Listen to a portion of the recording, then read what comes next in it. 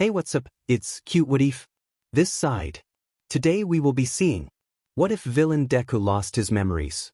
Before we move ahead with the FIC, leave a like and subscribe to the channel for future what ifs like this. X Midoriya's POV X. Stepping backwards, I grinned at the chaos that erupted around me. Licking my lips, I cracked my neck and charged forwards, knife at the ready. Swiftly and without hesitation, I slashed at a boy's throat, only for a wall of ice to rise almost instantaneously from the dirt. My lips curled into a smile, intrigued with the power that barely grazed the tip of my nose.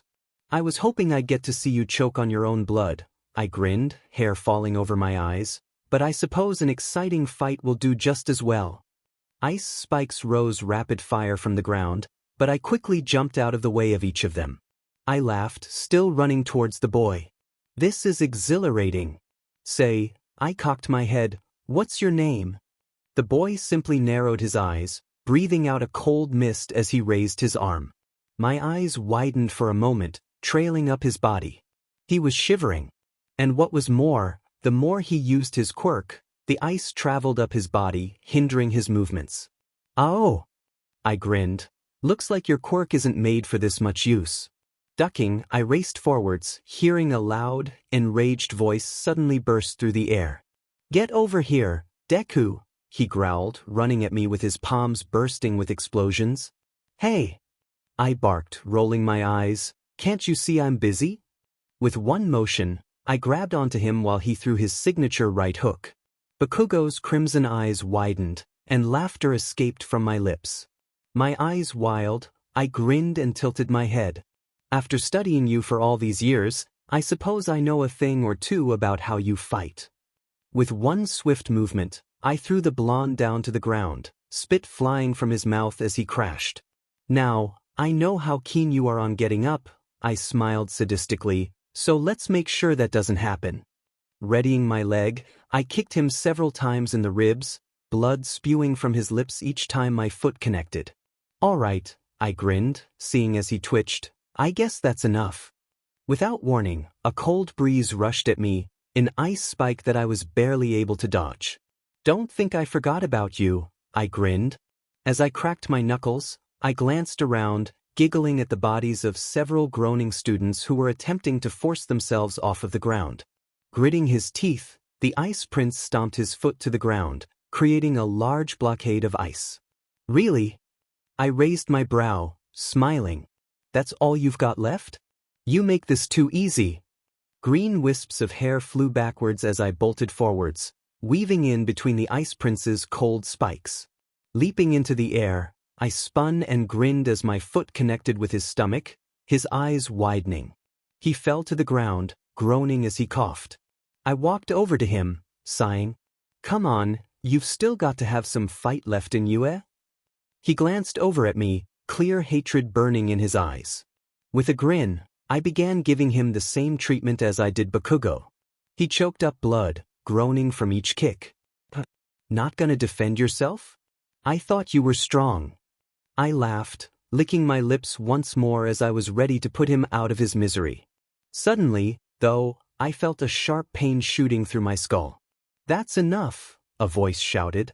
Squinting, I saw blonde tufts of hair and a mass of pure muscle.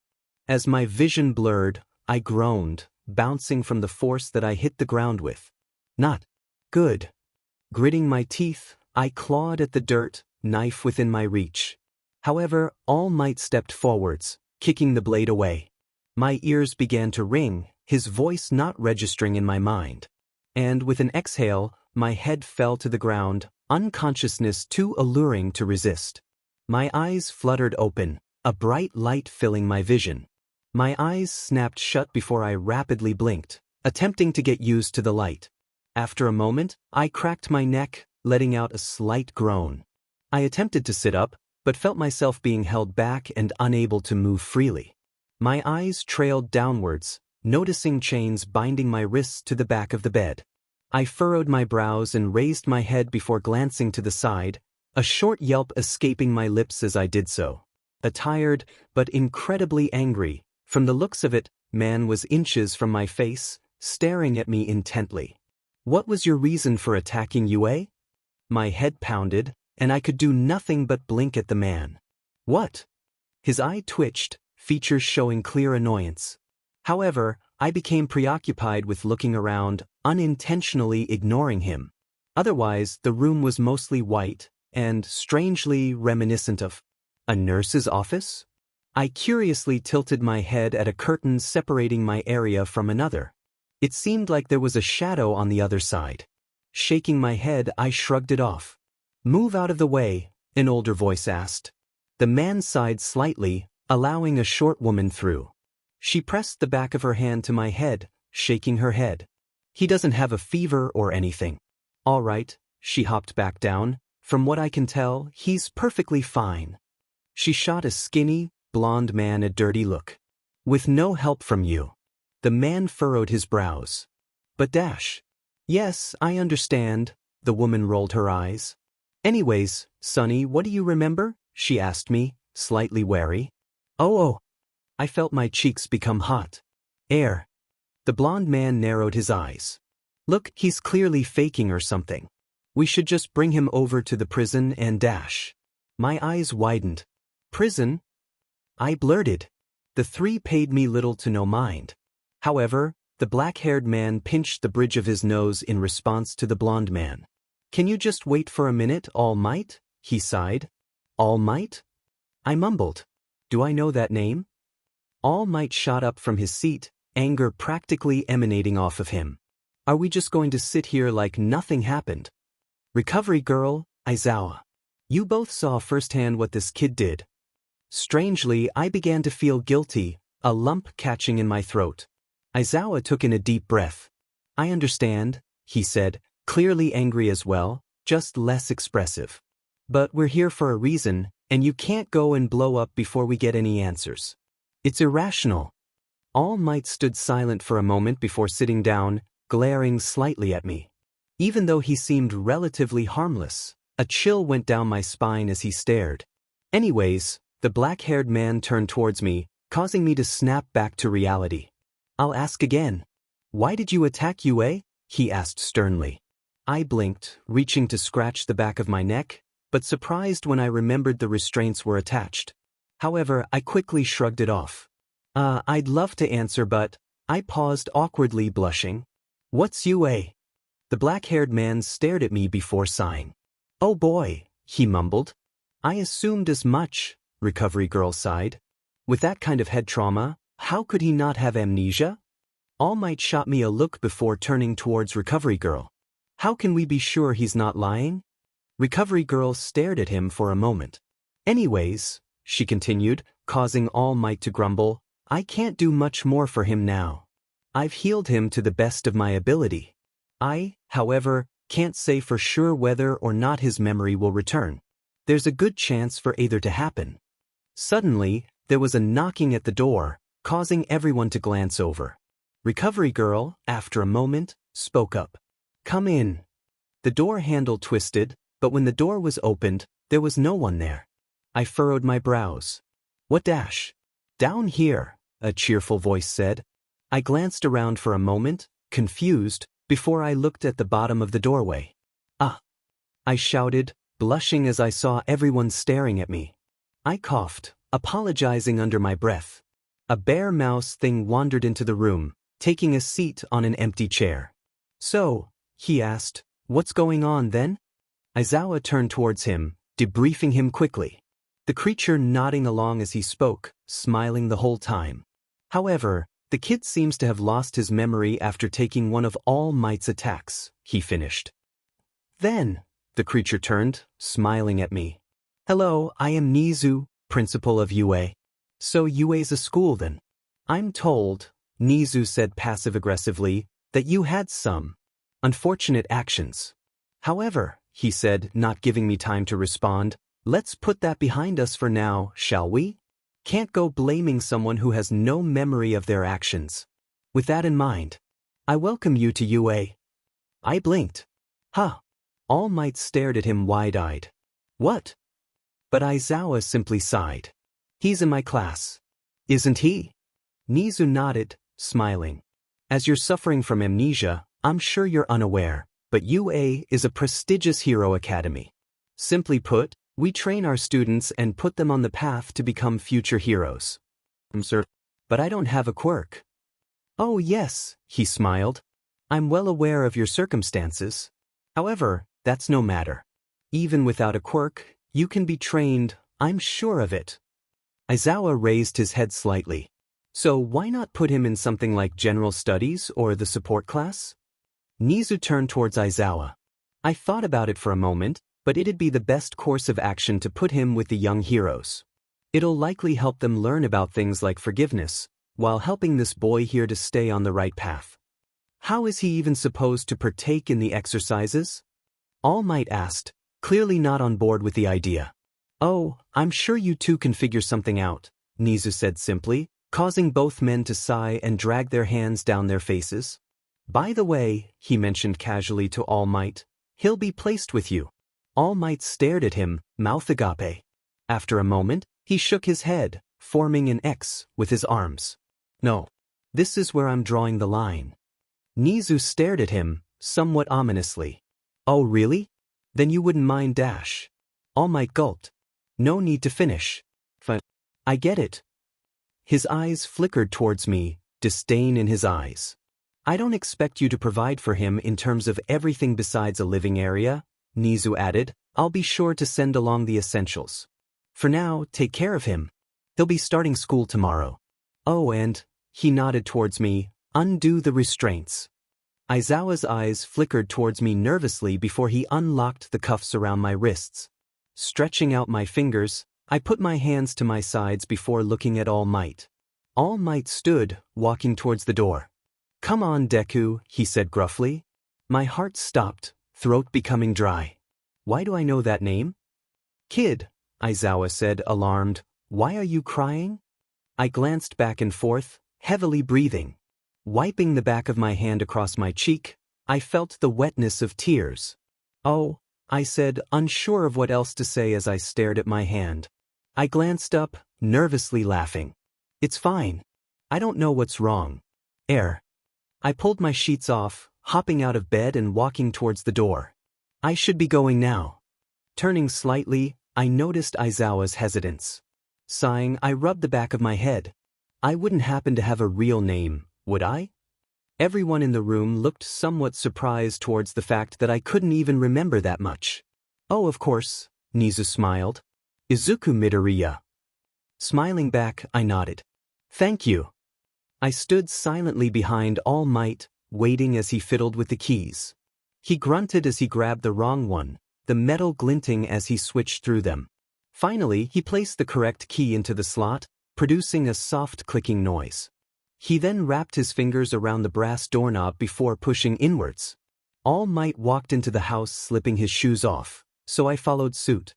As we wandered through the house, I glanced around curiously. While walking through one hallway, without thinking, I gently picked up a picture frame. In the picture were a young-looking All Might and a black-haired woman. The woman had a wide, silly grin on her face, arm wrapped around All Might while he blushed in excitement. Finger gliding across the glass, I noticed it was incredibly smudged as if it had been picked up often. My eyes trailed downwards, settling on a silver plaque below the picture. Engraved on the metal were the names Tashinori and Nana. Glancing upwards, I turned towards Tashinori. Is your name Tashinori? I asked as his back was turned. Suddenly, Tashinori froze, a palpable tension in the air. After a moment, he turned around and, upon noticing the picture in my hand, snatched it from me before placing it back. Don't touch, he ordered, eyes narrowed. And don't call me Tashinori. Gulping, I nodded, frozen in place for a moment. I guess I shouldn't pry. Come on, All Might said, snapping me out of it. Why, sir? I said, quickening my pace. He led me down the rest of the hallway before stopping in front of a door. This'll be your room, he said simply before walking away. I stared at him curiously as he left, but became more intrigued with my new room. Turning towards the door, I quickly opened it up and stepped into the room. The room in itself was quite dull. It was nothing to scoff at, though, as it had all the necessities. Opening up the closet, I smiled widely. Inside the closet was a simple, small desk and an admittedly rickety-looking chair. However, for some reason, a warm sensation fluttered in my chest. Smiling, I crept around the area, looking for anything interesting. Soon enough, my eye caught sight of a beaten-up notebook that was practically embedded in the carpet. Crouching down, I picked up the notebook and flipped through the pages. The paper was yellowed and crisp, clearly used often beforehand, detailing fighting techniques, tips, and costume ideas along with a few diary-like entries. Without thinking, I sat on the rickety chair, wood groaning beneath me. Licking my thumb, I flipped through and read the pages, examining each picture as well as small details in the writing. However, I soon came to a page which was almost entirely ripped, save for a small chunk. From what I could gather, though, it spoke of the writer, presumably All Might, training with a woman named Nana Shimura. My eyes widened, immediately recognized the name from the engraving on the picture. Skimming further, I read mention of a power called One for All. Curious, I continued flipping through the pages, but to no avail. After the ripped entry, the rest were torn out or blank. I furrowed my brows. What exactly is this power? And why are all these pages ripped? Suddenly, I heard footsteps coming down the hallway. Glancing around, I quickly shoved the notebook on the side of the desk before stepping out of the closet, carefully shutting the door behind me. Just as I closed the door, All Might walked into the room, causing me to jump slightly. He raised a brow at me, but didn't ask further questions. "You should get to sleep," he said. "You're going to school tomorrow and I have to get there early." As I nodded, we connected eyes for a moment. And even if it was only for a second, I swore I could see a spark of guilt in his eyes. However, it was gone as quickly as it showed. After a moment, he turned back around, opening the door. All Might," I spoke up. "Ask him." He turned slightly, looking tired. "Ask him." "Never mind," I said, scratching the back of my neck. "Good night." All Might stared at me for a moment before nodding and flicking the lights off, slowly closing the door behind him. Sighing, I crawled into bed and stared at the ceiling. Maybe some things are better left unsaid, I mumbled to myself. Turning, I stared at the door, pulling the covers over my shoulders. "Yaha." I yawned, eyes drooping. "I wonder what that's like." I glanced around, All Might's directions echoing in my mind. As I ran through the hall, I saw a gigantic door from the corner of my eye, causing me to stumble to a stop. After regaining my balance, I took a few breaths before walking to the door. My eyes trailed upwards, heart pumping wildly. "It's fine. You'll be fine. There's nothing to worry about." Taking a deep breath, I pressed my hand to my chest. After a moment, I opened my eyes, quickly knocking on the door. The sounds inside quickly came to a halt, causing me to become nervous once again. "Come in," a familiar tired voice said. Gulping, I pushed in the door, cringing as it creaked open. As I stepped in, I saw eyes all around the room become wide, each student in a stunned silence. After unfreezing myself, I turned around, walking back out the door. "Nope. Not today." Aizawa sighed, unimpressed. "Get back in here, Midoriya." My cheeks became hot as I stepped back in, whispers circling around the room. "Midoriya? Is that his name?"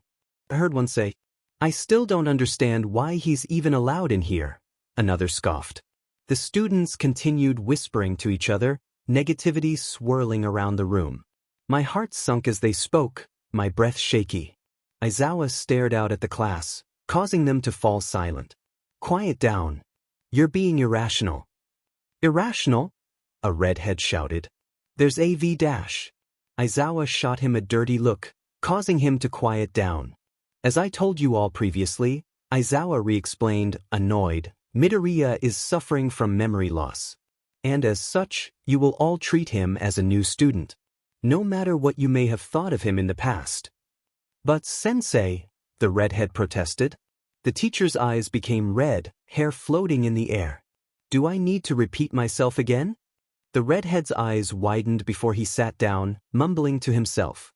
"No," he sighed. The entire time everyone bickered, I stood in the doorway, glancing around awkwardly.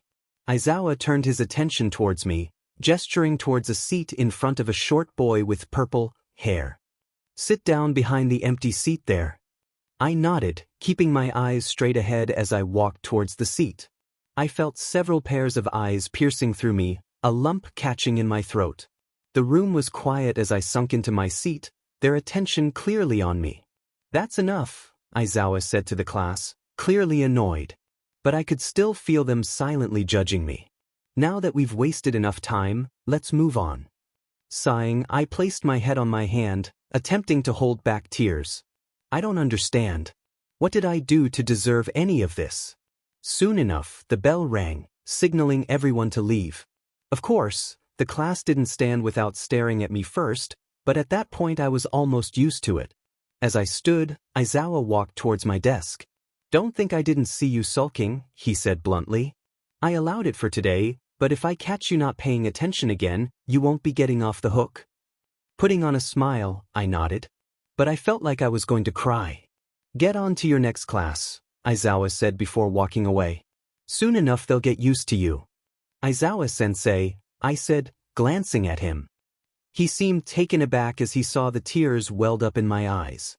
But why does everyone hate me so much? Aizawa simply looked away. Unfortunately, I can't tell you everything. Just know that they'll come around eventually.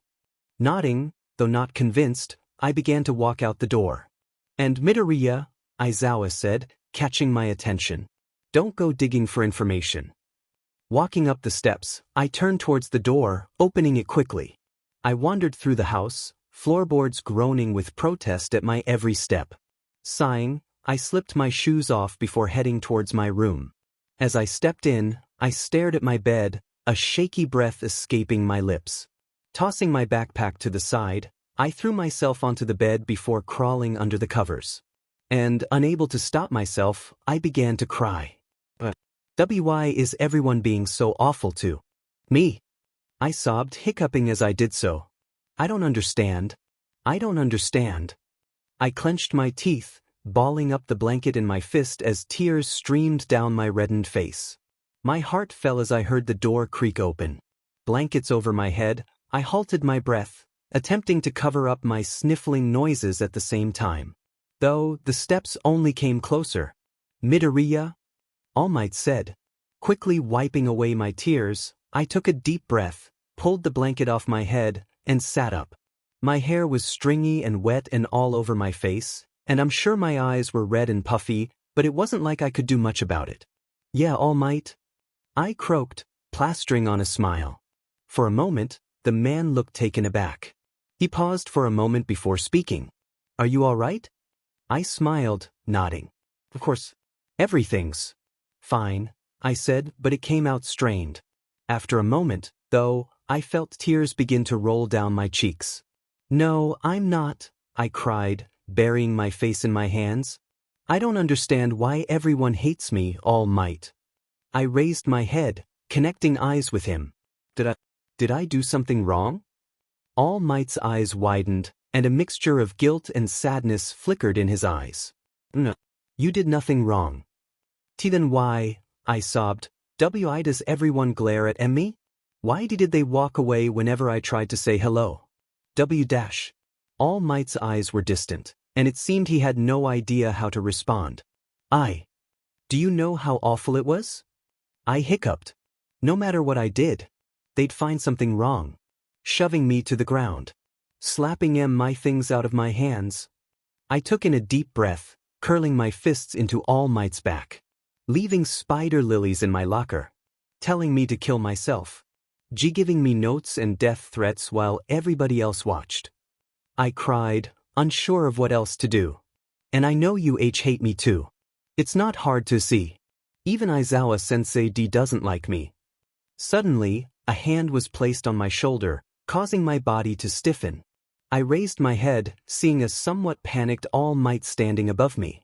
It's okay, kid, he said, though he seemed tense.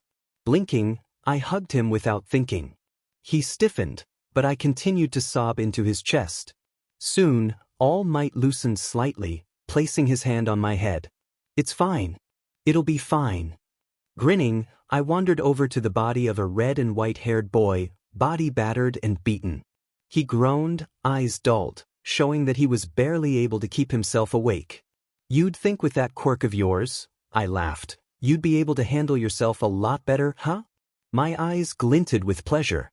"How awful that you were beaten by someone who doesn't even have one." The boy coughed, blood splattering on his lips. He took in a deep breath, gritting his teeth as he did so. Smirking, I crouched down next to him. "That'll happen when you've got broken ribs." My eyes widened, a grin spreading across my face. "I wonder what that feels like, you know?" "I know. Why don't you describe it to me?" The boy glared at me, causing anger to bubble up inside of me. "You pest," I spat, kicking him once more. "None of you are any fun to play with." "No matter, though," I laughed, pulling a knife from my pocket. "I can end it all here and now." As I smiled at the knife, fear arose behind the boy's eyes. "No. You think you can tell me what to do?" I laughed. "It seems like that's the last thing you should be doing." "Well," I smiled, raising the knife. "Say nighty-night." His eyes swirled with pure terror as the knife plunged into his heart, his throat producing a gargling sound. I giggled, waving at the corpse before me. "Bye-bye." I shot up from bed, panting. My clothes were stuck to my skin as I was drenched in sweat. Still disoriented, I stared at my hands, but there was no blood to be seen. Blinking a few times, I looked around, realizing that I was in All Might's house. Falling backwards, I let out a sigh of relief, but couldn't help but feeling frightened. What was that? Who was that? I stared at the ceiling, not even able to remember falling asleep. What even happened last night? I asked myself. However, the memories soon came flooding back. All Might. I slightly smiled to myself. "Thank you." Taking a deep breath, I smiled. The first real smile in a while, really. And, believing myself to be ready, I pushed in the door to the classroom and stepped inside. As I walked in, though, my eyes connected with a blonde who sat in the seat in front of mine. His eyes widened when he saw me, before the surprise was overtaken by fury. He pushed himself out of his desk, causing it to screech across the floor, before stomping towards me. I froze in place as he neared me, and suddenly, he grabbed my collar, pinning me against the wall. "What are you doing here?" he spat. My body shook, pure terror swirling within me. But, for some reason, I also felt angry. Without thinking, I narrowed my eyes at him. "Going to my seat." He took on a sudden look of surprise before his rage became more intense, causing me to instantly regret my actions. "Wait, no, I'm sorry," I apologized, nervously laughing. The blonde narrowed his eyes, growling. Deku," he shouted, lighting explosions in his unused palm.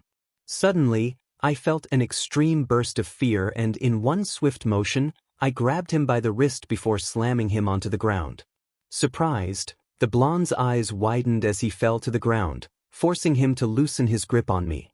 Falling on the flats of my feet, I began gasping for air, breathing heavily as I stared down at the blonde on the ground.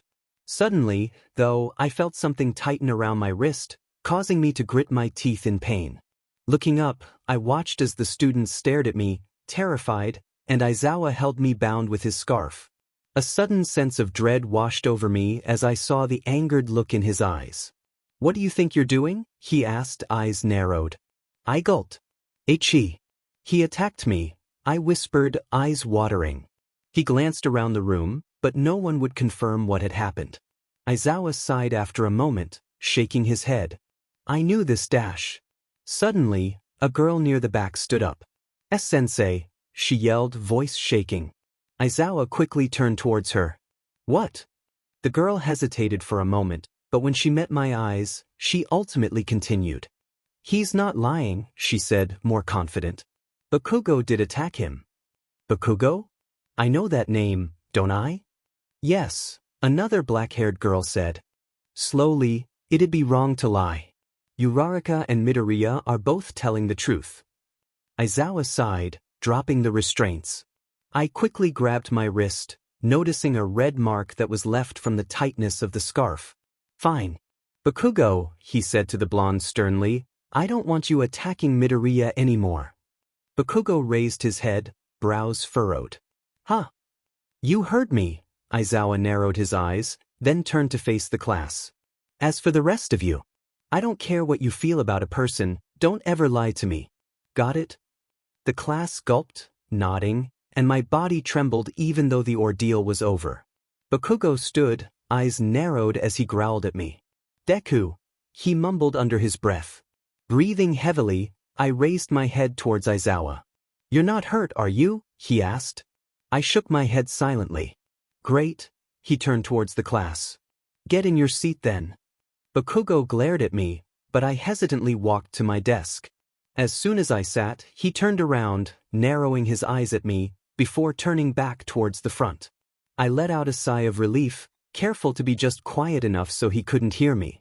And although I often felt eyes on me, I felt as if there were a kinder pair looking over.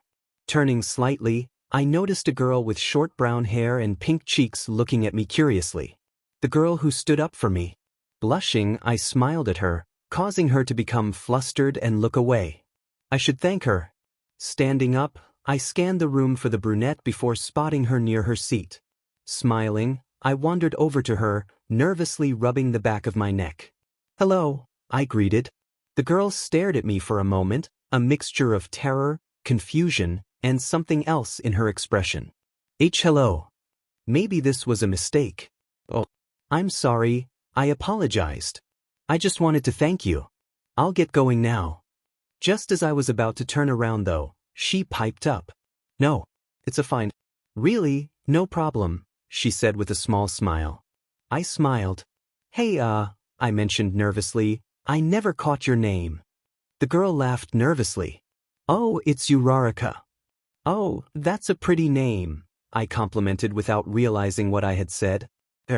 Sorry, I blushed. Uraraka looked to the side, giving me a strained smile as she blushed.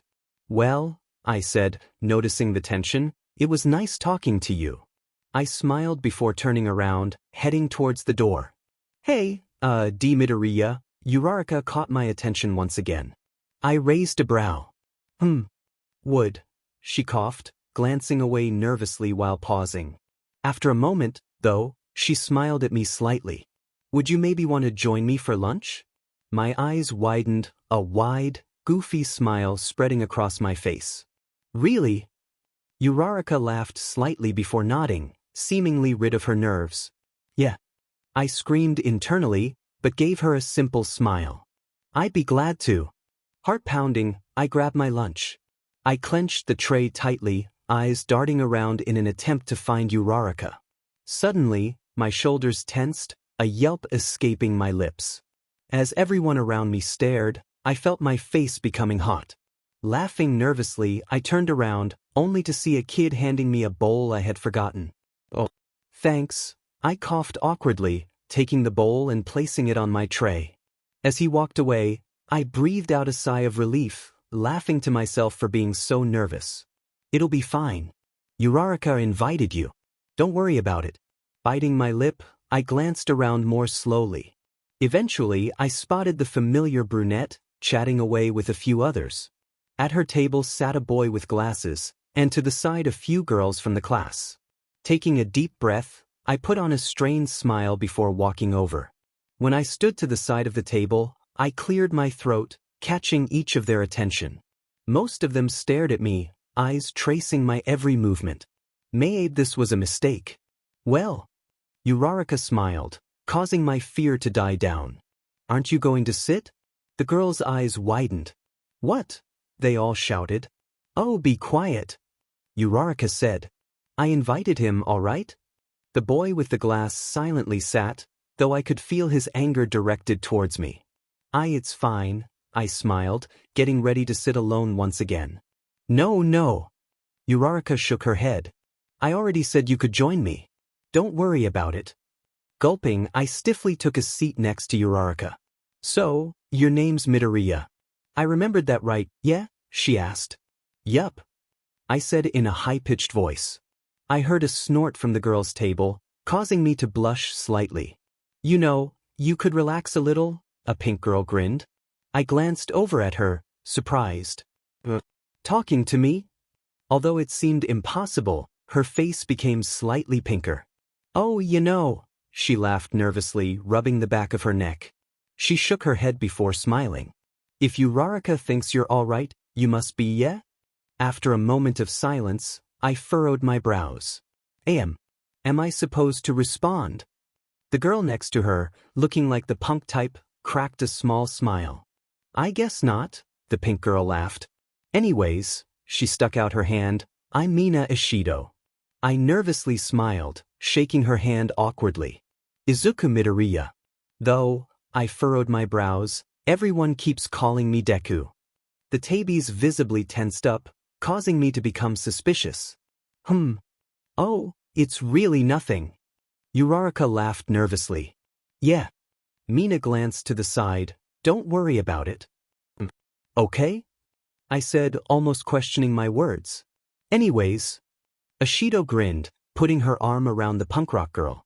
This is Jiro and, she pointed to the girl across from her, this is the president of our class, Yaoyorozu. Both girls looked nervous. Oh. I smiled towards Yaoyorozu. Thanks for what you did in class. She looked confused for a moment before putting it together. Please. You're welcome. And hey, I grinned, turning towards Jiro, I noticed your bag. You like Blue Moon too, right? I just found their music, it's pretty good. Oh, I just thought of 2 words and decided they were a band XD. Jiro smiled. Yeah. They're one of my favorites. Uraraka punched me playfully. Look at you, Mr. Popular. I felt my face become hot. Oh. Man, you get embarrassed way too easily. Ishido grinned. Sorry, I smiled sheepishly. The kid with the glasses stood up, lunch in his hands. Ida, Uraraka said, confused, where are you going? Ida responded quickly. I apologize for my rudeness. I, however, am having troubles with our guest. I glanced down, sighing before smiling at Ida. It's totally cool. I can go, it's fine. Midoriya, Uraraka said. Sympathetically. I turned towards her, attempting to keep my smile. I invaded, I understand. I don't want him to have to go because of me. Grabbing my things, I got up, ready to go back to my little corner. Tears threatened to spill from my eyes, but I forced my smile to remain. Though, I'm sure my lip trembled. Ida sighed. Wait, Midoriya. I paused for a moment. You can stay. The way I was acting was incredibly rude. I apologize, he said. I turned around, cheeks stained with tears. The student's eyes widened, especially Ida's. And no, I don't want you to be forced to hang out with me. Ida froze before bowing towards me, causing my eyes to widen in surprise. No, please stay. In fact, I request that you do. I truly am sorry for misjudging you. Oh, you don't need to do that. I replied hastily, gesturing towards his bow. After a few moments, he stood back up, his body entirely straight before he took a seat. I understand that you've lost your memory, yes? Ida asked. I nodded. That's what everyone has been telling me. Well, it must have been strange to move back in with your parents, he smiled. My eyes widened. Parents? Oh, was that insensitive? Ida asked, voice apologetic. Ishido raised a brow. Do you not have any parents? Ishido. Ida scolded. I laughed nervously. It's fine, I guess. I glanced to the side, furrowing my brows as I attempted to remember. However, my mind turned up blank. I don't know. I've just been living with All Might.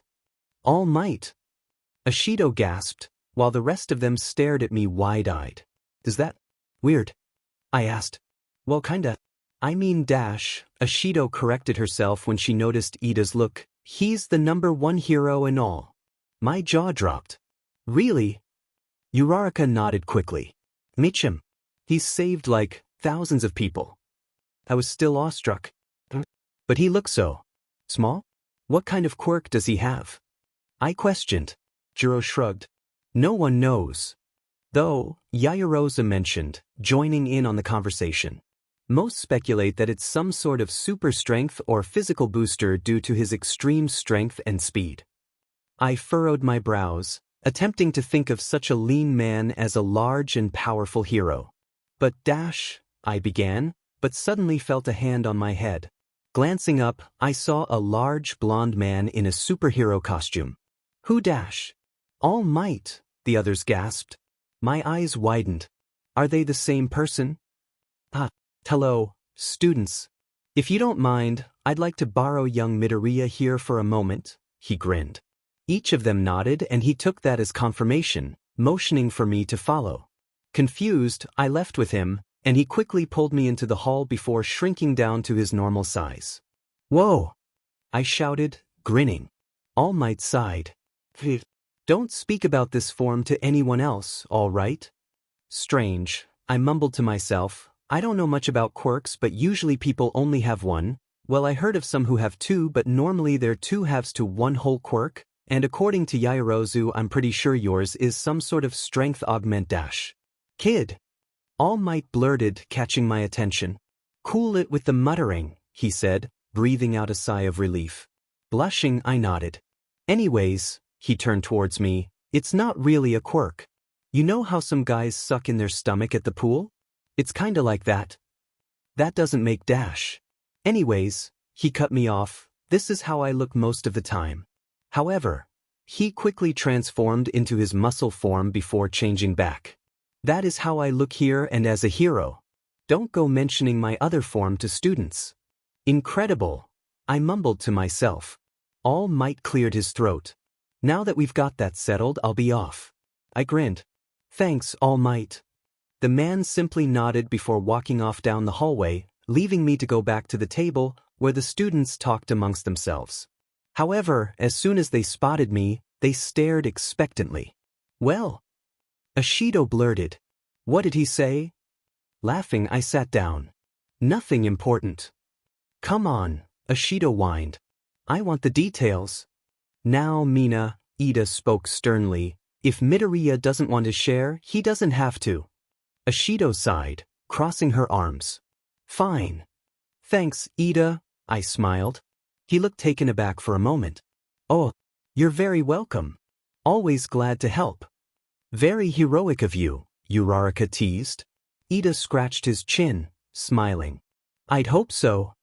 Heroes, huh? I said. How come you guys all want to be them so bad? They all tensed up for a moment, and I could sense their discomfort was directed towards me. I furrowed my brows. Did I say something wrong? Uraraka laughed nervously. Oh, of course not. We're just not used to you asking us like T-. She suddenly smacked her hand over her mouth, eyes wide. Huh. Really, Midoriya? Yaoyorozu smiled. Don't worry about it. Yeah, sorry for being on edge so much, Ashido laughed, leaning back in her chair. Oh, okay, I smiled slightly, deciding just to accept their answers. After all, I grinned at the scene before me, with friends chatting around me so casually. It's nice as it is. I laughed as I talked to Uraraka and Ida. Yeah, I'm actually kind of excited for class now, I mentioned. Well, I'm glad you can enjoy it. Uraraka smiled. I nodded, pushing the door to 1A open when my stomach dropped. Midoriya, what's wrong? Uraraka asked, though the rest of her words were quickly drowned out by the sound of my own heartbeat. I stood tensely, staring at a kid near the back, his hair 2 different shades. The one from my dream. He stared at me with a mixture of curiosity and hatred in his eyes, though I was concerned with the bile rising in my throat. Slapping my hands over my mouth, I felt my throat begin to burn. As I bent down, puke spewed from my lips, splattering everywhere around me. Though I was too preoccupied to notice the mess dripping down my clothes, with my legs giving up from under me. I began falling to the ground, but was quickly caught by Ida. Midoriya, are you all right? Uraraka gasped. My throat felt raw and my body shook, messy fingers trembling as I moved them from my mouth. Slowly, I pointed towards the kid with the 2-toned hair. Achichi. He's dead. What? You're not making any sense, Midoriya, Ida said frantically, dropping his usual composure. I panicked, running my fingers through my hair. I saw it. He died. He's real. No. Suddenly, I felt as Aizawa's scarf wrapped around me, pulling me off the ground. He rushed over, concerned. What happened to him? Uraraka looked like she didn't know what to say. I don't know. He was fine. And then he walked in and he was concerned with Todoroki, for some reason, Ida added quickly. Todoroki. That's his name. I raised my head, chest heaving. Tears dripped from my eyes and my lips trembled. Midoriya, Aizawa said. After eliciting no response from me, he raised his voice. Midoriya. Snapping my head towards him, I stared at him, mind frantic. What's going on? He asked, voice calm but with a slight edge. Tears streamed down my cheeks. I watched him die. I killed him. And the room fell silent. What do you mean, Midoriya? Uraraka asked nervously. I had a dream, I explained frantically. He was using some sort of ice quirk. Then, I was talking to him while he was on the ground. And then, I felt my face become pale. I killed him. The room was filled with a deafening silence. Well, Aizawa let me go, sighing as he closed his eyes. It was clearly just a nightmare, since he's fine. But don't go pushing what isn't important, he said sharply. Now, if we're done with that. He turned towards me, go clean up. Then come right back. His eyes wandered to the left of me. Ida, go with him. And Uraraka, go get the janitor. Yes, Aizawa-sensei. Ida bowed. Okay. Uraraka smiled nervously. Ida and I walked down the hall back from the bathroom, an uncomfortable silence hanging in the air. Ida, I mumbled. I stared at him, heart racing. I'm scared. Ida faced back forwards, pausing. I'm sorry. What? He sighed. I feel like I should be able to help more. But I can't. Ida, I said. He opened his mouth to speak, but stopped himself before any words escaped. Though, he did offer a sense of comfort. I hope you know that I no longer harbor any ill will towards you. And although I can't discuss what I mean, I'm glad you're integrating with the class now. I forced out a laugh, smiling sadly. I'm pretty sure I just blew it. Ida suddenly stopped in his tracks, causing me to follow his lead, raising a brow towards him. I never told you why I wanted to become a hero, he smiled. Huh. You asked at lunch yesterday, he mentioned, causing me to remember. He smiled, head raised towards the sky. Personally, I'd like to make my family proud. But most of all my brother, Tense. He's one of the biggest pillars of support that I have. I smiled. Must be special, huh? Yes. He was a fantastic pro. He put on a grim smile, causing my heart to fall. He's not dead, or anything drastic, he explained, easing my nerves slightly, but he's been put out of commission, at least for now. You see, there was a villain who attacked him, injuring him quite severely. His eyes flicked towards me for a split second. Though his life was spared as, strangely enough, another villain came around and interrupted the fight. After the first fled, the authorities came. His life was spared, but it terrifies me to know that either one of the villains could have killed him in a second if they wanted to. My lips curled downwards. That's awful. But that's why, he smiled, I need to be stronger now. And for everyone else who needs to be saved. At first, I wanted nothing more than to avenge my brother for what that villain did. I see now, though, that I should instead focus my efforts on helping others. That's incredible, I said. I mean, you're determined to help others just because. Ida laughed. That's part of being a hero, I suppose. Yeah. Makes me want to be one too, I laughed. I sensed mild surprise from him, but it quickly faded. Actually, I smiled nervously, blushing. I was curious about heroes after you all spoke so highly about All Might, and I decided to do some research of my own. So, I coughed, laughing. I went to the library to find more information, and found myself there for hours. Setting my backpack on the ground, I pulled out the notebook that I had found under the desk at home. Though I had added dozens of pages of notes. Standing next to Ida, I flipped through the pages, heat rising to my cheeks. I documented a whole bunch of incidents and did some investigation on their quirks, heroics, and everything in between. I grinned goofily. I even drew up their costumes, though I can't say I'm much of an artist. Ida's eyes widened as he glanced at the book. That's amazing. He turned towards me. You did all of that in one day? I blushed, putting the book away. Yeah. I mean, how could I not? Honestly, I rubbed the back of my neck, embarrassed. I have to keep myself from freaking out when I see them walking around now. Ida laughed, and it seemed any hint of tension from him was gone. I found myself in a similar situation when I first arrived. It is quite incredible seeing so many pro heroes. My eyes widened. Do you know how bad it was when I had to go back home with All Might? It took everything I had in me not to talk his ear off. Though, I laughed, I'm sure I annoyed him with some questioning I couldn't resist. Pious. Ida's eyes widened as he glanced up at a clock that hung in the hallway. Oh my. We've been out here for quite a while, we should probably head back. I looked over at the clock myself, forming a similar expression to Ida's. Yep. Aizawa-sensei might kill us. With no laughter between us, we both began to speed walk down the hall, as Ida refused to run, arriving at the classroom out of breath. Before opening the door, I grinned, still catching my breath. Thanks, Ida. Whatever for? He asked. You know, I shrugged. Just talking. It really helped calm me down. So thank you. Ida's eyes widened before he smiled. You're welcome. And, Aizawa said, standing in the doorway. You're late. I felt the heat in my cheeks rise. Sorry, sir. I apologized, Ida bowing next to me as he did the same. We lost track of time, I apologize, Ida said. Whatever, just stand up, Aizawa sighed. As Ida straightened himself, Aizawa finished. But you, he glanced at me, are going to have to stop being so late with everything. It's irrational to waste your time on small things. I laughed sheepishly, averting my eyes. Aizawa rolled his eyes before stepping to the side. Go sit down. Now. Why, sir? I replied quickly, and the two of us, being myself and Ida, quickly made our way to our seats, but not before tossing each other quick smiles. Tapping my finger on my desk, I stared out the window.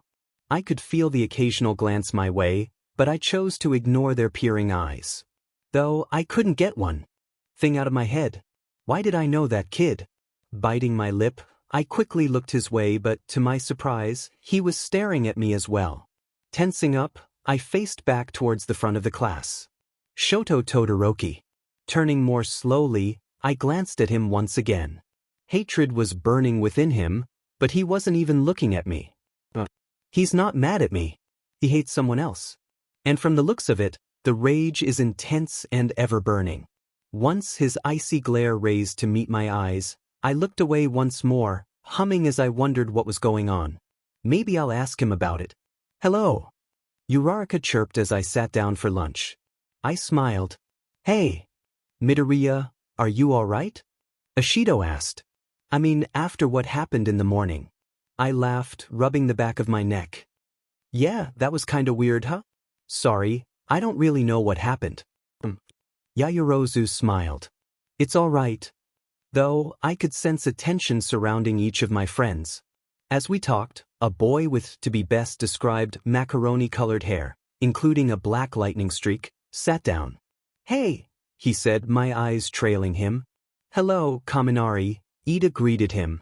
Kaminari nodded in response, and Jiro spoke up. What cha doing here, Jammingway? She smirked. Kaminari raised his head quickly. I told you to stop calling me holy. He did a double take at me and I awkwardly raised my hand and smiled. Hello, I laughed nervously. Kaminari looked in between the others, to which they just shrugged, and he sighed. You know what, I'm too tired to care. I raised a brow. Huh. Jiro sighed. Don't worry about it. He's just an idiot. Hey. Kaminari protested. Laughing, I smiled at him. Nice to meet you.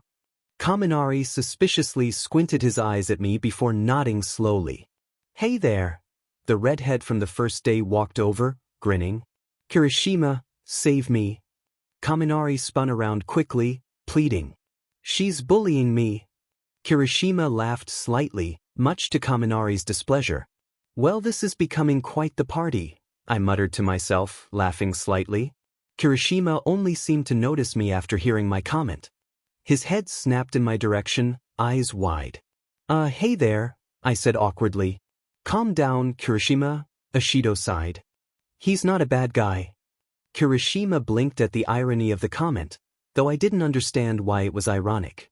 He then glanced towards Kaminari, who simply shrugged and continued to scroll through his phone. Hey, I guess, Kirishima said reluctantly. You sure sound excited, I joked. Kirishima just looked annoyed. Sorry, I mumbled. Really, Kirishima, Ida sighed. There's no need to be rude. Kirishima's jaw dropped. Even you? Yes, I understand that people can change. It was hard to accept at first, but I'll have to respond according to the person he is now, Ida explained quickly. Besides, Ashido added, you know what Aizawa-sensei said. I really feel like I'm missing something here, I mentioned, but no one responded. Kirishima stared at me for a moment before some of the tension faded, though not all of it. All right, he spoke hesitantly. Well, I should be going. See you, he waved before walking off. I raised my brow. That was weird. Ashido shrugged, sighing. Boys will be dumb, I guess. Wait dash. Oh. I suddenly remembered. Do any of you know where, I paused nervously, where Todoroki is? Ida raised a brow, pointing towards a table in the corner. Over there. Why? I laughed nervously. I wanted to apologize. Besides that, do you guys know why he always looks so cold? Like, emotion-wise. Ashido shrugged. No idea. He's never opened up to anyone. And after a while, we kinda gave up. Kinda like his dad.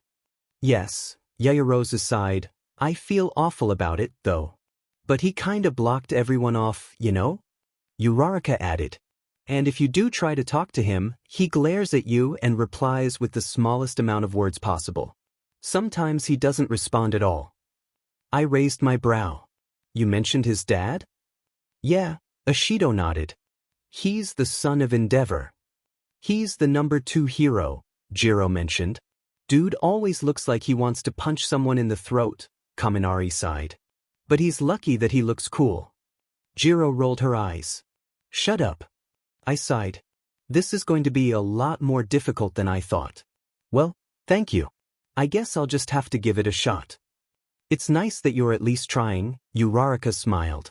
I feel like I owe it to him after freaking out so much, I smiled sheepishly. Anyways, I'll see ya later. After receiving a series of goodbyes, I walked off towards the table Ida pointed to. As I walked up, I noticed as Todoroki even glared at the table in front of him. I paused for a moment, but he didn't even raise his head. Hello. Todoroki barely responded. I wanted to apologize for freaking out earlier, and dash. Todoroki glanced up. It's fine. Though, his glare sent a chill down my spine. Well, I laughed nervously, I felt like I should at least try and dash. You're still here? He asked bluntly. I can see you don't like visitors. I smiled nervously as the boy stared me down. Is there a reason for that? Todoroki blinked. So, I said, feeling incredibly annoying, I heard you were the son of Dash. Todoroki snapped, eyes colder than ever. Don't you dare mention his name. I jumped back, eyes wide. Oh? He scoffed, turning towards the side. That man doesn't even deserve the title of father. I tilted my head, confused. I thought he was supposed to be the number 2 hero. Wouldn't it be cool to have him as a dad? He has flame powers, Todoroki replied, clearly not getting the main point. But no. I sat down, and it seemed Todoroki, although angrier, lowered his defenses. So he's a bad dad, huh? I smiled nervously. I don't really know if I have parents, so I can't entirely relate. But I doubt you want pity, so I won't attempt to give you any. Todoroki glanced at me curiously before hardening his expression once more. What about your mom? I asked. Todoroki flinched, signaling that it probably wasn't the greatest idea to ask. It's his fault she's gone, he mumbled. She's not crazy. I leaned forwards and he continued. The man is evil, but no one seems to realize it. He clenched his fist, eyes narrowed. He made her scared. He drove her to the brink. But everyone wants me to act like nothing's wrong. That's why I'll become a hero without using his dusting fire quirk. I raised a brow, leaning backwards. I thought your quirk was ice? I have both, he replied simply. Ever heard of quirk marriages? I nodded. It was a memory I still retained, which made sense because basic knowledge was still intact. Yeah. People would marry for the sole purpose of creating a child with a powerful quirk. I heard it was outlawed, though. Todoroki sighed, glancing away. It doesn't really matter when you're the number 2 hero. So, you? I trailed off as he nodded. I have some siblings too. Thankfully, though, they were never put through the same torture I was. He softened slightly when he mentioned his siblings, but immediately growled as he mentioned the so-called torture. Be naughty, they put me through hell. I wasn't allowed a normal childhood. I had to be the perfect specimen, or so he called me. He scoffed. Old man couldn't live up to All Might, so now he's living through his child. I made good on my promise not to pity him. All Might, I hear a lot about him. A flicker of a good memory passed over Todoroki's face. Yeah. He inspired a lot of people. I smiled. Does that group happen to include you? Todoroki paused for a moment, hinting that the answer was yes, though he wouldn't directly admit it. It doesn't matter. I have to surpass him. So, I raised a brow. You're getting back at him by doing exactly what he wanted. Todoroki scoffed. I still want to be a hero. I just refuse to use my left side. If I use my fire, it'll be like I'm giving in. Sounds to me like you're making excuses, I replied bluntly. Todoroki narrowed his eyes. What? Holding on to that resentment will only burn you in the end. He flinched at my use of the word burn, hand twitching towards his eye. Todoroki's mood darkened, the coldness in his eyes returning. Did someone put you up to this? My father. I shook my head. No. I just think you're making a mistake, Todoroki. Yeah, right, Todoroki scoffed, looking away. Just leave. Sensing that he had closed himself up, I abided. Though, I couldn't help but feel as if I should have done something more chapter text. The class chatter grew in volume each minute, almost to the point of shouting.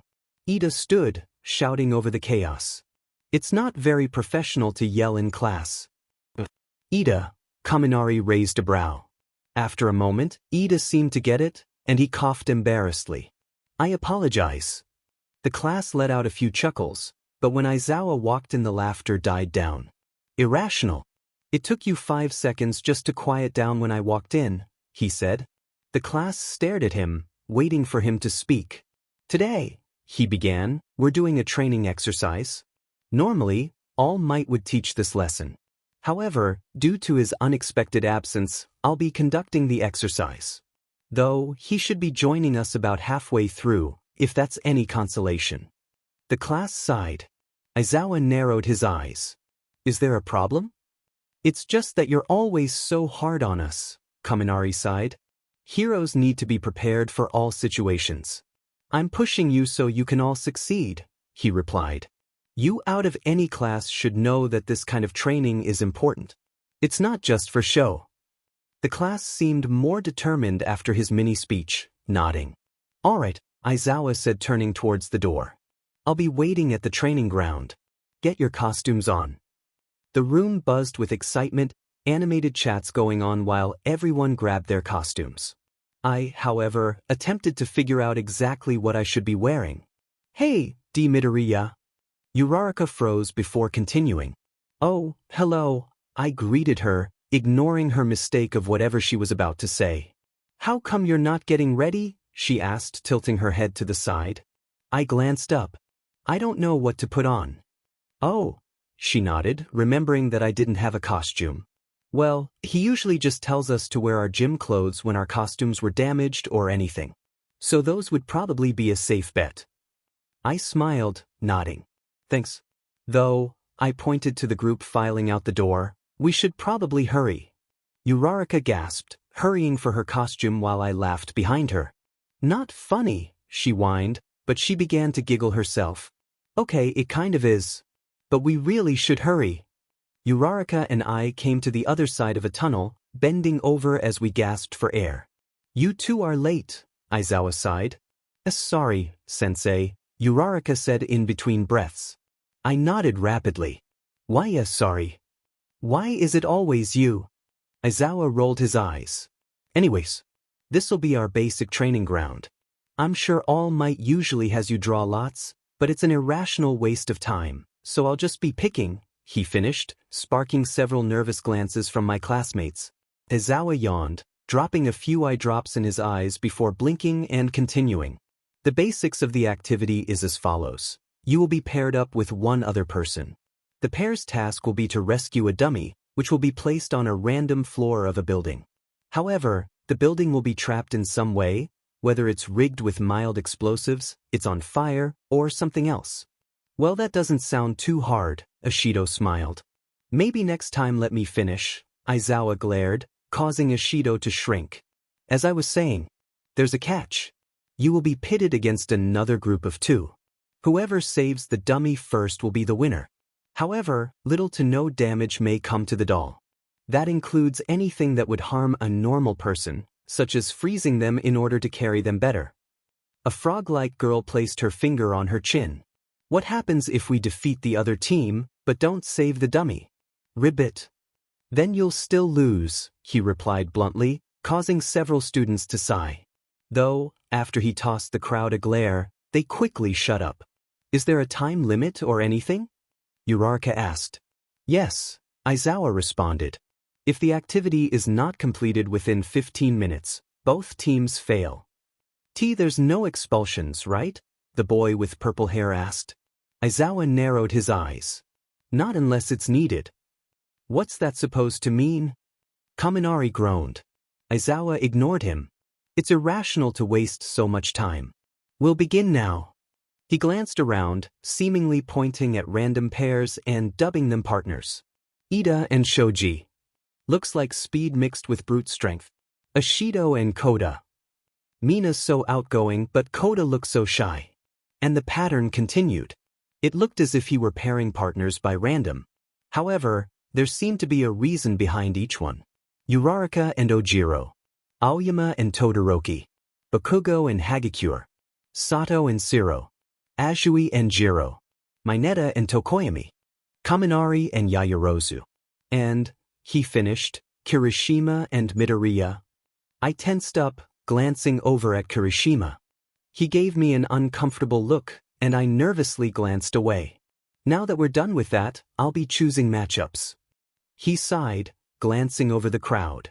Ida and Shoji will be against Uraraka and Ojiro. I hope this is a good fight. Ida smiled, speaking both to his partner and the other team. Shoji nodded, while Uraraka and Ojiro exchanged nervous glances and smiled awkwardly. Ashido and Koda against Sato and Shiro. We got this. Ashido grinned, holding out her fist towards Koda. Koda awkwardly stared at her before limply connecting his fist with her own, but she didn't seem to notice the hesitance. However, Sato and Shiro did notice, and shared a grin. Bakugo and Hagakure against Kaminari and Yaoyorozu. Bakugo pounded his fist into his palm. Easy. Kaminari scratched his chin nervously. I really hope this doesn't end in death. Azui and Jiro against Mineta and Tokoyami. Azui simply ribbited, while Tokoyami closed his eyes. Really? Mineta yelled, grinning. Two hot girls? In response, Jiro stabbed him with her quirk, causing him to help. I can't believe I didn't notice her quirk before. Well, I guess this'll be a good time to figure out everyone's quirks. Finally, Aoyama and Todoroki against Kirishima and Midoriya. Aoyama winked. Oh, great. Kirishima let out a slight sigh. I glanced over at him, raising a brow. Suddenly, though, I felt as if my body was being pierced through. My eyes trailed towards Todoroki's cold glare, and a chill ran down my spine, telling me exactly why Kirishima responded in such a way. Rage-filled power emanates from him. Kirishima suddenly shook his head. No, it's not manly to give up already. I raised a brow before my lips curled into a slight smile. I guess everything's not over just yet. Though, I glanced back towards Todoroki. I can't say it'll be easy. I gasped upon walking into the huge observation room. Whoa! That's right, Uraraka smiled, laughing. You've never been here. The quality is quite nice, Ida commented. Unfortunately, though, there's no sound. I'm sure there's enough cool action to make up for it, I grinned. Ida nodded. Of course. The first two teams to fight will be Azui and Jiro against Mineta and Tokoyami, Aizawa announced, albeit dully. They're already in their areas, so there's not much else to say. I raised a brow. Is it always like this? Kaminari sighed, drawing my attention. No. Usually All Might teaches these lessons. But with Aizawa I have a feeling this is gonna suck. Hey, I'm sure it won't be that bad, Uraraka said, but her nervous smile didn't reassure me any. Ooh. Ashido explained, pointing to the screen. It's starting. The class turned to look at the screen. Both teams were about a mile away from the building, though at opposite sides. On the screen, Azui and Jiro spoke, and it looked like a productive conversation. However, Tokoyami seemed to be having issues with Mineta, as the boy was panicking. How strong are they all? I asked to no one in particular. I mean, from what I've seen, Azui's quirk is super versatile, Uraraka replied. Something similar can be said for Tokoyami's quirk, Ida added. They're both incredibly strong. Kaminari nodded. Jiro's pretty strong too. Plus, she has super hearing, so she can basically sense anyone coming. I tilted my head to the side. What about Mineta? Each of my classmates glanced away, their faces showing forms of disgust. Though, Kaminari didn't seem to mind as much as the others. Well, Ashido mumbled, walking up to us. To put it simply, he's a total perv. Oh, I said awkwardly. Ida sighed. Yes. It causes quite a bit of trouble for us. But I can't say that he's not strong. His quirk, I suppose, can work well for a variety of situations. I nodded before smiling. I really can't wait to see everyone's quirks. My eyes widened and I smacked my hand against my head. Dang it. Is something wrong, Midoriya? Ida asked.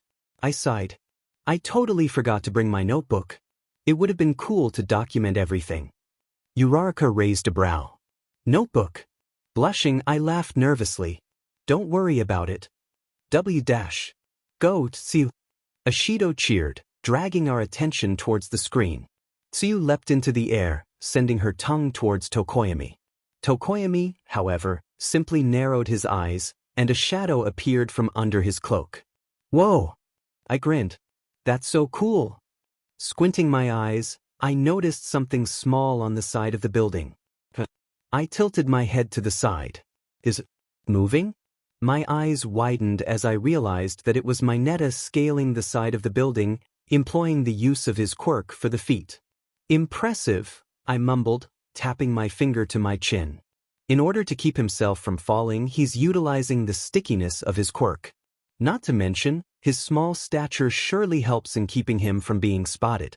If he were to use those in capture situations, he'd be incredibly useful. I wonder. Aizawa glanced over. Quiet down. Looking around, I noticed several people staring at me. I scratched my chin, smiling sheepishly. Oh, sorry.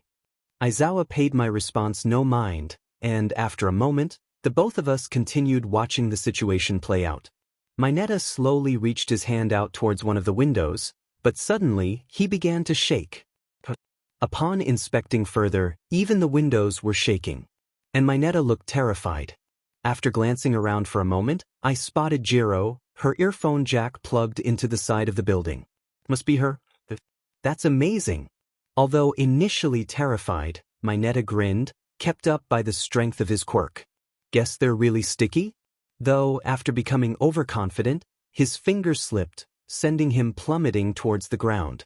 Strangely, Tsuyu grabbed him out of the air before placing him, or rather, throwing him lightly to the ground. How come she helped him? I questioned. There was no way for Mineta to really save himself, Ashido offered. Uraraka nodded. Yeah. I mean, just because you're enemies doesn't mean you have to let the other person die. Makes sense, I replied simply. Weirdly enough, they seemed somewhat surprised that I accepted their explanation so quickly.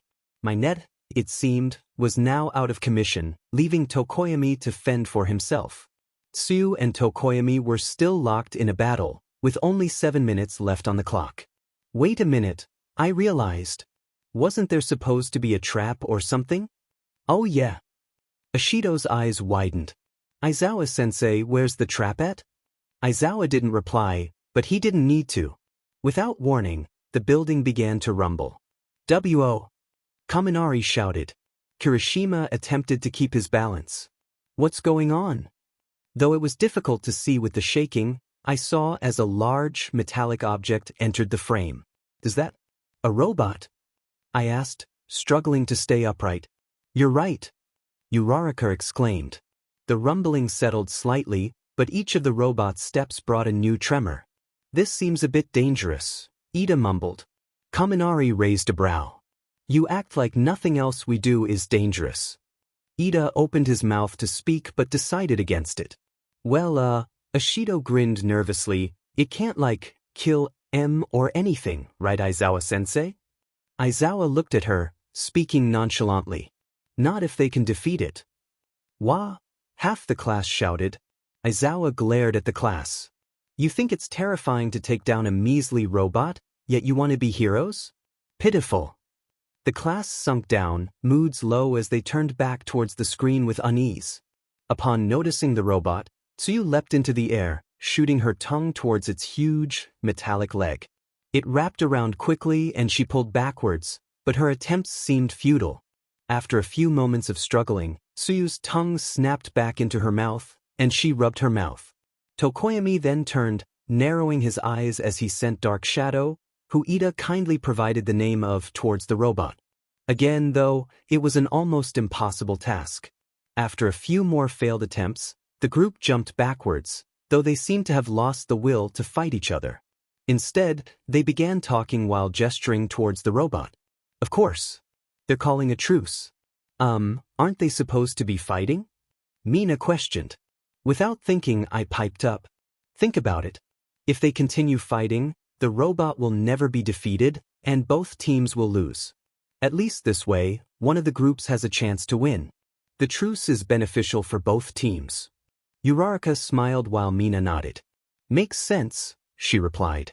I tossed her a smile before turning back towards the screen. Strangely, Tsuyu had a terrified Mineta wrapped up, and after jumping, she unraveled her tongue and threw him towards the robot. Tears flew from Mineta's eyes as he cried, landing on the robot. Still shaking, he began to climb up the robot with the help of his quirk. While Mineta climbed, Tsuyu and Tokoyami headed towards the back, and Jiro to the side. Jiro quickly plugged her earphone jack into the robot's leg, nodding. Taking a cue from the command, Tsuyu wrapped her tongue around the back of the robot's left leg, while Tokoyami ordered Dark Shadow to take the right. As Mineta climbed up the robot, it stumbled backwards, attempting to smack the boy off. Though, Mineta was surprisingly quick, giving the robot a lot more trouble than most expected. Once the robot stumbled backwards again, Jiro stomped her foot on the ground, and the robot began to shake. Afterwards, Tsuyu and Tokoyami both tugged backwards, causing the robot to lose its balance. As the robot plummeted towards the ground, both groups quickly moved out of the way, a cloud of dust erupting from the ground where the robot fell. Both groups panted before sharing grins. After the dust began to settle, though, they seemed to remember the purpose of the exercise. The clock ticked down quickly, causing me to become anxious as they fought. Come on.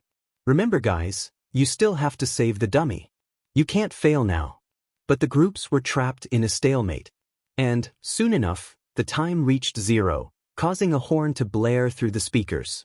Both teams lost, Aizawa said bluntly. Sucks that neither team got to really do anything, Jiro groaned, stretching her arms. What do you mean? I beamed. That was so cool. Ishido laughed. You sure get excited easily, huh? I blushed. WL. Ishido smirked before patting me on the back. It's cool, dude. You need to calm down a bit, you know? I smiled sheepishly and nodded when Aizawa began speaking. Next is Ida and Shoji against Ojiro and Uraraka. I grinned, excited to see two of my friends in action. They both kinda told me what quirks they had, but they never showed them. I can't wait to see. Like in the last activity, the teams were relatively far from the building. They both stood still, waiting for the timer to start.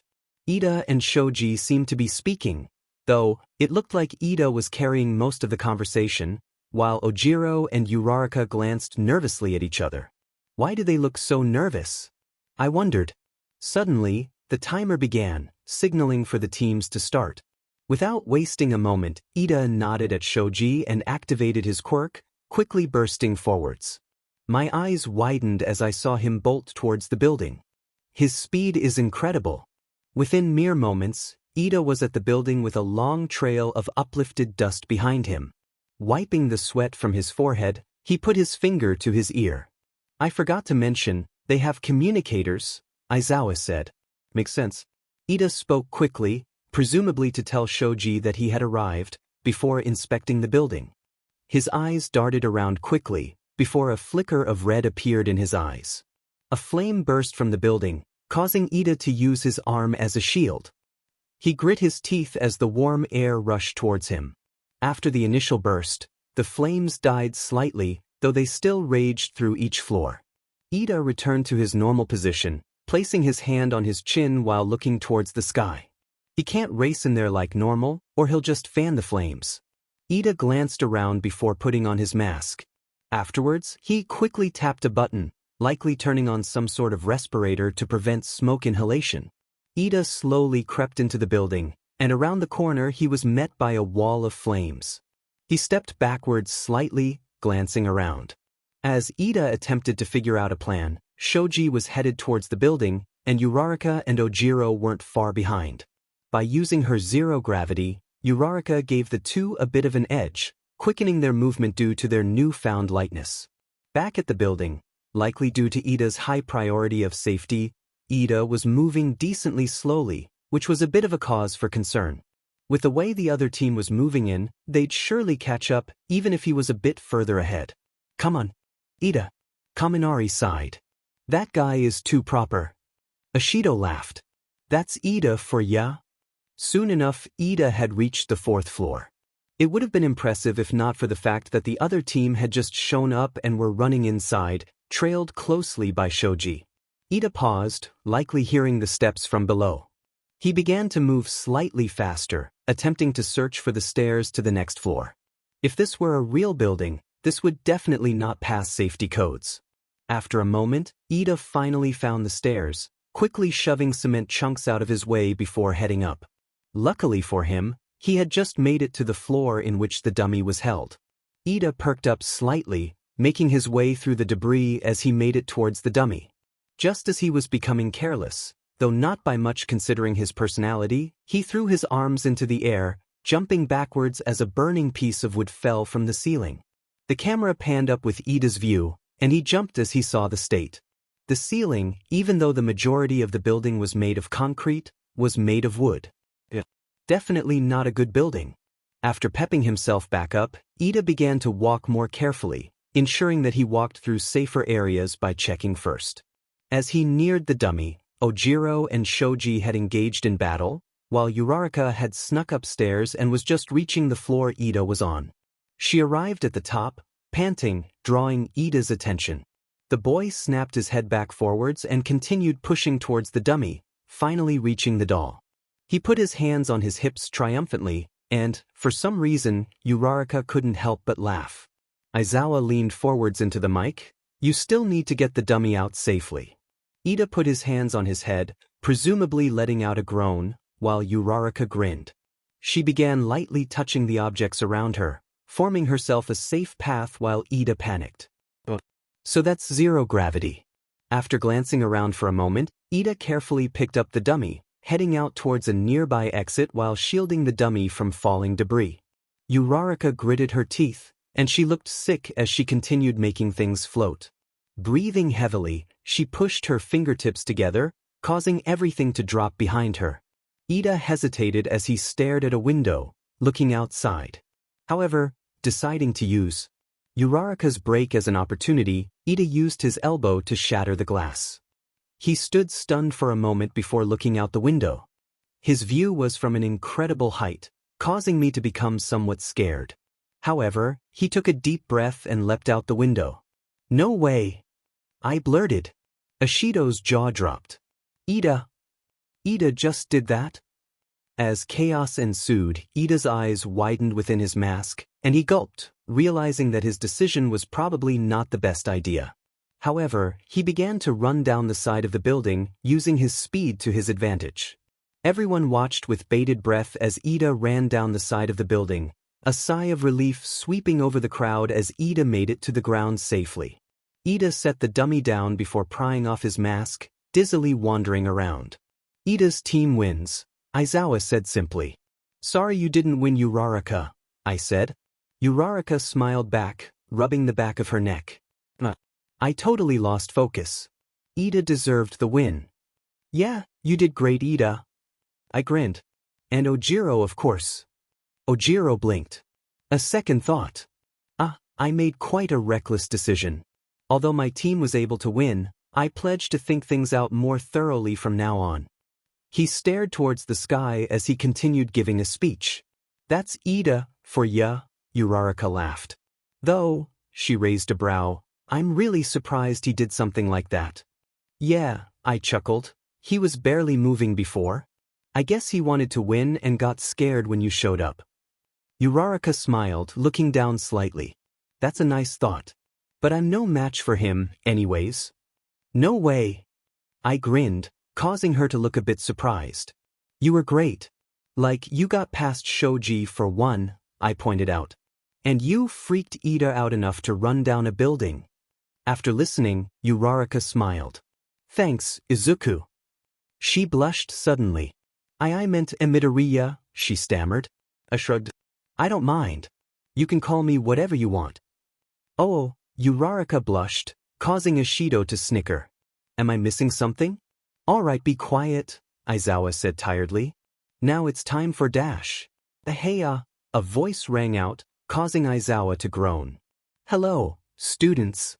Suddenly, All Might burst into the room, laughing triumphantly. "Sorry I'm late. I got a bit held up, I apologize. But now everything is okay, because I am here." The class cheered, causing Aizawa to sigh. "Whatever," he mumbled. I smirked slightly, tossing him a look. "Jealous?" Aizawa rolled his eyes before looking away. "The next battle will start soon.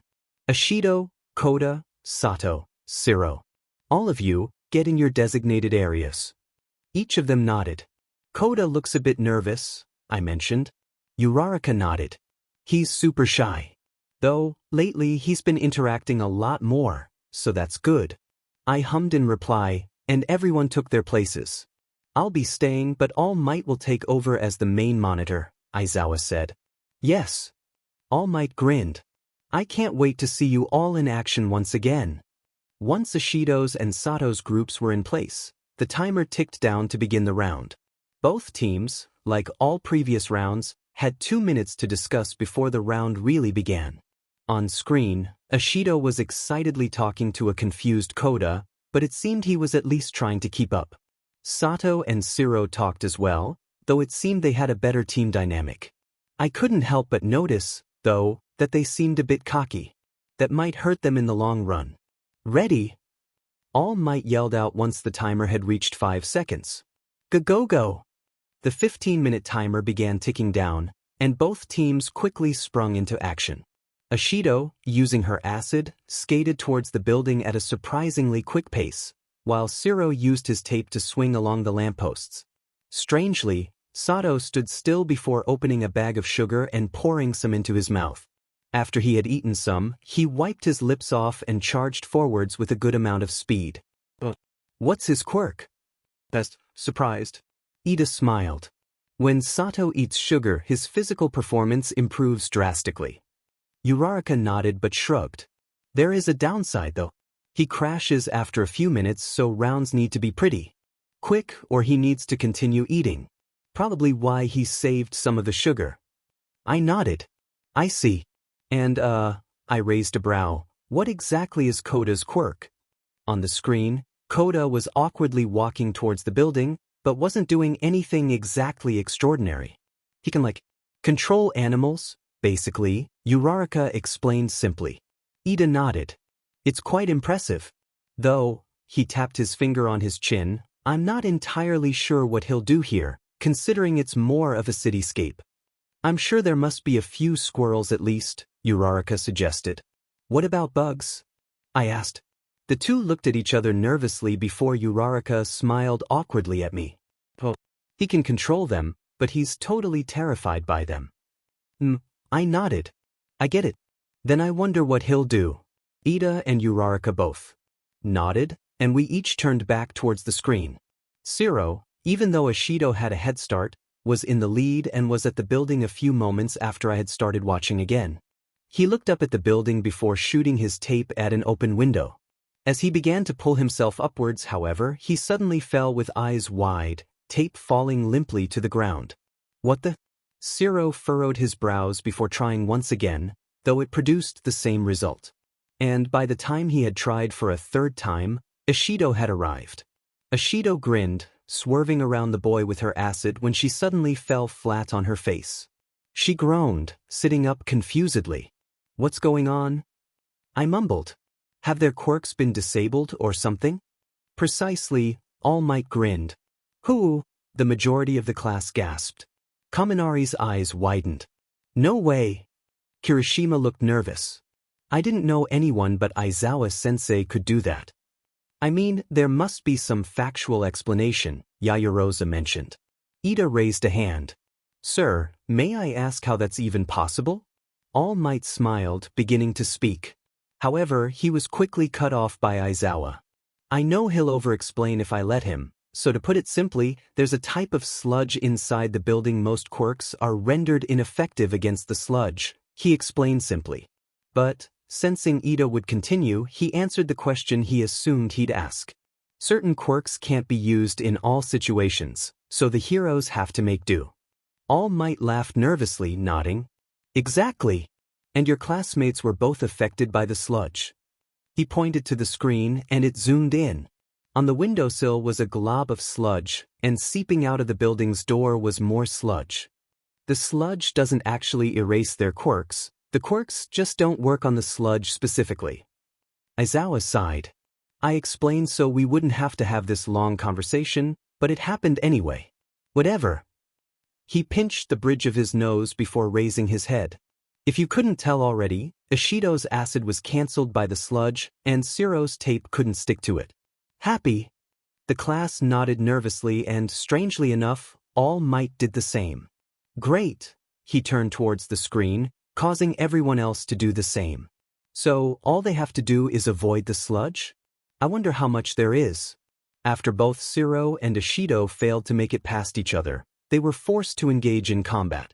The two were fairly formidable, but it was safe to say that Ishido had the upper hand in the situation, as her acid easily ate through his tape. Ishido grinned, burning each strand of tape he sent towards her before it could connect, while also using her acid to skate around any that she missed. Zero's eyes widened as she got closer, frantically using his quirk in an attempt to subdue her. However, like before, Ishido was easily able to avoid his tape and launch towards him with a kick. She's athletic too then. Just before Ishido's foot connected, though, she was caught in the middle of the air. Zero looked surprised at Sato, who stood in front of him. Zero grinned and Sato nodded, signaling for him to go inside. Ishido narrowed her eyes while spinning around and jumping towards Zero, fist drawn. However, once again, Sato blocked her attack. Ishido jumped backwards and, while Zero made it inside, Sato kept the acid user at bay. Zero's eyes widened as he walked inside, and many of my classmates, including my own, did too. Inside was a copious amount of sludge, caking the ceilings and floors. To make matters worse, it seemed that it was a thick enough substance that it was difficult to tread through as well. Groaning, Zero began carefully maneuvering through the sludge, ensuring that he didn't slip. Each step took a few moments, though, since his feet constantly were trapped by the stickiness of the sludge. I wonder how he'll get past that. Outside, Ashido and Sato continued to battle it out, but they were stuck in a sort of stalemate as neither was able to reach the other. Each time Ashido attempted to attack, Sato blocked her. Conversely, every time Sato tried the same, Ashido used her acid to keep him away. As I watched the camera flip through Siro's trek and Ashido and Sato's battle, I realized that someone was missing. Hey, I scratched my chin. Where's Koda? Ida opened his mouth to speak before furrowing his brows. You're right. He's not anywhere to be found. As if someone were listening, like the author, for instance, the camera flipped to Koda. The boy had stopped his walk and instead sat in front of a bush, smiling as he conversed with animals. No way, Kaminari face-bombed. Oh. I suppose that's partly what his quirk is for, Yayorozu mumbled. Mineta rolled his eyes. Why so obsessed with animals when there's plenty of girls to gawk at? Jiro narrowed her eyes before stabbing him in the foot with her earphone jack. Mineta suddenly yelped, hopping on one foot as he grabbed onto the other. Hey, he yelled in his nasally voice, what was that for, you flat dash? This time, Todoroki froze the boy, causing several odd looks. Oh, he glanced around. Should I not have done that? Aizawa sighed. Whatever. Just unfreeze him. Todoroki shrugged, thawing the boy out with his fire. So that's it. Mineta fell to the ground, rubbing his arms. So cc cold, his teeth chattered. Though no one seemed to care much. Tokoyami glanced over at the screen. Looks like it's still a stalemate. I haven't even heard him talk yet. Look though, Yayorozu pointed out, Sato is becoming tired. He's crashing as it seems. Although she was using up quite a bit of it, Ashido has plenty of energy left. This very well might turn. The tides of battle. Uraraka laughed. Ashido sure has a lot of energy. Just as Yayorozu predicted, Sato's movements became more sluggish and, eventually, Ashido was able to land a solid hit. It wasn't a whole lot, but it was still something. Gritting his teeth, Sato grabbed onto his arm, and it was clear that Ashido had burned through his suit. Just as Ashido was celebrating, though, Sato took out the sugar he had conserved before pouring it into his mouth with a grin. I forgot he kept some. I mumbled, and it seemed like most others did too. Ashido's eyes widened as Sato's movements quickened, even seeming like he was faster than before. His strength had also increased, and it seemed that he could overpower Ashido if she made one wrong move. Before the fight could continue, though, the screen showed Siro as he continued up the stairs. Because of the sludge, he had only made it about halfway through the second floor, with only 5 minutes left on the clock. At this rate, it'll be another loss for both teams. Suddenly, though, Siro glanced upwards as if he had heard a noise. His eyes widened as hundreds of animals raced through, using whatever they could to keep themselves from sinking into the sludge. Bakugo yelled, "What's going on?" So that's what he was trying to do, I mumbled, eyes wide. We, Aoyama said simply. Ida looked impressed. So many critters. Well done, Koda. Kirishima grinned. So manly. I knew he wouldn't just give up. The creatures continued racing up the floors, and it seemed both Ashido and Sato noticed the swarm of animals. Koda stood outside, smiling as he pet a squirrel that sat on his shoulder, while Ashido proudly grinned. Sato, however, looked relatively surprised as well as concerned. He turned, attempting to stop Koda, but Ashido was quick on her feet. Surprisingly, Ashido spun around, grabbed a glob of the sludge, and threw it in front of Koda. As Koda flinched, Sato's fist connected with the sludge, rendering his punch relatively useless. She has an amazing battle sense, a good quirk, and even great physical capabilities on her own. So cool. Ashido gave Koda a thumbs up and he gave her a grateful smile and, after a few moments, the critters ran back outside, carrying the dummy as if it were crowd surfing. Koda bent down, smiling, and likely offered a thanks to the animals. Everyone stood in the viewing area, surprise written all over their faces. Well, All Might coughed. Ashido and Koda double-line. When Koda returned, he received a great amount of praise from everyone, reddening at each compliment. That was so manly, dude. Kirishima grinned, offering a high five. Koda awkwardly returned it, only to receive another barrage of compliments. Yeah, I'm proud of my partner, Ashido smirked. Teamwork, am I right? Except Koda did everything, Mineta mentioned, earning himself a face full of pavement. She was pretty impressive, I think, I offered. She even thought to use the sludge to her advantage. See, Ashido grinned triumphantly. At least someone recognizes my talents. All Might's voice rose above the chatter, catching the attention of everyone. Must be part of why he's such a great pro. Now, students, calm yourselves. We've got our next round ready, and the teams are already in place. He grinned, turning towards the screen. Bakugo and Hagakure versus Kaminari and Yaoyorozu. Most people flinched, reminding me of Kaminari's fear of going to the next round. He had groaned, saying something along the lines of, "We're gonna get creamed." I raised a brow. Why is everyone so concerned? Uraraka smiled nervously. Bakugo is one of the strongest in the class.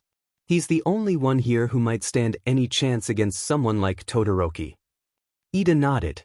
Both Todoroki and Bakugo are incredibly strong. In fact, Bakugo placed first in the sports festival. Though, I have to admit, it did seem that Todoroki was a bit distracted. I lost hard against Bakugo, Uraraka sighed. Even though he can seem like a total jerk, though, she added, he always gives it his all. I guess Kaken's like that, I said.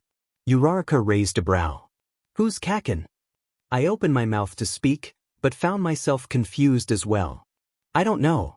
I meant to say Bakugo, but it just felt like the right thing to say. Well, whatever it is, I'm sure it's not too important, Uraraka smiled. I nodded in agreement. Yeah. Plus, with how strong you guys are saying he is, I'm excited to see. I grinned. Uraraka let out a small laugh. You're like a little kid about to get ice cream or something. I blushed and she froze. Anyways, we should probably watch. She quickly turned her attention towards the screen, face red, and I did the same. On screen, Yaoyorozu was speaking to a nervous Kaminari, and it seemed she was trying to think of a strategy. Though, she didn't exactly look confident. Strangely, though, Bakugo and Hagakure didn't so much as glance at each other, and it seemed that the blonde was just eager to rush off into battle. As soon as the timer began, Bakugo grinned, putting his hands behind his back.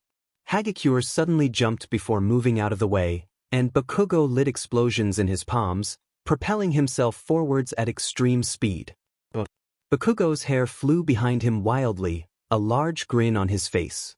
He made it to the area in a matter of moments, but, for some reason, he didn't go inside. Other students began groaning, believing Bakugo to be waiting for a chance to fight. And, although part of their assumption seemed to be true, I had a feeling that he wasn't stupid enough to do something like that just for the sake of it. He stared at the building in front of him while the other team, along with Hagakure, made their way towards it. After a moment, Bakugo furrowed his brows, placing his palm against the building. Suddenly, his eyes widened and he leapt backwards. What is he? Just as he escaped, a spike shot from the building, barely missing him. Whoa, I whispered breathlessly. Did the building just attack him? Ashido asked, eyes wide. All Might nodded. Correct. The building is programmed to attack when it senses someone's touch. It'll shift around in order to stop the student from trying to move around, Aizawa explained. What happened to this being my lesson? All Might questioned, exasperated. Aizawa raised a brow. It is your lesson. Your explanations are just long and annoying. All Might grumbled to himself, and it was clear the two had somewhat of a rivalry. Though I wouldn't say that. They didn't have some sort of friendship. Yes, he sighed. Aizawa is right. He cleared his throat, regaining most of his energy. Now, let's see what young Bakugo plans to do about this predicament. On screen, Bakugo scratched the back of his head before sighing. He then propelled himself into the air, moving as close as he could to the windows without actually touching them. He began looking through each floor, presumably to find the dummy. Quickly enough, he seemed to have found it, as he remained hovering for a moment. Bakugo took in a deep breath before moving backwards and holding his hand out. His eyes narrowed as he released an incredible explosion from his palm. As the dust settled, Bakugo became visible and my eyes widened. His explosion seemed so random, but it was actually decently precise. He gave it just enough power to take down some of the wall, but not enough for the debris to go inside more than a few feet. Uraraka smiled. Yeah, that's Bakugo for you. When he's not super angry, he's a genius. I nodded, impressed. Just as Bakugo was about to fly in, a cannonball suddenly shot through the air. Bakugo spiraled backwards in time to dodge, and his attention quickly snapped towards Yaoyorozu, who clenched her teeth. Her creation quirk. Bakugo narrowed his eyes, raising his palm towards the girl and firing off an explosion. Her eyes widened and Kaminari was forced to push her out of the way, getting burned slightly himself. Yaoyorozu bit her lip, looking incredibly disappointed and guilty for getting Kaminari hurt. However, although Kaminari seemed to be in some sort of pain, he didn't seem to mind as much as Yaoyorozu. Poor girl, Uraraka mumbled, causing me to raise a brow. She didn't really get a chance to do anything at the sports festival and ended up losing her confidence. It didn't help when we did the teacher battles and her and Todoroki lost. She thought it was all her fault. I frowned slightly. Yaoyorozu. I sucked in a breath, offering a hopeful smile. I'm sure she'll regain her confidence soon. She just needs a bit of a boost. Even if it takes a while. Uraraka laughed. You're such a saint, Midoriya. Both of us were a bit surprised at her words, and we blushed in response. Heh, I mumbled, turning back towards the screen. Hagakure had just arrived, and Bakugo began yelling at her, likely telling her to take care of the other two. Hagakure nodded and Bakugo headed instead, careful not to touch anything on his way in. Ida tapped his chin. This might not be good. What do you mean? I asked curiously.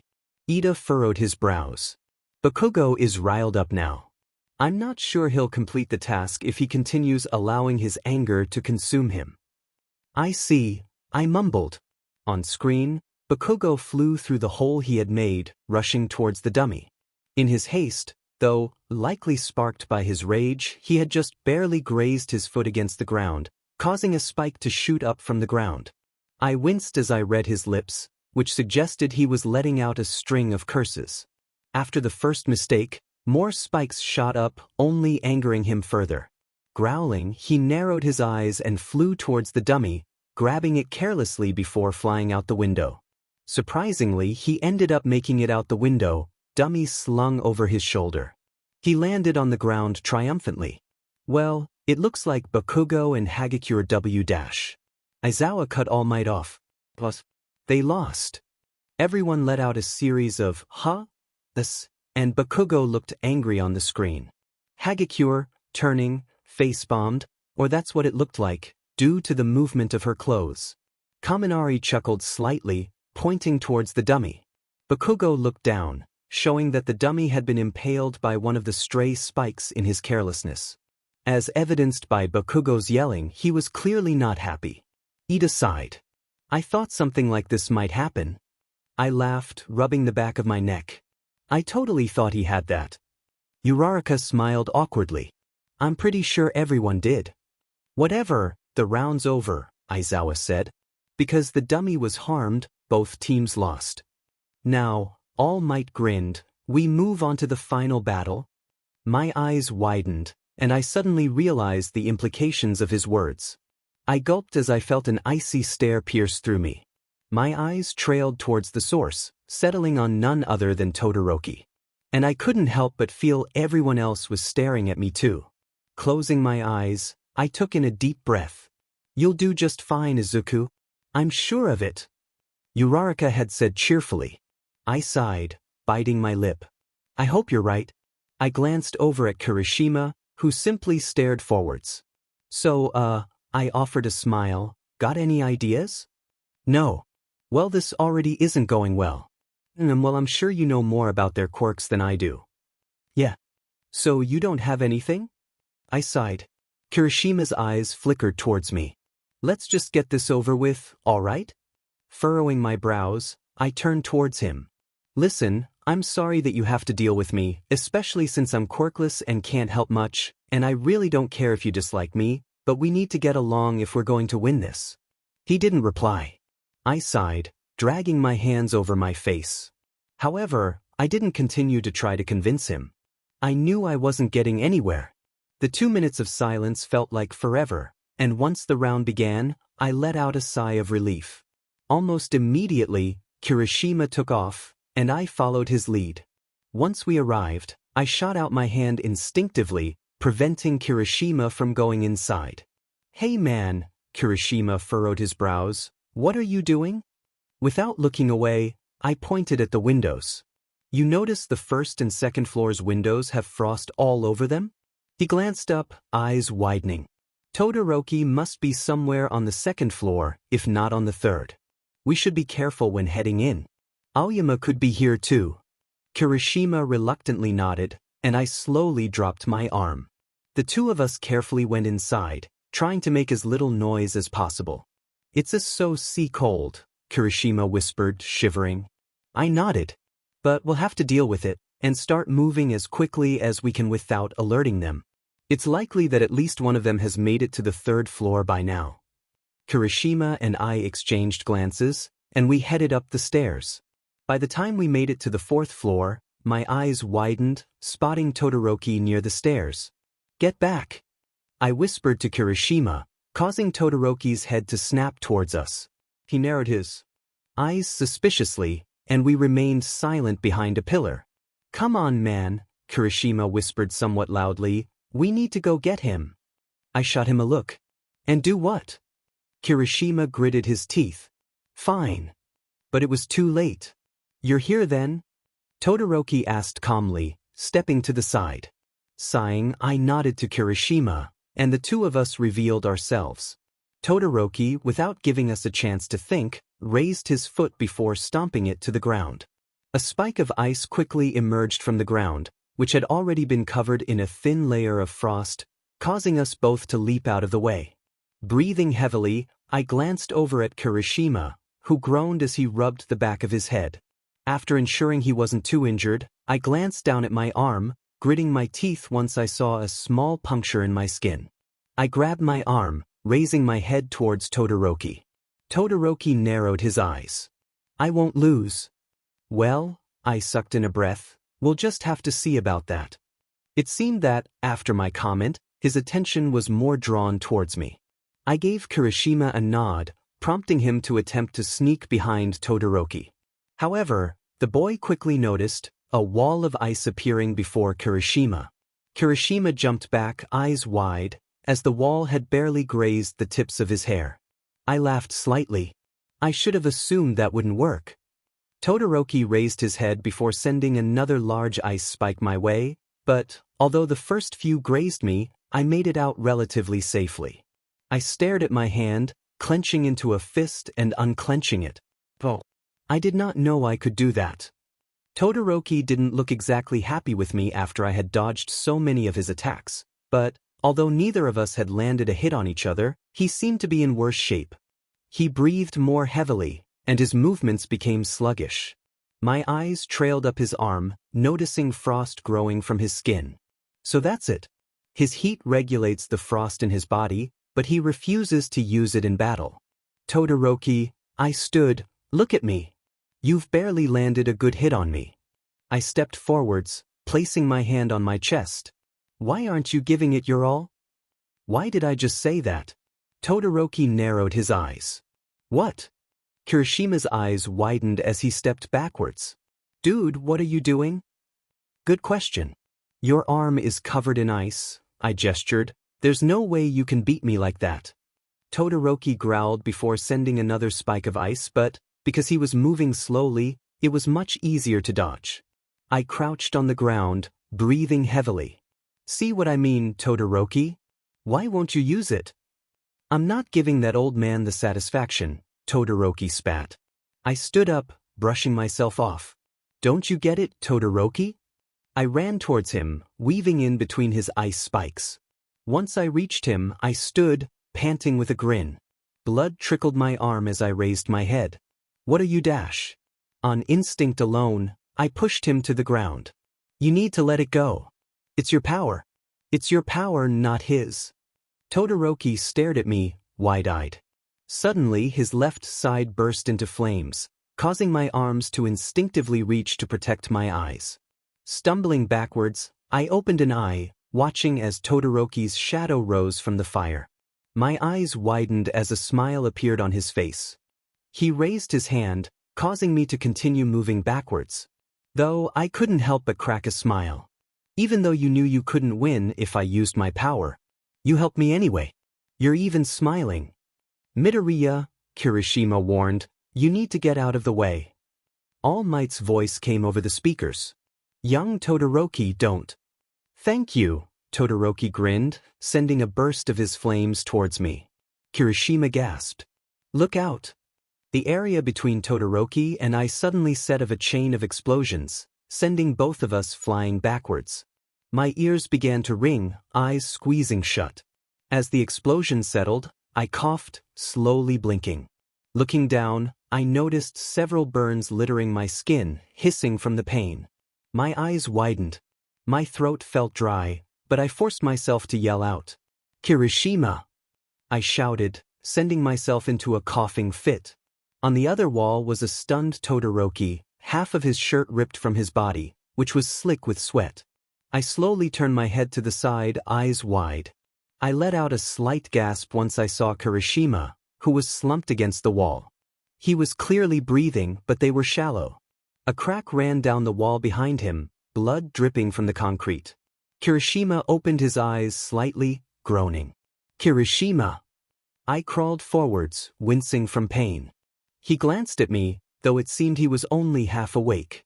Suddenly, a cracking sound reverberated through the air, and all breaths stopped. Raising my head, I watched as the ceiling above Kirishima cracked, a lump rising in my throat. Buildings shouldn't fall apart that easily. This must be the challenge. Without thinking, I jumped forwards, shoving Kirishima out of the way. His eyes widened as he watched me dive towards him, though all I could hear was the sound of my heart pounding in my eardrums. It was as if it were in slow motion, a fearful look across both of our faces as my fingers connected with Kirishima's chest, shoving him away. Suddenly, though, I felt an awful pain shooting through my leg. Awful, though, was an understatement. Dust and debris flew up from the ground, sending me into a coughing fit as my eyes watered. My vision became blurry, but I could see a faint shadow come through the debris before it revealed itself as Kirishima. Dude, are you okay? He asked, eyes wide with panic.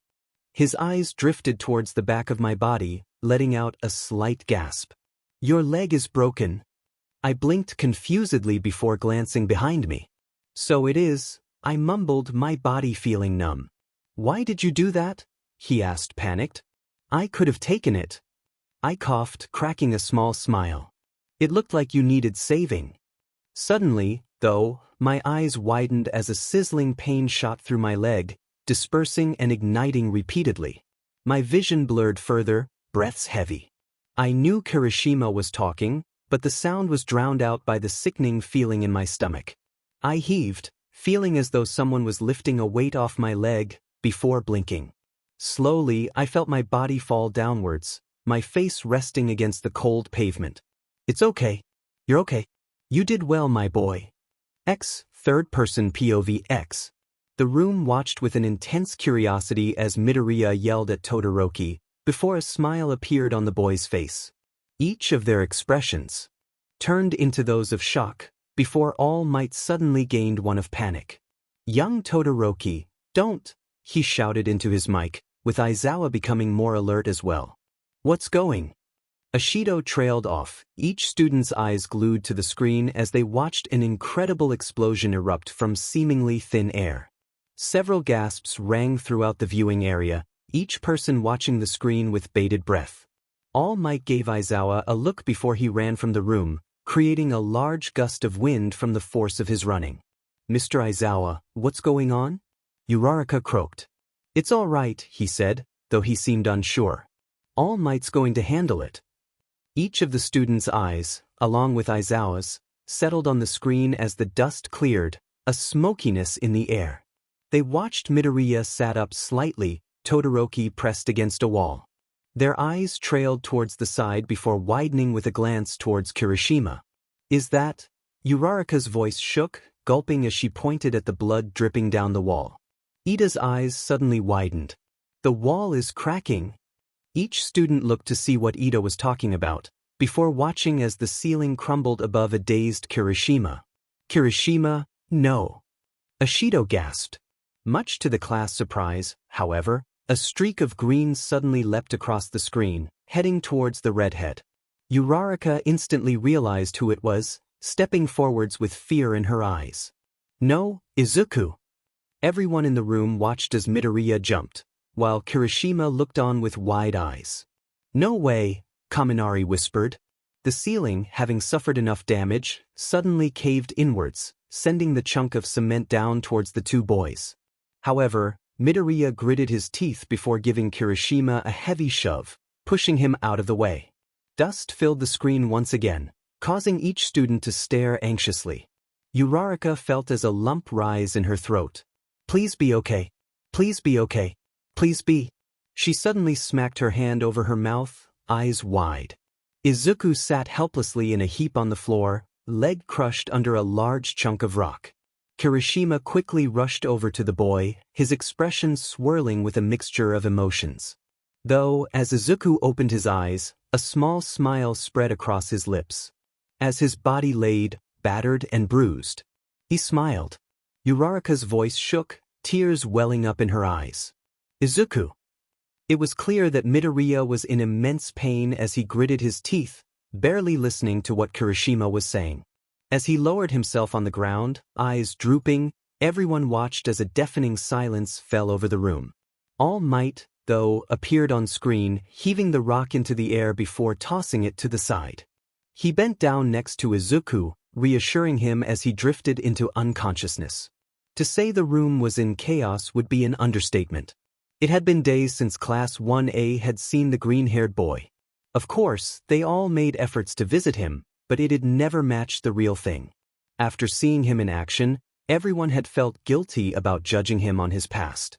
Uraraka would sit next to his bedside between each class, tears dripping down her cheeks as she held his hand in hers, telling stories about what had happened at school.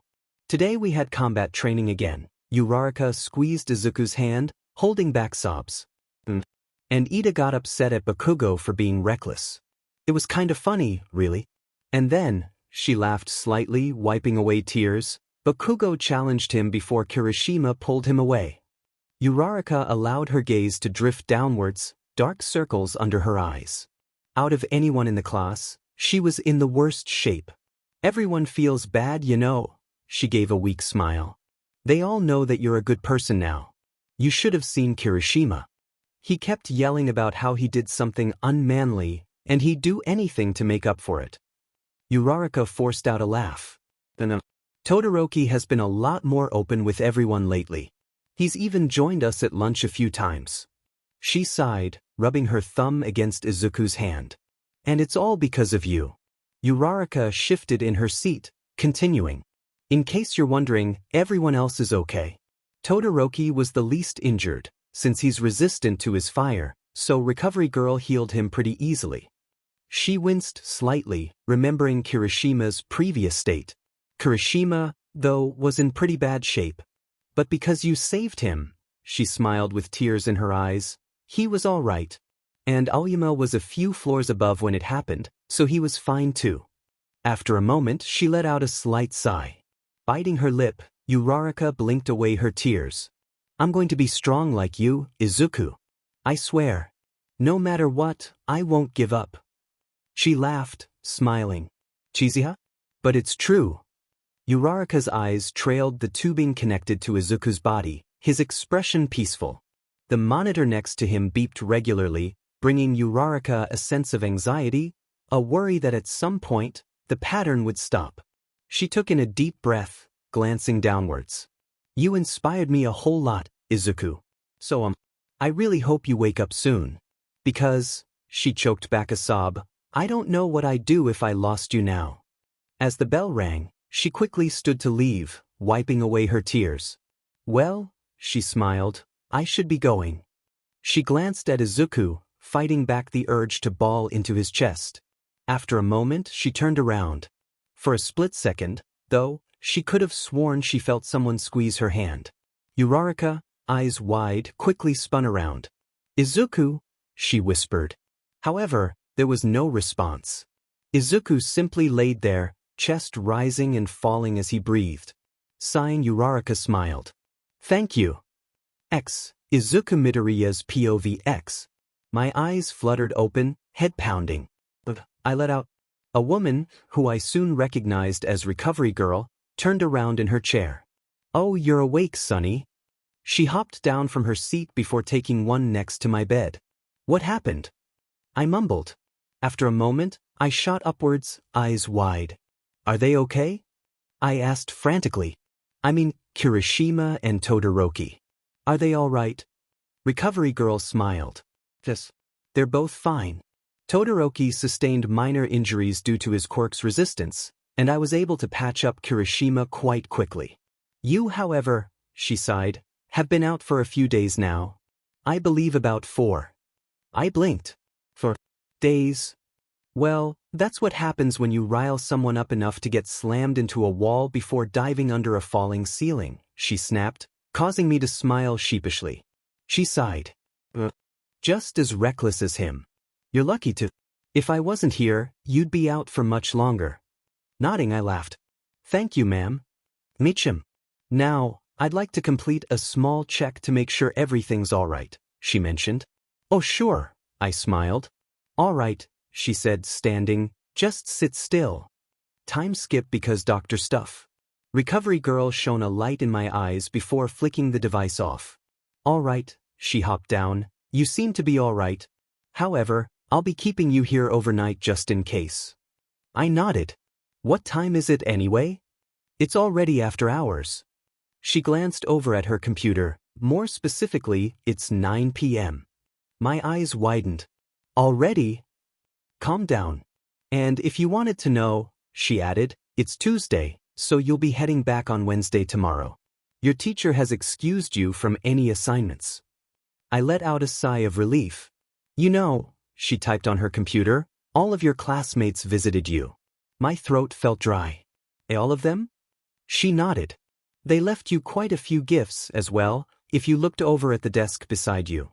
Turning, I noticed several gift baskets piled up on the counter beside me. I picked up a note in one filled with sweets, turning the paper around, and read Sato's name written neatly across the paper. I didn't know he baked. Glancing over at the table, I looked over a few more items. I felt a lump rise in my throat as I scanned through the simple notes, smiling. After I was about to turn away, I saw a note flutter to the ground, catching my attention. Raising a brow, I bent over the bed, wincing from the pain. However, I continued until my fingers swept against the paper, and I picked it up. Sitting upwards, I unfolded the note, eyes widening once I saw how full the page was. "Hi, Izuku. I'm sorry, but I'm not the greatest at writing letters. I still wanted to try, though. Maybe it'll make you smile when you wake up." I furrowed my brows. "Who wrote this?" Curious, I continued reading through the paper. "So, I thought I should tell you how things were going. I should probably start with what the class has been doing. For the past few days, we've gone through our normal subjects, though I think we got some leeway because of your guys, Kirishima, Todoroki, and your hospital visit. We did have a few lessons with All Might, though. Everyone was a little on edge, but I think we still did all right. The class had to do this crazy difficult rescue exercise. I thought I might fail, but Ida helped me a whole lot. And you did too, Izuku." Confused, my face scrunched up. "How did I help?" It's kinda weird sounding, I know. It's just that, whenever I started messing up, I remembered how you jumped in to save everyone. You didn't have a super warm welcome, but you still tried to help. And your smile. When you smiled like that as you dove towards Kirishima, I couldn't help but feel horrible. For judging you initially. For knowing that, if I was in your situation, I wouldn't be able to do what you did. But at the same time, I felt like I could do anything. It doesn't make any sense, I know. But that's just the way you made me feel. It's unexplainable. And I'm sure everyone else feels the same too. Originally IT said too and nobody heckin' told me, You hooligans XD. My breath hitched, hand flying up to cover my mouth. My eyes quickly darted to the next line, seeing several smudges and scratches on the paper, marking failed attempts at writing. I don't really know what to say, so I'll just write this. We all think you're amazing, Izuku. Thank you. My fingers trembled, and I bit the inside of my cheek to hold back the tears. My eyes drifted further downwards, jumping between scribbled messages in different colors. I hope you get well soon, Midoriya. Your friend Ida. That was crazy cool, man. I mean, it was terrifying, but it was still awesome. You better start feeling well soon. Mina, 3. I'm really sorry for how I treated you. What you did was incredibly manly. I'm not totally great at saying what I mean, but thank you. Kirishima. What you did was very impressive, Midoriya. Though, I must admit, it was quite nerve-wracking. Sincerely, Yaoyorozu. That was so cool, man. But terrifying. So if you don't mind, please don't do it again. Yeah. Kaminari. Dummy. I was worried. Sure. Thanks. This is Todoroki. I snorted to myself at the last message, a small, shaky smile creeping onto my lips. As I scanned through the rest of the paper, a line near the bottom caught my eye. You inspire me so much, Shizuku. Love from your arc. My breath hitched and the paper shook in my hands, teardrops smudging the ink. Guys, I whispered breathlessly, lips twitching into a smile. Thank you. Taking in a deep breath, I stood before the door. And for a moment, my stomach churned. A feeling of dread came over me, panicked thoughts racing through my mind. The thought gnawed at me that maybe it was just a dream, and everything would go back to how it was before. Shaking my head, I forced myself to burst through the door, eyes squeezed shut. I sensed the familiar feeling of dozens of pairs of eyes on me, but somehow, they felt warmer. As I slowly opened my eyes, I glanced around the room, seeing the students' faces transform into ones of surprise before melting into relief. Hey guys, I said nervously, rubbing the back of my head. How dash? Suddenly, I felt arms wrap around me and, looking down, I saw Uraraka squeezing me tightly. My face began rapidly heating, my voice stammering. Uraraka? I gulped nervously. Never do that again, she spoke softly, burying her head into my chest. My eyes widened for a moment before I shakily raised my arms, placing them on her back. I won't. After a moment, I heard someone clear their throat. Looking up again, I regained my blush, seeing Aizawa raise a brow at me. I hate to ruin the moment, but I think it's time you take your seat. And although Aizawa had on his normal tough demeanor, I could hear that he was relieved as well. Alright, sensei, I smiled. Uraraka peeled herself away from me, and I caught her teary smile before she wiped her eyes. I'm glad you're okay, she said before nervously walking back to her seat. I took a last glance over the classroom, smiling. Me too. And this genius, Jiro rolled her eyes, gesturing towards Kaminari, decided that he'd take on Bakugo of all people because he wanted to prove his honor or something. Hey! Kaminari defended himself. I knew it wasn't a great idea, but I told you I was trying to be a noble sacrifice. You know, so you guys could get to a safe area. Which didn't work at all, by the way, Jiro snorted. Kaminari pouted before turning towards Ida. Come on, class press. Speak for me here. Ida raised a brow, unimpressed. I told you we should stay as a team. Man, Mina cackled. Even Ida's giving you the cold shoulder. Todoroki looked confused for a moment, likely thinking about something completely off topic having to do with the cold shoulder comment. Kaminari frantically turned before his eyes settled on me. Midoriya. My eyes widened and I began to rub the back of my neck nervously, an awkward smile on my face. Oh, well, I wasn't there, so? Kaminari dragged his hands down his face, groaning. Why, cruel world? I offered him a sheepish smile. Sorry. He sighed, head buried into the table. Don't worry about it, man. Upon hearing footsteps, I raised my head, seeing as Kirishima walked up from behind Kaminari. Hey guys, he greeted. His eyes drifted towards mine, and I felt my heart fall. However, instead of giving his usual glare, he smiled. Hey Midoriya. He rubbed the back of his neck, smiling sheepishly. I'm sorry for what I said to you. I was wrong. He grinned, jabbing his thumb towards himself. You're super manly. My lips parted in surprise as he spoke, but I quickly shut them before replying. It's okay, I awkwardly responded, offering a smile as well. No hard feelings, right? No, he sighed. What I did was totally unmanly. Don't brush it off like it's nothing. If you hate me, I totally get it. My eyes widened and I began shaking my head rapidly, waving my hands in front of my face. Oh no. It's nothing like that. I'm just not used to so much attention, I laughed nervously. God, Midoriya, Jiro laughed. You're a saint. I blushed, and Uraraka playfully punched me in the arm. There's nothing wrong with that, Aizu. Her own eyes widened, face becoming red. I meant Izuku. Midoriya. Whatever. Her voice became higher in pitch as she spoke before she eventually just covered her face and stopped speaking. Mina raised a brow, grinning. Ohoho. Is this young love I see? Kirishima laughed at our reddening faces. Well, dumb hair, an angry voice called out, and I quickly pinpointed it to a blonde walking by Katsuki Bakugo. Hurry up. Kirishima glanced back. Wanna see? He turned around, laughing. I guess that's my cue to leave. He put on a grin, waving. See you guys. I smiled, giving a small wave as well while the rest of the table called out their goodbyes. After Kirishima jogged away, Mina's lips curled into a sly grin and she rested her chin on her hands, eyes locked onto Uraraka. Did you think you'd be clear that easily? Uraraka blushed, pulling backwards. It's nothing like that, okay? I'm just... Ag. I raised a brow. Am I missing something? Jiro snorted. Guess he's clueless. Those are the typical attractive ones, Mina sighed, sitting back in her chair. I blushed but she didn't seem to notice. Whatever, I'll leave you alone. She winked at Uraraka. For now.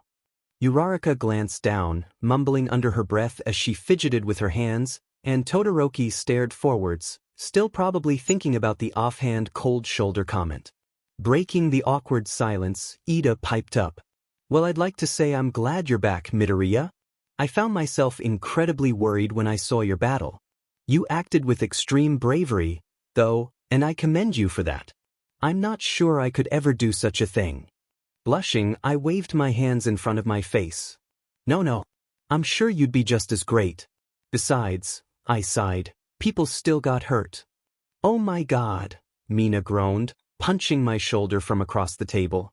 Stop beating yourself up over something so dumb. Yeah, I'll be the first to admit I'm kinda jealous, Kaminari added. That was pretty cool, man. Stupid but cool. Like you're one to comment about stupidity, Jiro jabbed playfully, causing Kaminari to stick his tongue out at her. Anyways, she ignored his annoyance, I'm pretty impressed too. As am I, Yaoyorozu piped up. Todoroki hummed. I feel like I might melt with all these compliments, I mumbled, glancing downwards. Well, Uraraka smiled, you deserve them. You're a hero, Izuku. Todoroki, breaking the moment, finally got fed up with his confusion, beginning to voice it. None of you have an ice quirk, so how can you give anyone the cold as a dash? Mina placed her hand on his shoulder, shaking her head. Sweetie, no. Todoroki stared at her confused for a moment before he went back to doing whatever he was doing before. I laughed and shook my head, a soft smile still present on my face. A hero. But you'll never be one. I'm sure I walked around with a goofy smile for the rest of the day. After receiving so many compliments, who could resist? However, I couldn't keep my grin from falling slightly as my friends and I split and as I walked towards All Might's car. His face was devoid of much emotion, and he simply stood in front of the door in his skeletal form. Biting my lip, I climbed in, and he did as well, beginning the drive silently. I tapped my hands against my legs, awkwardly smiling. After a moment, I raised my head. That was incredibly reckless of you, he spoke, voice stern but trembling slightly. His hands were tightly wrapped around the steering wheel, knuckles turning white from his grip. My eyes widened. All Might, I thought. His voice cracked, but he kept his eyes on the road. I thought you might have been gone for. Dead right before my eyes. I furrowed my brows. I thought. I won't lie and say I always trusted you, because it was clear that I didn't. But no matter what, you keep working so hard. When you cried on my shoulder, I just about broke there. In all my years as a hero, I've never seen such gut-wrenching tears, he finished off with a whisper. Nobody should have to go through that. Nobody should have to break apart in front of someone else, begging for answers. My lips were parted in surprise. Oh my... However, I simply trailed off, closing my mouth. Which is why, he raised his voice, I am enraged that you went and did something like that. But, his voice softened, I'm also incredibly proud. Those were some real heroics, young Midoriya. It was inspiring. Inspiring. There's that word again. He wasn't the only person to say that to me. But what about me was inspiring? I wasn't doing anything special, just what felt right. Was that really worth any praise over? Chin up, young man, All Might said, causing me to realize that my head was hanging as I mumbled to myself. Your actions were reckless, but brave. You should feel a little pride. I bit my lip, toying with the idea of asking him. After a moment, I sighed, glancing towards him. I don't understand. My eyes connected with his as I spoke. I don't understand why what I did was so heroic. I just did what anybody would do. I clenched my fist, lowering my head slightly. I just did what felt right. For a moment, the car was silent. I could have sworn it was deafening, though. However, when I raised my head, I saw that All Might was looking at me with pure surprise written all over his face. I furrowed my brows. Did I say something wrong? All Might's features softened and he began to laugh, only bewildering me further. All Might, I said, straightening myself in my seat. Did I do something wrong? Quite the opposite, young Midoriya, he finished off his laughter with a small chuckle. This definitely isn't what I was expecting. I rubbed the back of my neck nervously. What were you expecting? Stop being so hard on yourself, kid, All Might smiled, catching my attention once more. Most people your age, heck, even pros, would bask in that glory. But you treat your actions as if they were as simple as breathing. I guess I didn't think much of it. But isn't that just what heroes are supposed to do? I asked, our eyes connected. Save people? His eyes widened, and I swore I could see a flicker of pride in them, his back straightening as if a chill had been sent down his spine. All Might turned towards the road, making me feel as if I had said something wrong. However, as I opened my mouth to speak, a smile spread across his face. Heroes just save people, huh? As we were stopped at a light, he closed his eyes, putting his head back. That's a nice thought, young Midoriya. But an impossible one. I sighed, falling back on my bed. The interaction with All Might left me more than confused, and with several questions to boot. But there was one that just gnawed at the back of my mind. Could I really be a quirkless hero? I was going to a school for future heroes, there was no doubt about that. And all of those future heroes are incredibly powerful and smart. But what about me? A quirkless kid with no knowledge about how to do anything fighting related. Except, I felt like I almost did. It was strange, buried deep within. I felt as if I was to get into a fight, my reflexes would kick in, and if I really tried, I could take someone down. Just like the time I accidentally threw Bakugo to the ground. The student who won the sports festival. The one who received the second most requests for internships, as I was told. Someone so strong and yet. I took him down. Maybe it was by surprise, I could accept that much, but it wasn't the first weird incident that came to mind. Like, why does the name, Kaken, pop into my head every time I see Bakugo? Why did I seem so sure that Todoroki was? Why was my first instinct when seeing pros to run? Why did everyone look at me with such disdain in their eyes when I first started attending UA? And why did I have trouble recalling things? Whenever I try to think back, my mind feels fuzzy and my head starts pounding, and when I told Recovery Girl, she simply said that the feeling would fade soon enough. And I followed Aizawa's instructions. A bad impression didn't seem ideal, so I refused to research anything no matter how curious I was. Follow your curiosity. But how could I ignore the feeling any longer? Don't ignore it. There were way too many incidents to make them coincidences. The answers are so close. My eyes drifted to the side before settling on my phone, fingers twitching. Biting my lip, I inched forwards before swiftly snatching up the device. For some reason, my heart was racing. I felt as if I was doing something wrong. Still, I shakily typed in my password before opening a browser. My thumb moved across the keys, a sigh escaping me each time I mistyped. Izuku Midoriya. I began looking down the list of featured results. Izuku Midoriya Ue. Izuku Midoriya Deku. I furrowed my brows. There's that name again. I held my breath as I looked down towards the next result. Izuku Midoriya Vil Dash. So close. Young Midoriya? All Might's voice said from the other side of the door. Eyes widening, I threw my phone to the side before leaning over and pushing it under my pillow. Emichim? I said quickly, straightening myself. Are you feeling all right? I raised a brow. What do you mean? You crashed into a wall, my boy, he laughed slightly. I blinked. Oh, yeah. All Might sighed, surprisingly taking a seat next to me. You remind me a lot of what I was like at your age. Reckless but with a good heart. Well, I mentioned, except the quirkless part, yeah? He smiled slightly, leaning forwards. No, that part too. I laughed before my eyes widened and my head snapped towards him. What? All Might chuckled. Honestly, I'm not sure why I'm telling you this. But I feel like if you're going to have to live here and if we're going to trust each other, you should know the full truth. There was a hint of sadness behind his eyes, but I decided not to overstep my bounds. My quirk was actually passed on to me by my mentor, he explained. That's impossible. I blurted out. Quirks can't be dash. Passed on, he smiled. Not usually, no. But, he gained a more serious expression. My quirk has a sort of history behind it. It's called One for All. I repeated the words to myself, speaking under my breath. One for all. All Might nodded. It's been passed through 8 holders, of which I've been the last. It allows the user to stockpile energy and become stronger with each holder. How is it passed on? I asked, curious. He paused for a moment, as if he was choosing what to tell me and what to keep hidden. A long time ago, there was a man born without a quirk. At least, that's what everyone thought. His brother, he hesitated for a moment. A villain from this time has the power to steal quirks.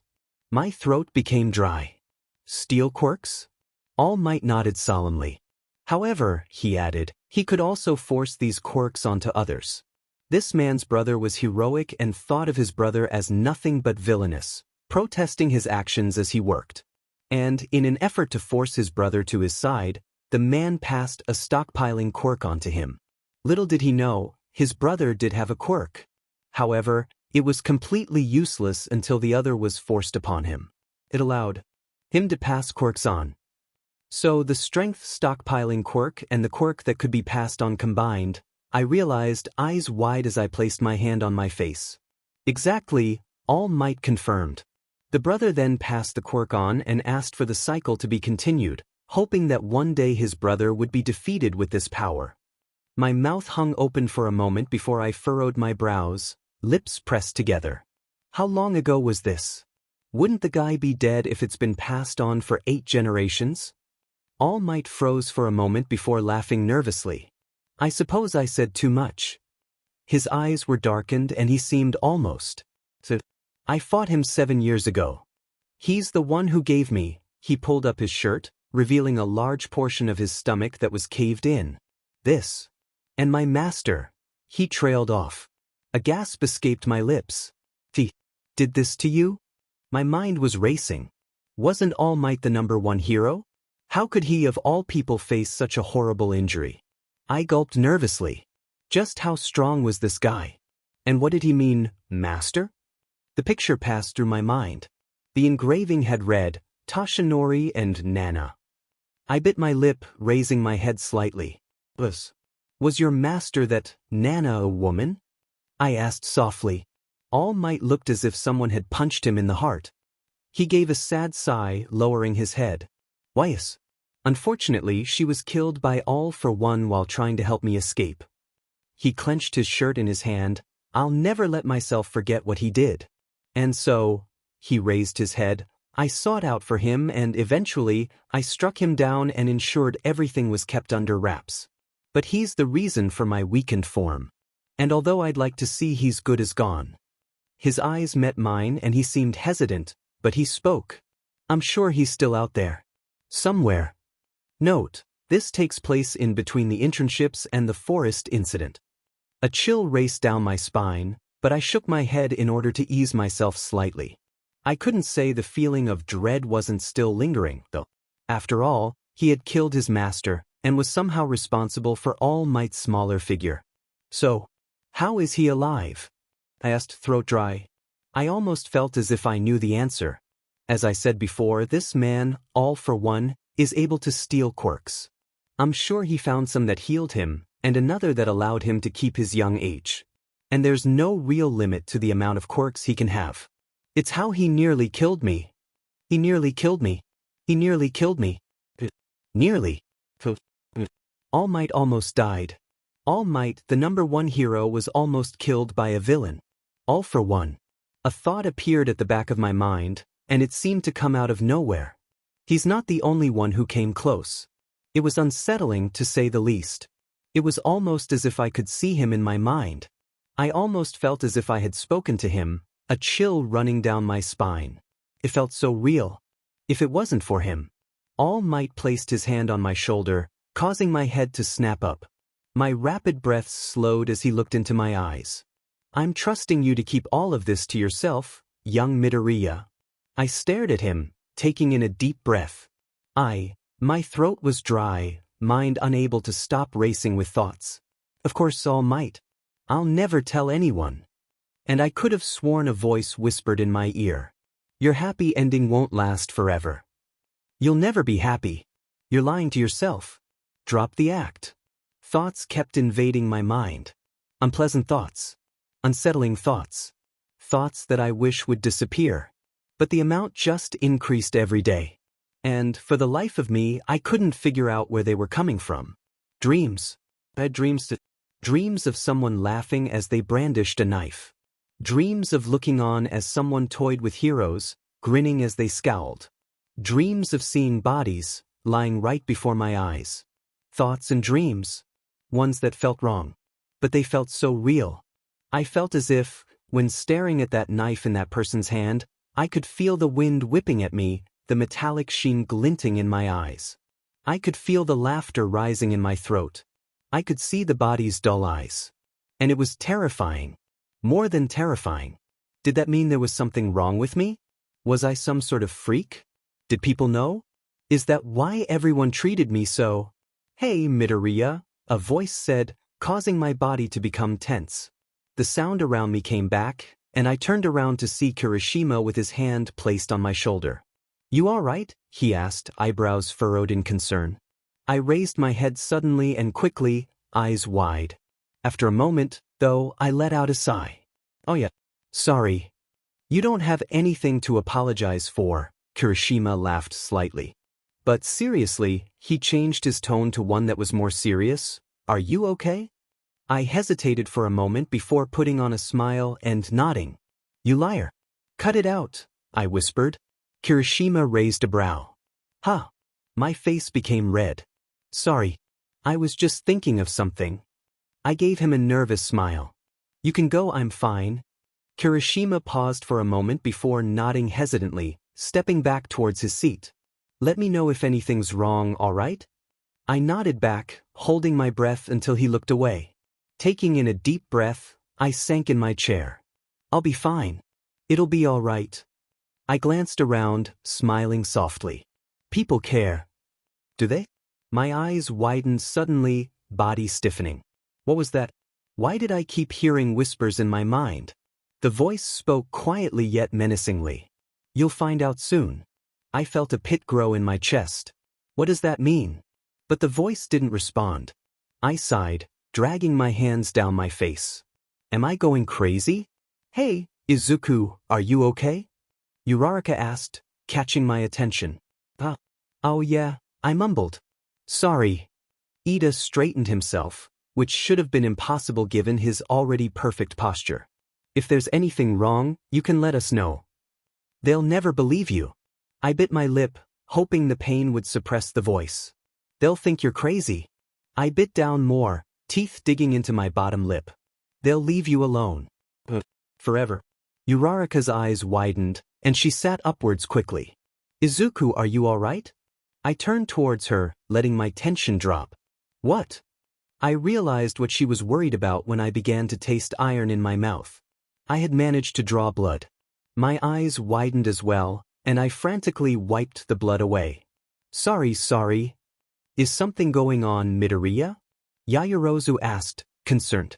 No, lied, laughing nervously. I'm totally fine. Suddenly, an image flashed in my mind. Every one of them lying on the ground, bloody and beaten. I slapped my hands over my mouth, suppressing the urge to puke. I stood quickly, stumbling forwards as I attempted to escape my seat. Who did that? Midoriya? Todoroki furrowed his brows. I shook my head, sprinting out of the cafeteria. Unfortunately, I only made it as far as the hallway before letting everything spill, falling against the ground once I was done.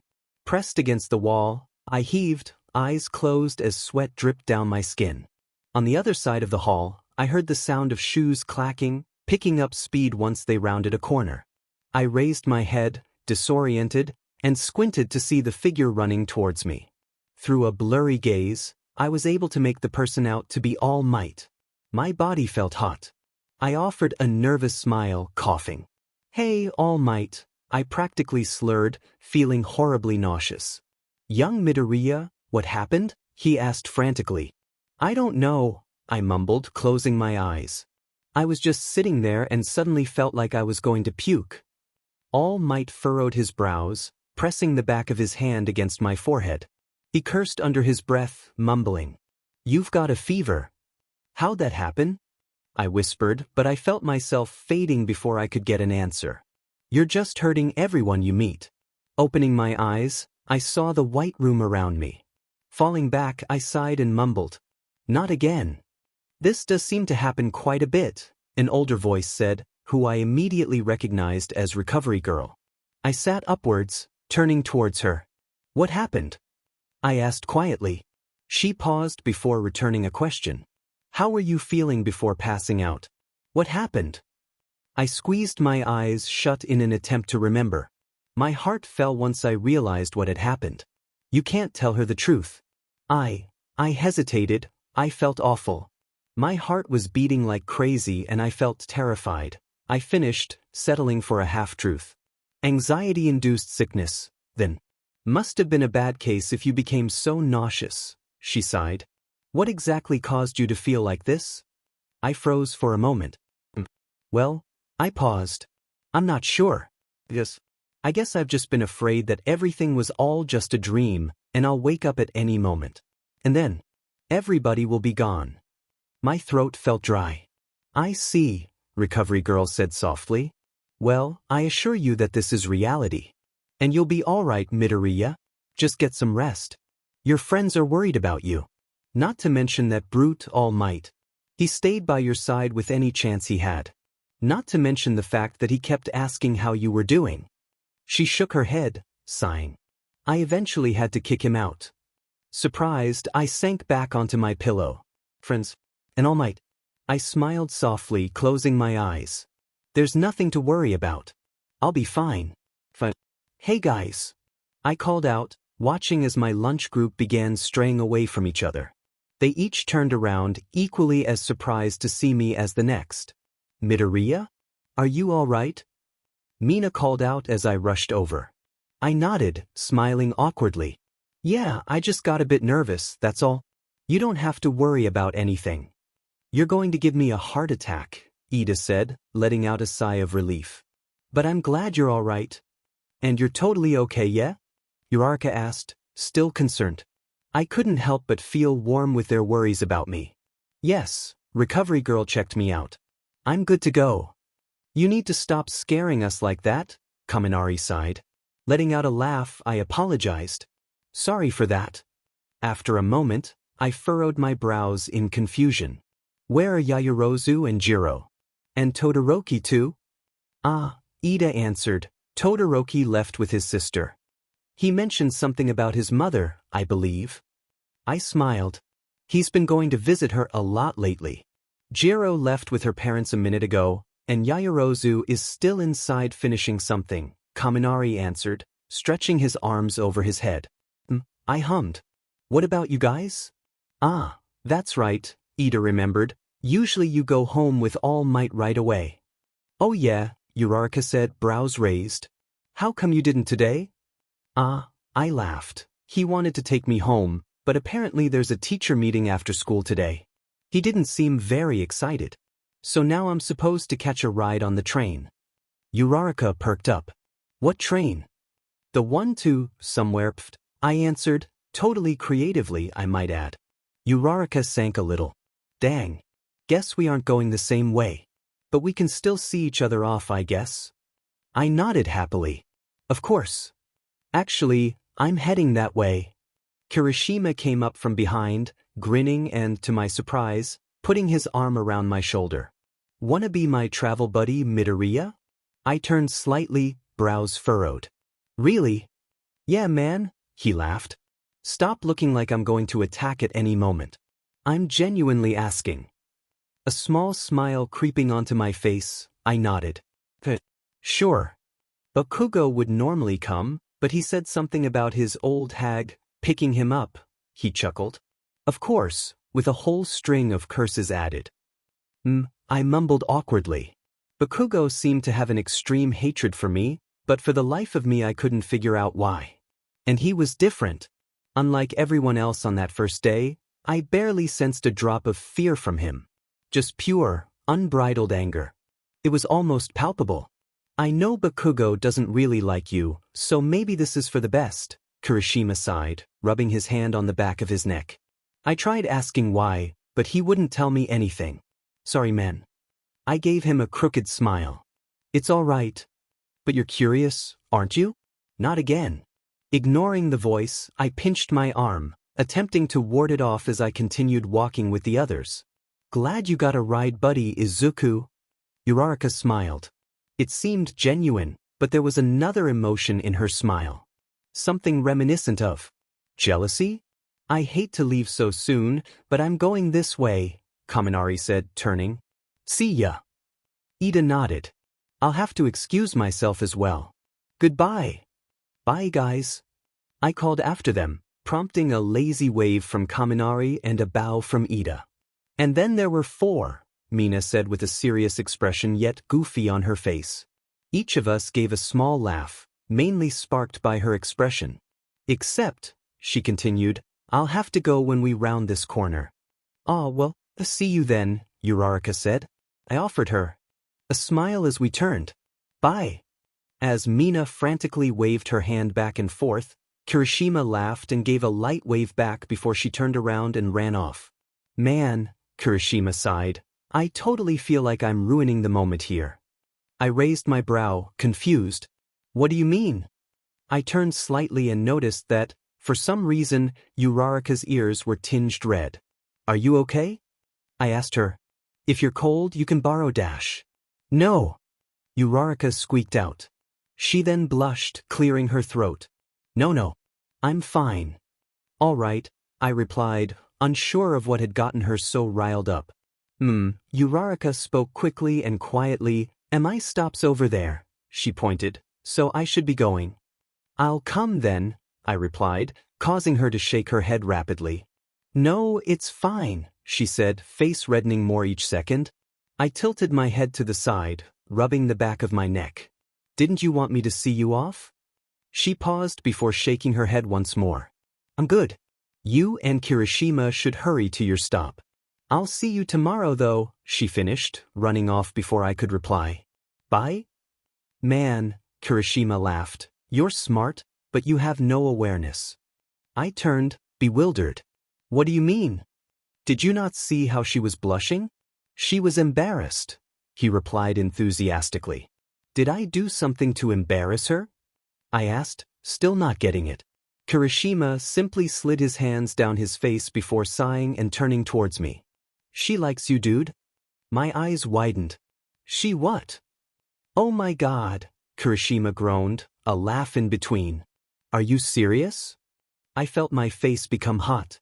But I just thought. Kirishima sighed, patting my back. You really need to learn to pick up on these kinds of things, man. Ignoring my reddening face, he quickly turned.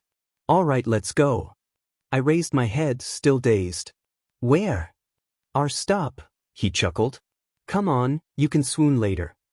Blushing, I followed Kirishima, happily mumbling to myself. However, my mutters soon ceased as whispers exploded around me, causing me to snap my head upwards. All around me, people were staring as I walked, causing me to glance nervously from side to side as I followed Kirishima. I mumbled. Huh. Kirishima turned slightly. His eyes widened at the whispering crowd. Oh, he mumbled under his breath, a curse slipping out. That's right, he sighed. What's right? I asked. He suddenly froze, turning towards me. After a moment, though, he relaxed himself and laughed nervously. Nothing, just come on. And keep your head down. Confusedly, I followed his directions and he took my hand in his, dragging me along. Once we got on the train, Kirishima let out a sigh of relief. However, he quickly became tense again. It didn't take a genius to see that we, or rather me, specifically, were being watched. A little birdie told me that the little villain known as Death was attending you, Jiren said, taking a puff of his cigarette. It was plastered all over the news. Shigaraki rasped, taking a drink. That little brat has caused us so much trouble, and now he's gone and got himself mixed up with the heroes. Jiren grinned smugly. But I bet you didn't know about the rumors.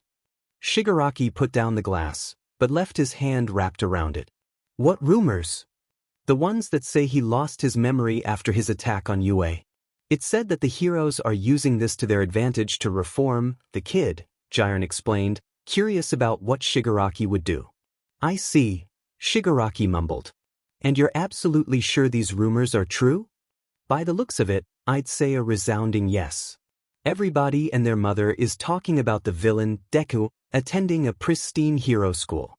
I just wonder how the kid hasn't seen anything yet, he mentioned, blowing out another stream of smoke. Shigaraki leaned against the palm of his hand, careful to keep his pinky up.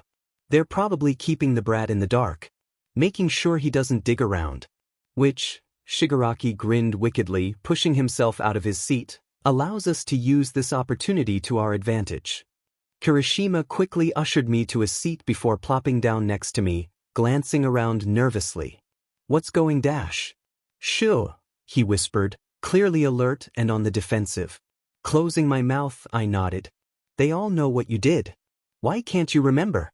My head snapped upwards as the voice seeped through my mind. What? They all hate you. Can't you see that?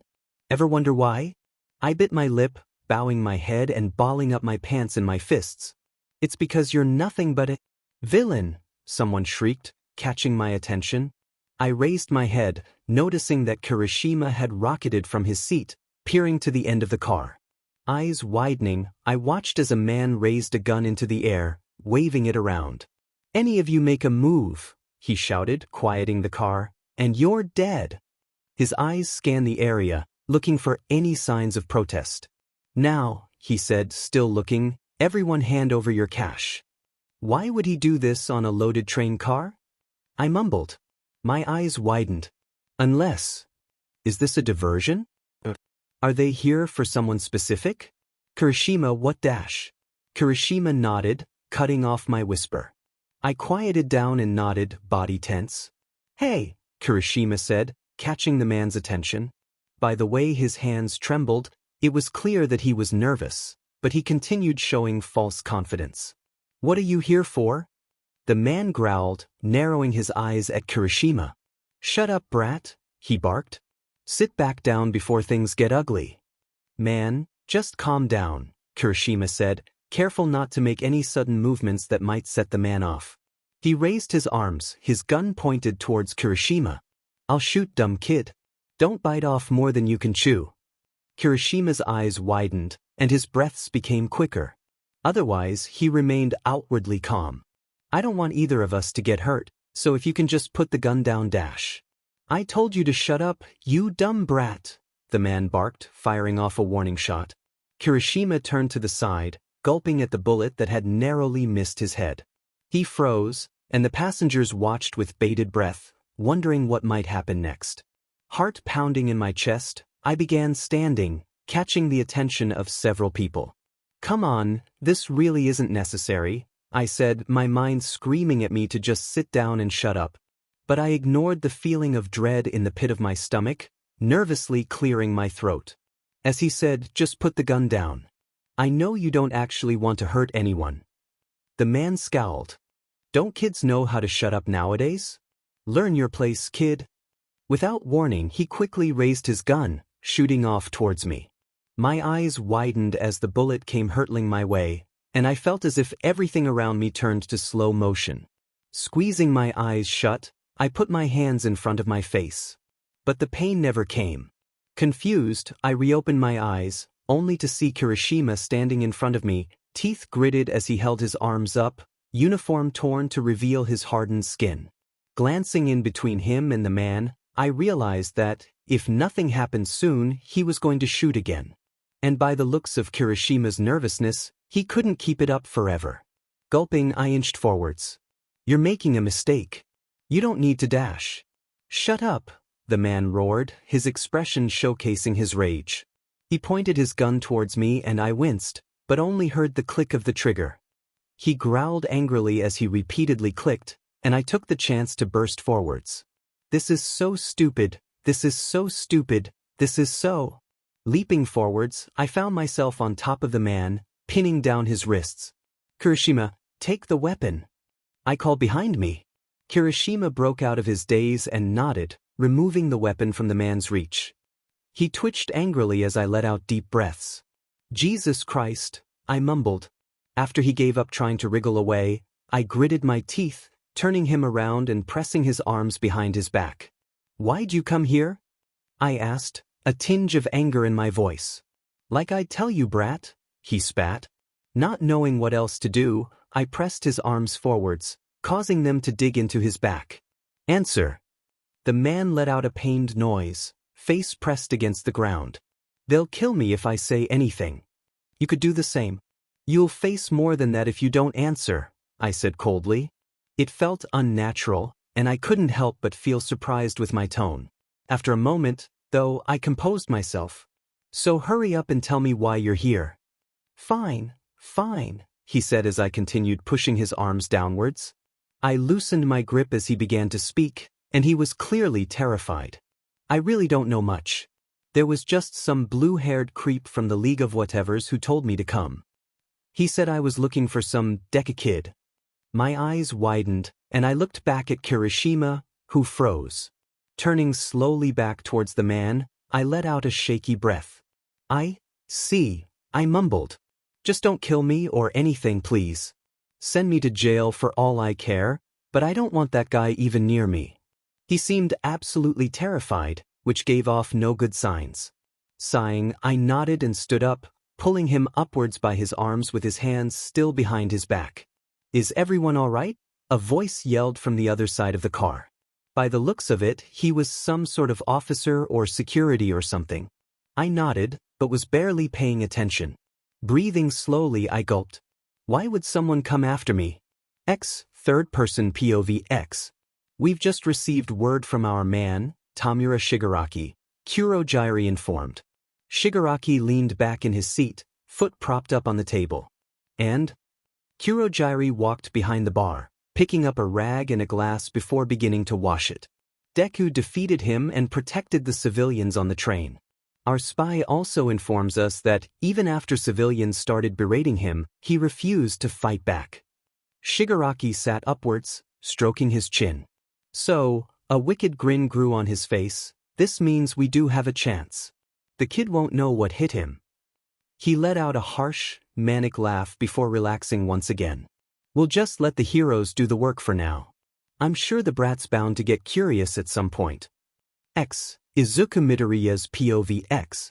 Passing the man off, I sat down, shaking.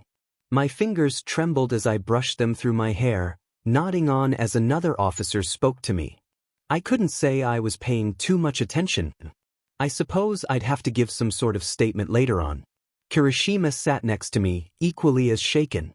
Man, he spoke quietly, that was terrifying. You didn't seem as scared as someone might expect, though, I mentioned, though my voice was a low mumble. Well, it's not my first run-in with villains, he sighed. I froze, turning towards him. What? Never heard of the USJ incident, then? He asked. I shook my head. Well, to put it simply, our class, 1A actually, went on a field trip to the unforeseen simulation joint, where we were supposed to have rescue training. Before we could even finish the explanation, though, the League of Villains attacked. I felt a pang in my chest. I swear I've heard that name somewhere. They weren't too organized, mainly some lower criminals, but they did have this guy who could create portals, one who could disintegrate everything he touched, and some mutant that could rival All Might's power. My eyes widened. Teleport? Disintegrate? Rival All Might? Kirishima glanced down. Yeah. The teleporting guy moved us all across the USJ, trying to kill All Might. You can't see it since his clothes cover it up, but at the USJ the disintegrating guy Shigaraki, I think, messed up his arm. He's got a nasty scar now. I blinked. Shigaraki. I know that name. I asked, who is this Shigaraki? I think he's the League's leader or something. Actually, he sighed, I think that's who was after you. He's got the blue hair and everything. He seemed a bit nervous. He's hiding something. What? I straightened, stiff. Why would someone like that come after me? Kirishima froze. I don't know, man. He sat still for a moment. Maybe it's because he saw you with All Might or something. He might think you're close and wants to get to you or something. I couldn't help but feel he wasn't telling the full truth, but I brushed it off. My heart fell. I don't want to put All Might in danger. Don't worry, man, Kirishima gave me a toothy grin. Although a bit nervous, he seemed genuine. All Might ended up kicking them out of there. Even the guy who was supposed to be as strong as him. I bit my lip, nodding. But you don't know about his condition. Kirishima offered me a smile, placing his hand on my shoulder. It's all right, man. Nobody will let anything happen to you. Heck, he laughed. Even Aizawa-sensei put his life on the line. The guy came in next class wrapped up in bandages. That's how you can tell he really does care, he rambled before finishing. Anyways, my point is that all of the teachers at UA are like that. They won't let something bad happen on their watch. Tension eased a bit, though I couldn't say I was exactly relaxed. Everyone may re-enter the train, a voice said over the intercom. I raised my head, blinking. Guess they finished everything up. Kirishima nodded, and we both stood to enter. However, someone stood in front of the door, blocking us. Hey man, Kirishima stepped forwards, let us in. The man shook his head, glaring at me. There's no way he's coming back in here. I furrowed my brows in confusion, and Kirishima looked almost angry. Why not? He asked with a forceful tone. He scowled. You know exactly why. He just saved your lives, he yelled, even making sure to look behind the man. Is this how you treat someone who does that for you? You should be treating him like a hero. Seeing that the man's mood was only dropping, I stepped forwards, placing my hand on Kirishima's shoulder. Hey, it's okay. I can just dash. No, Kirishima said. This isn't cool. He turned his attention back towards the man. Now let us in. You have no right to keep us from getting inside. The man narrowed his eyes. It's my right to safety. Who cares if he took that guy down? He glared at me, jabbing his finger my way. He was the one who brought him here. A lump caught in my throat. He's not wrong. Really, Kirishima, I'll be fine, I said, trying to get him to drop the issue. It really is my fault.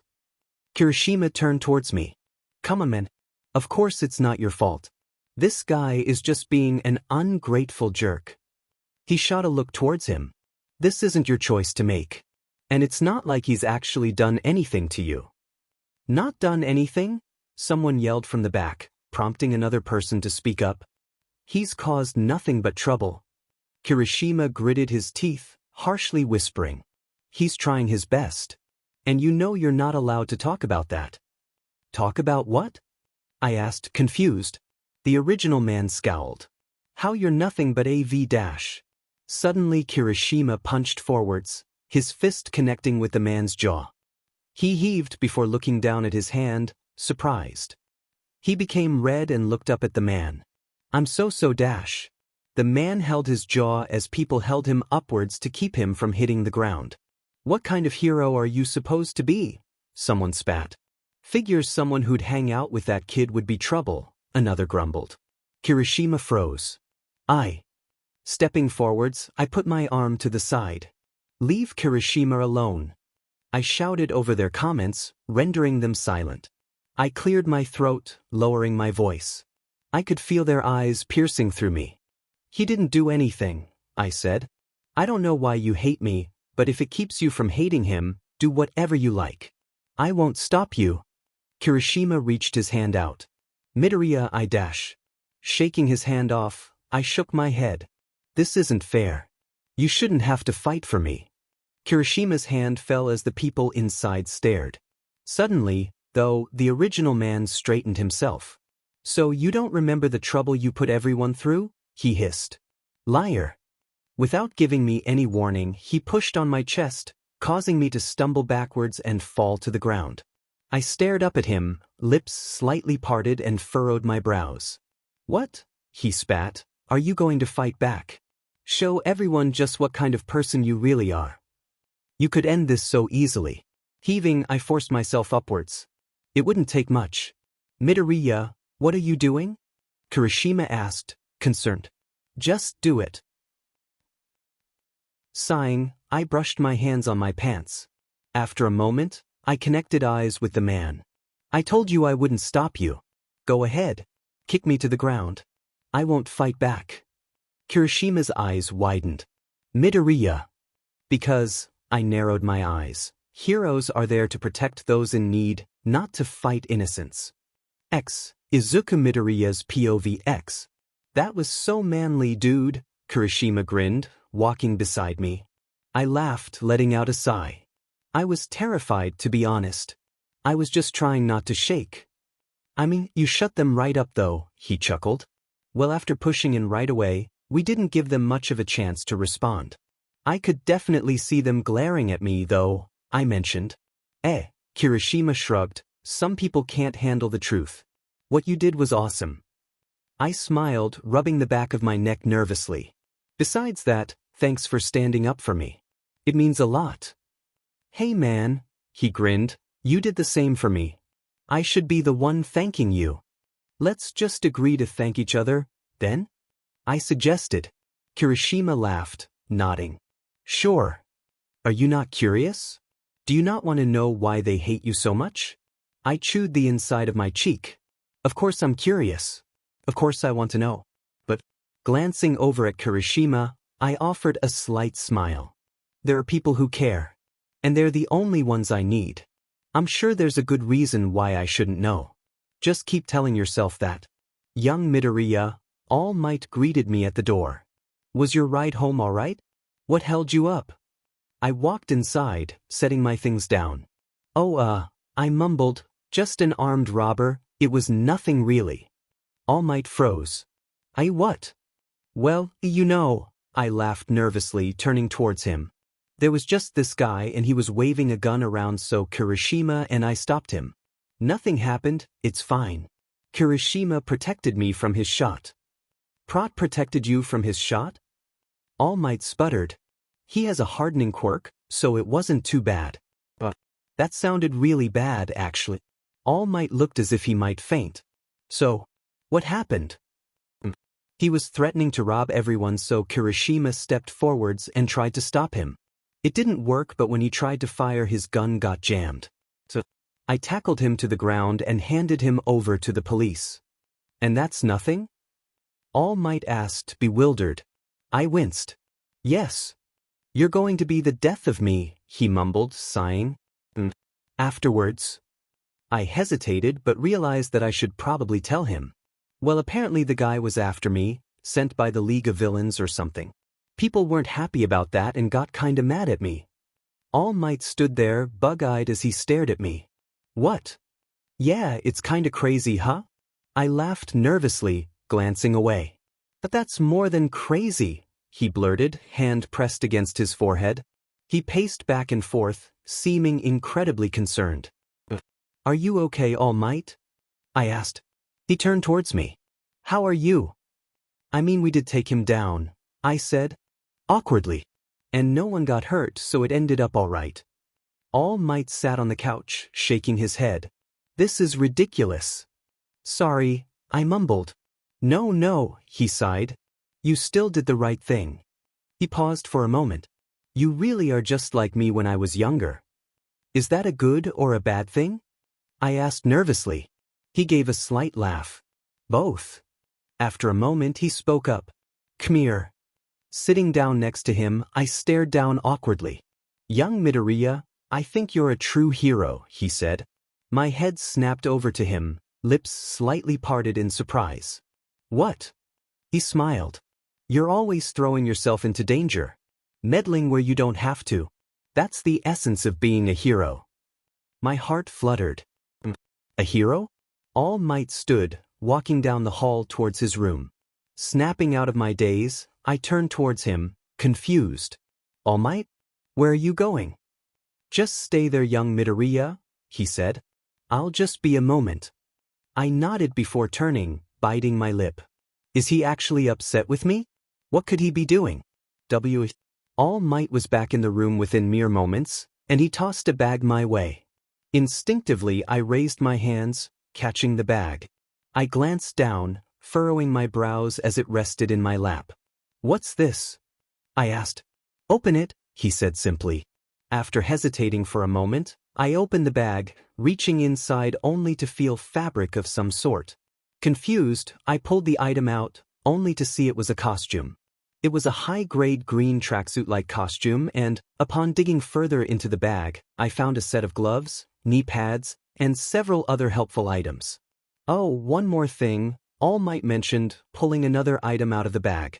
He handed me a metallic mask, grinning. It's got tons of great tech in there. A ventilator, night vision enhancers in the foldable eyeglasses, stuff like that. He laughed nervously, I saw that you were writing in my old hero book. I became red. I'm so sorry, It's fine, he smiled. It's good that someone's using it, at least. I saw the immense detail in your work, by the way. It's quite impressive. You do well for yourself as an analyst hero, he mentioned, causing me to smile and scratch my jaw nervously. But I also noticed a sketch in your book. I assumed it was a hero costume you had hoped for. I took it upon myself to ask for a few adjustments to make it actually work in the field and prevent it from being so easily damaged. I hope you don't mind. I shook my head, breath caught in my throat. Not at all. And, he smirked, don't think I didn't notice the resemblance to someone I might know. Little fanboy, he laughed. Once again I blushed, mumbling to myself. But with this, All Might offered me a grin. You can truly become a hero. What do you say, young Midoriya? I stared at him, gulping. After a moment, though, I laughed, wiping away joyful tears that fell from my eyes. I think it's perfect. Thank you, All Might. It'll only hurt worse when you're gone. X. Izuku Midoriya's POV X. At the library, I searched for heroes as usual, notebook beside me. As I scanned the page, my eyes drifted to an article, with a familiar picture catching my attention.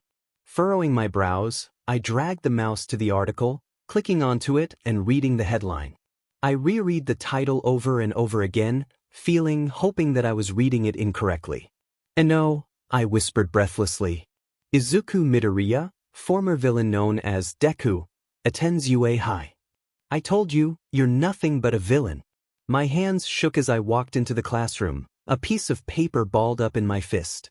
Midoriya, Aizawa glanced up. You're late. You don't need to keep up this charade anymore.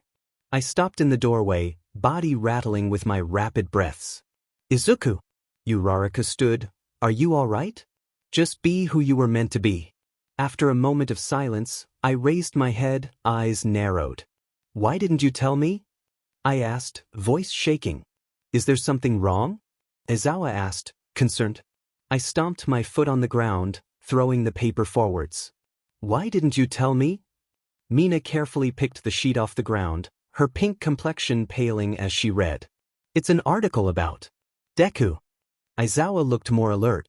Where in the world did you find that? It was on the news, I said, anger bubbling up inside me. Why would you hide something like that from someone?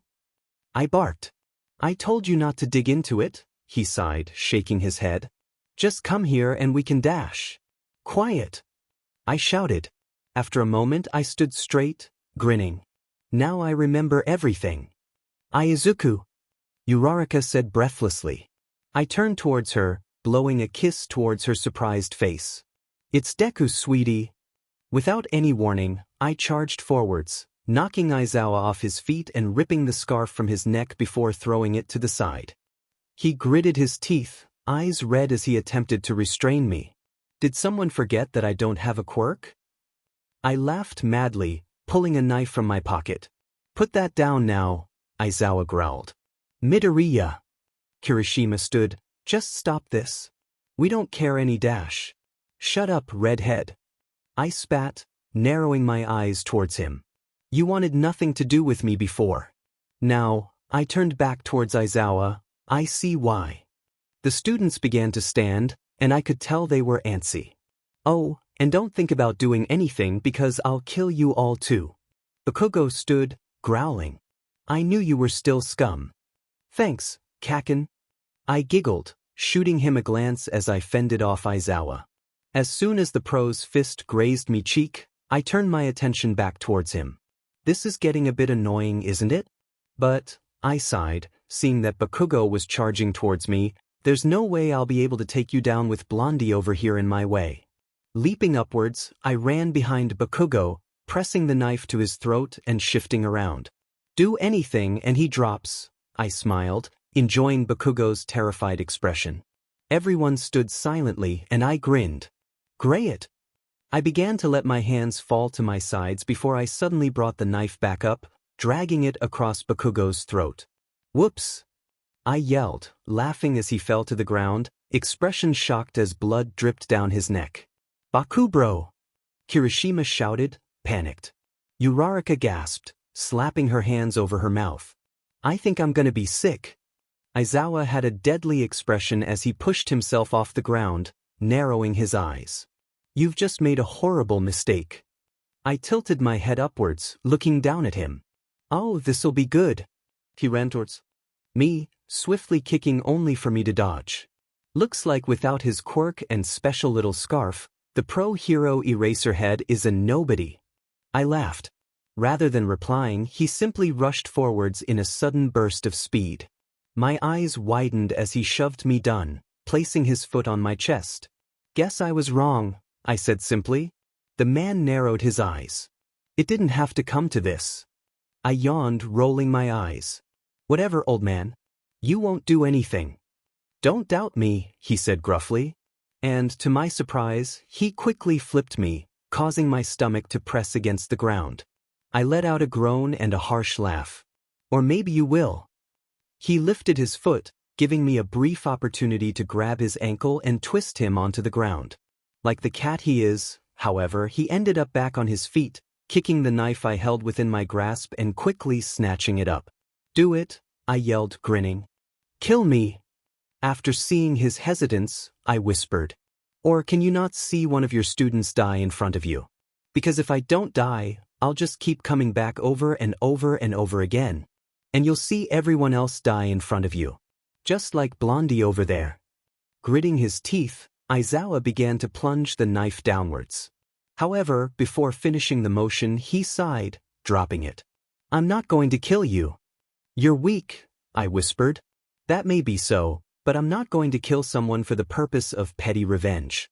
Besides, he sighed, turning towards the blonde. He was too loud anyways. Bakugo's head suddenly snapped up, What? Aizawa suddenly dropped his grim look and replaced it with a deadpan expression, turning towards the camera. April Fools, problem children. Bakugo furrowed his brows, growling. Were you serious? After Aizawa ignored him, going for his coffee, he pushed himself off the ground and wiped the fake blood away. And why'd I have to have this loser kill me anyway? He asked angrily, jabbing his thumb in my direction. Come on, Baku bro, Kirishima put his arm around the blonde as he stood. It makes sense for this story. Whatever, you're just an extra here anyway, he grumbled. I mean, Mina mentioned, you kind of are too. Shut it, Pinky, he barked. I pushed myself off the ground, panicking. Come on guys, please don't fight. Shut up, Deku. Bakugo barked. Aizawa sighed, pinching the bridge of his nose. I don't get paid enough for this.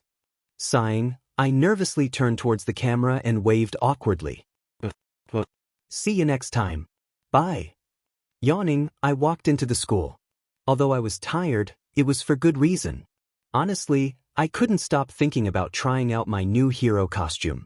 And even more than that, I hadn't heard the strange voice since the night before. Izuku, a voice chirped behind me, causing me to jump. Turning around, I glanced behind me, blushing at who I saw. Oh, hey Uraraka, I laughed, rubbing the back of my neck nervously. Tired? She asked, walking with me. I nodded, a soft smile on my face. I was really excited for today. After a moment, I felt the tips of my ears heat up. But is it really that obvious? I asked, turning towards her embarrassedly. She gave a slight laugh. Well, you just seemed kinda out of it. I assumed it was because you were tired for some reason. Oh, she remembered. How was the ride home yesterday? Did everything go all right? I smiled nervously. If you can call a train robbery going all right. Her eyes widened, and I moved my hands frantically back and forth. No one was hurt or anything. I was a bit scared, but Kirishima and I handled it. The guy's in jail now. Uraraka blinked at me before shaking her head and mumbling under her breath. I can't believe you don't see how amazing you are. I leaned my head towards her slightly. What was that? Nothing. She began laughing nervously before it reduced to a soft cough. After a moment, she cleared her throat with a reddish face and continued. Anyways, is there a reason you're so excited for today? A large grin spread across my face. You'll see in All Might's class. Uraraka raised a brow. Oh. I laughed. I can't tell you yet or it wouldn't be as cool. She smiled. I can't wait to see then. Must be awesome if you're so excited about it. Yeah. I rubbed the back of my neck nervously, blushing. I mean, I'm sure nobody else cares as much as I do, but I'm happy, you know? All that matters is you're happy, right? Uraraka offered. Though, I bet it'll be awesome. I hope so, or I'll feel like I hyped this up for nothing, I laughed. I mean Dash. Hello there. A familiar voice called out, footsteps nearing us quickly. Turning around, I saw as Ida sped up to us, waving. Laughing, I turned as he joined us. Hey Ida. How are you too? He asked. I apologize I didn't join you sooner. I was helping the teachers with my extra time. I'm great, I replied, smiling. Is there a specific reason? He asked curiously. Uraraka laughed. He won't tell until All Might's class. I can respect a surprise, he nodded, hand on his chin. Oh, by the way, what did you mean by extra time, Ida? I asked. He turned his head towards me. I pride myself on getting to school early every day, he grinned, hands on his hips. How early? Uraraka asked. Oh, usually around 45 minutes early, but sometimes an hour or so, he replied casually. Uraraka and I exchanged glances before turning towards Ida, eyes wide. He furrowed his brows. Is there something wrong with that? No, I smiled awkwardly. It's just that it seems pretty wearisome. Don't you get tired? Nonsense, he shook his head. UA is a prestigious academy and I am lucky to go here. I must be prepared for learning extra early every day. Uraraka and I laughed along to Ida's continuous praise of UA, and the three of us continued chatting on our way into school. Honestly, it was the happiest I'd felt in a while. Everything was going perfectly. It's strange how, even after situations that spark pure joy, negativity can rear its ugly head and ruin everything in an instant. As my feet pounded against the cemented floors, I grinned, excited to be in my new costume. The outfit fit perfectly and was everything I could have dreamed of, and I got to wear it. "Hey, Izuku." Uraraka waved at me, smiling. "You're here." Tossing a smile back, I stopped next to her, taking in deep breaths. "Hi, Uraraka." "Oh, hey." She looked at me up and down, letting out a slight gasp. "Is this what you were so excited about? That's so amazing, Izuku." I nodded, giving a slight laugh. No, it's not anything super extraordinary or anything, but I was really excited." No, she smiled, causing my heart to beat a little faster. "I'm happy that you finally got a hero costume. I know you've been wanting one for a while." As I felt my cheeks heat up, I heard another voice from nearby. "Hello, Midoriya." Ida walked up to me, glancing up and down as well. "I see you've finally gotten a costume. Congratulations. That's one of the first steps to becoming an amazing hero," he said cheerfully. "Thanks, Ida," I chuckled. Though, as I spoke with the two, I couldn't help but feel as if I were being watched. "All right, students." All Might grinned, grabbing the class attention. "It's time for our training exercise." The man waited for everyone to be quiet before continuing. "Do you all remember the first exercise your class completed?" Aside from Midoriya, of course. "Yes, sir," the class replied all at once. "Great," he grinned, "because we'll be completing this exercise again." A commotion rose amongst the crowd, clear confusion on the faces of many. "All Might, sir." Ida raised his hand. Once All Might nodded at him, he asked his question. "May I ask why we'd be doing the same exercise? How would it be beneficial for us to do the same thing? Maybe we'll get different partners so we know how to work with other people too?" Ojiro suggested, and for some reason he seemed a bit worried. "Great question, Ida." And Ojiro, "Good guess, but no," he said, "we'll be doing the same activity we completed once before." After seeing the confused faces of the crowd, he continued. "Like last time, you'll be placed on teams of villain versus hero. You'll be with the same partners as well. To put it in simple terms, today we're testing your growth." "Oh, that makes sense," Uraraka commented. "Yeah, we'll see how our strategy changes and stuff." Mina agreed. "Exactly, my students." All Might grinned triumphantly. "Now, since young Midoriya is with us," he glanced towards me, "we don't need to have anyone do an extra round. Instead, Uraraka, who was without a full partner last time, will be partnered with you, all right?" My eyes widened slightly, and Uraraka and I exchanged a glance. As she smiled at me, I felt my cheeks begin to heat up. Why, sir?" I replied nervously. "All right," he grinned. "You'll be pitted against the team she fought last time, Team D, Bakugo and Ida." Although I was happy to be with Uraraka, my heart suddenly fell. I wasn't exactly sure why, but I felt strong malice coming from the blonde, and I was almost positive I had caught him staring at me before. Not to mention, his interactions with me had all been relatively aggressive. "Why, yes, sir," I said more quietly, nodding. "Great. Now, the only thing that's changed this time was the order of the fights. Worry not, because I've already decided on which matches will go first." Although I kept on a smile as I stood next to Uraraka, I couldn't help but gulp. I could almost feel his eyes piercing through me. It was almost as if the boy wanted me dead. The first matchup, All Might announced, will be Todoroki and Shoji versus Ojiro and Hagakure. I couldn't help but let out a sigh of relief. I was safe. At least for now. As I stood in the observation room, I couldn't help but worry about my match.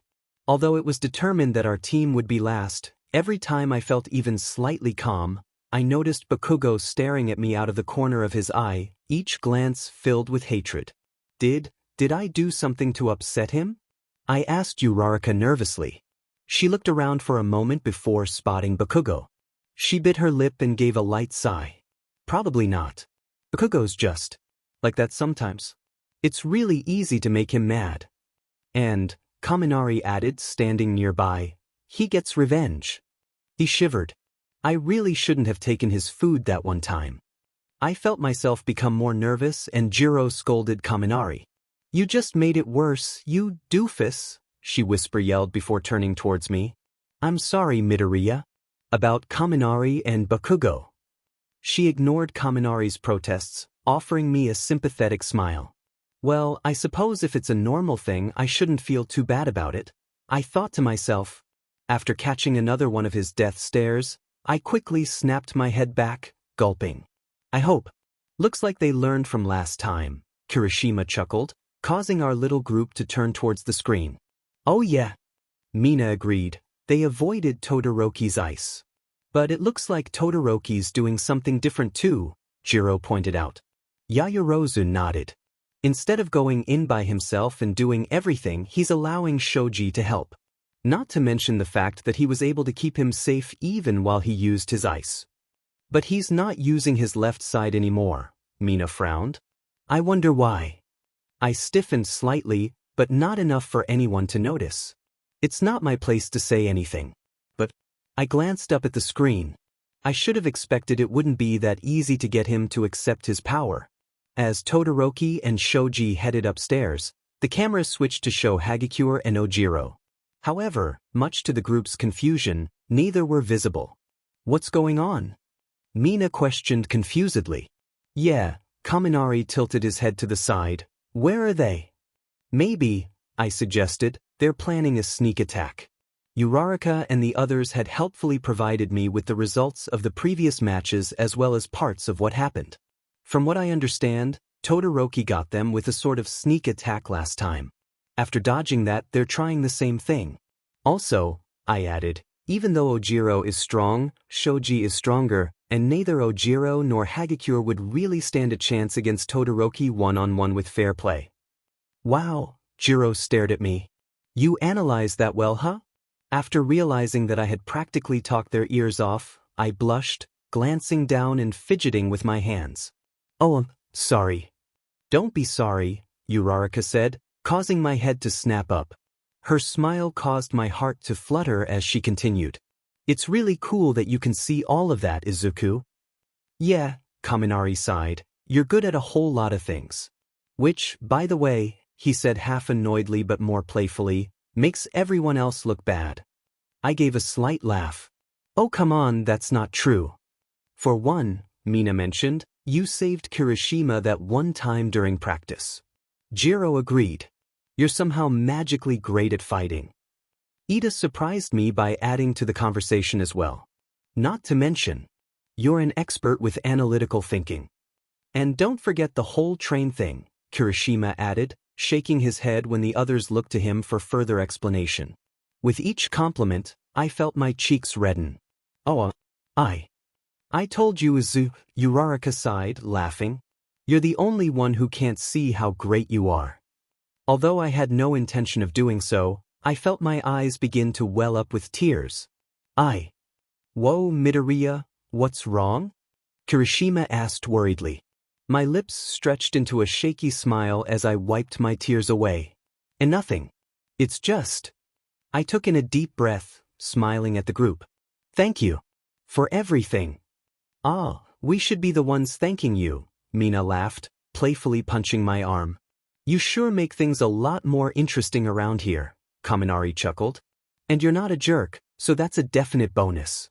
Uraraka smiled sweetly. Yeah, Izuku. You deserve the praise. Don't feel down, Kay? I smiled, nodding. Okay. The round is over. All Might announced, breaking our attention away from the conversation we'd been having. The hero team wins. Turning towards the screen, I saw Ojiro sighing, albeit with a smile on his face as Todoroki unfroze him. What happened? I asked curiously. Ojiro and Hagakure managed to catch Shoji and Todoroki off guard. Yaoyorozu piped up, but Shoji was able to overpower Ojiro after he caught him from behind, also inadvertently distracting Hagakure and allowing Todoroki to escape from there. Ida nodded. After that, Todoroki simply froze the two of them. Aw, poor guys, Mina sighed. I was kind of rooting for them. I don't think you should feel sorry for them, I commented, explaining myself nervously when the little group looked over. What I mean is, they had a whole new strategy and used it. Of course there was more they could have done, but at least they learned. And they don't look all that upset about it. Both teams grew from the match and I trailed off. Kirishima put his hand on my shoulder. You're so manly, Midoriya, he said, sniffling. I looked at him worriedly. Wait, what? Are you okay, Kirishima? Yeah, man, he nodded, a single tear falling down his face. Don't worry about it. Okay? I said confusedly, which was followed by equally as confusing laughs from everyone else. I furrowed my brows. Guys? Izuku, you're great, you know that? Uraraka laughed. The rest of the rounds proceeded similarly, with each group improving on their strategies and, to the surprise of some, different teams won the second go-around. Wow! Mina grinned, jumping into the air excitedly. I didn't know I had gotten so much stronger. I've always been fabulous, Aoyama nodded, but I felt as if I sparkled more than usual, somehow. Tsuyu put her finger on her chin. I guess that's why All Might had us do this. It wasn't a bad idea after all. Although All Might looked a bit offended for a moment, he grinned, laughing. Of course. I wouldn't do anything for no reason. The whole purpose of this exercise was to allow each of you to discover how far you've come along and to employ new strategies to take down the opponents you thought were impossible to defeat. After the students nodded and grinned in agreement and the noise quieted down, All Might glanced towards Uraraka, Ida, Bakugo and I. Now, he grinned as a sickening feeling brewed in my stomach. Time for our final match. Hey, Izuku, Uraraka smiled awkwardly, noticing my nervousness as we stood outside our set building. It'll be all right. Calm down a bit, MK? I turned towards her, giving a strained smile. Sorry. I'm just a bit worried. Remember, Izuku, Uraraka reminded me, this is a hero course. Even Bakugo wouldn't go too far as to kill you or anything. I felt my heartbeat slow as I let out a shaky breath. All right, I nodded. After a moment with my eyes closed, I turned towards her, smiling. Thanks, Uraraka. She gave me a semi-surprised look, a light blush dusting her cheeks. Oh, it's really no problem, he laughed nervously. Anyways, she turned towards the building, we probably should think of a plan. Right? I nodded, putting my hand on my chin and glancing down. I don't know much about either Bakugo or Ida, but I have a basic idea of their quirks. Also, considering how Bakugo didn't seem so fond of me, I'm assuming he'll come straight for me. Ida will be forced to cover the bomb after that. So, while I'm distracting Bakugo, it'd be better if you could sneak upstairs and attempt to reach the bomb or wait for me. Uraraka stared at me, blinking, causing me to blush. Oh, I rubbed the back of my neck. Sorry, I didn't mean to ramble. The girl surprised me by smiling. No, you're just really smart is all. Anyways, she didn't pay much attention to my raised brows. You're right. We need to be ready for this. Neither of them will give up easily. And we're a team too. We can win this. I nodded, clenching my fists. Yeah. Alright, heroes. The 5 minutes are up. All Might announced over our communicators. Get ready. Get set. Go. Uraraka and I exchanged a silent nod before heading towards a nearby window, as to not tip them off by going through the main entrance.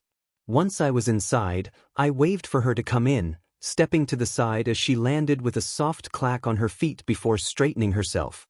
How long do you think it'll take for him to come? Uraraka whispered. I shrugged to avoid too much talking. Depends how far they are. As if on cue, as soon as the two of us stepped around a nearby corner, we began to hear something barreling down the hallway. I think that's him, I gulped.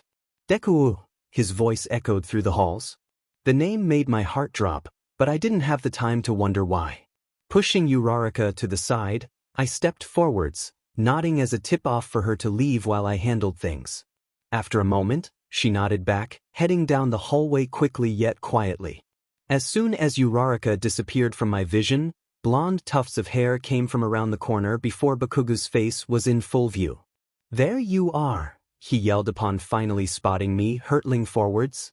Just before his fist reached my face, I leapt to the sides, causing dust to fly up around us. Putting my arm over my mouth to prevent a coughing fit, I found my way out of the smoke, watching from the outside as it cleared. He wasn't holding back. What if? Before I could continue my thought process, Bakugu growled, running forwards. It won't be that easy, you nerd. When he came near, he threw his right fist towards me. My eyes widened as I saw my hand clenched around his fist. What the? I mumbled to myself. Bakugu narrowed his eyes, tearing his hand away. How did you know I'd do that? He asked accusingly. I blinked, flexing my hand. I don't know. He scoffed. Whatever. You just got lucky, you useless nerd, he barked.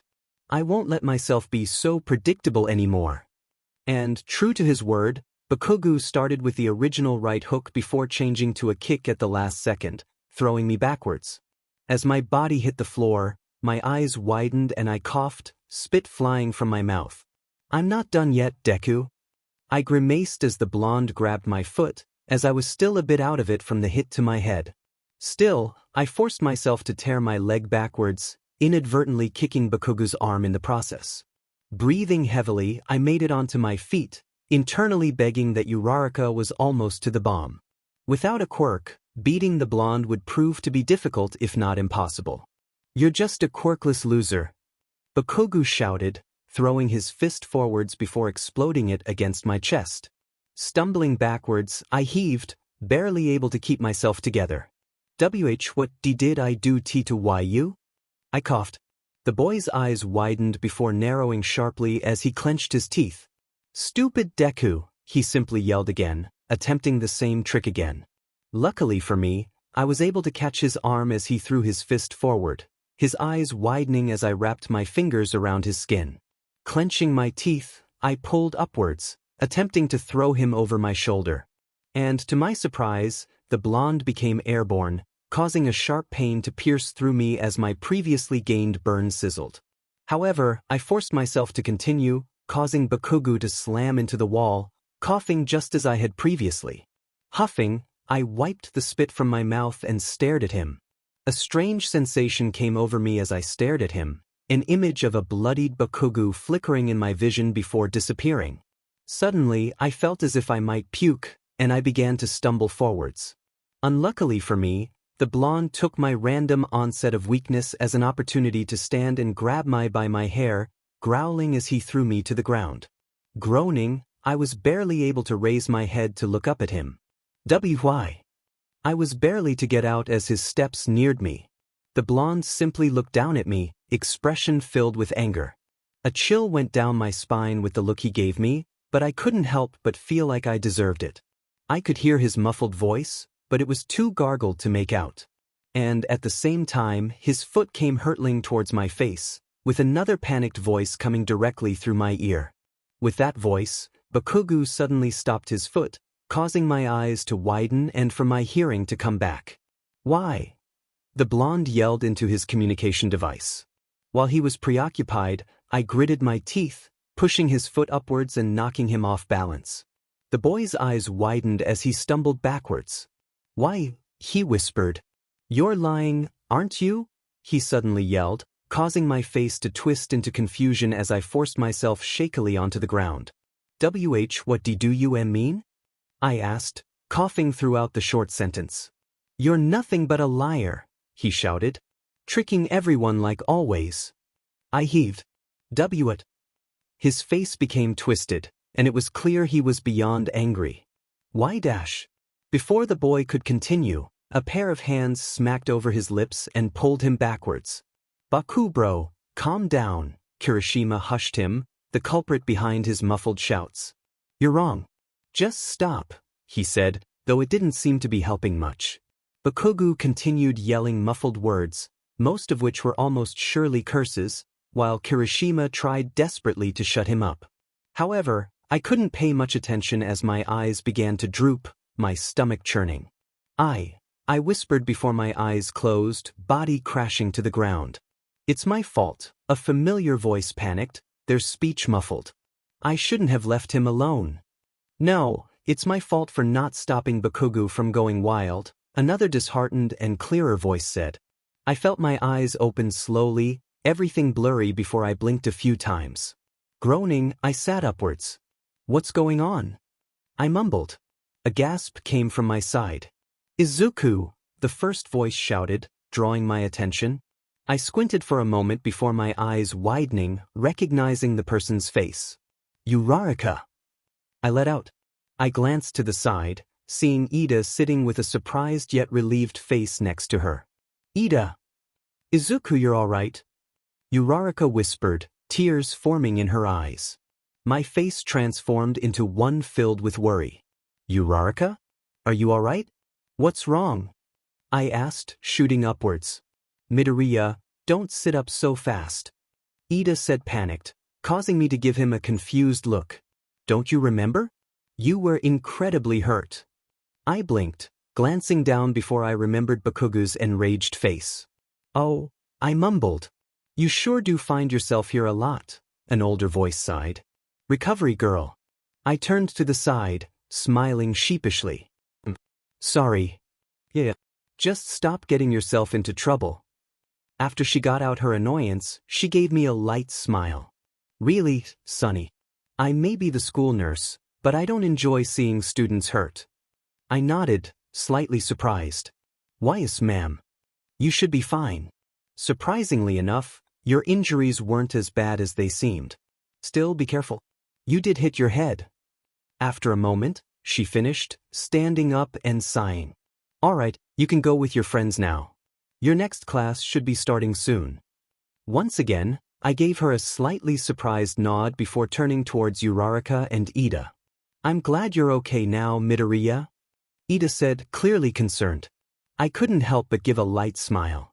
Even though the boy could definitely go a bit overboard with rules and such, he cared. I was so worried. Uraraka put her head in her hands. I shouldn't have just left you there. No, my eyes widened as I shook my head. It's not either of your guys' fault. I was the one who told you to leave. And Ida, I faced him, you had no way of knowing what Bakugo would do.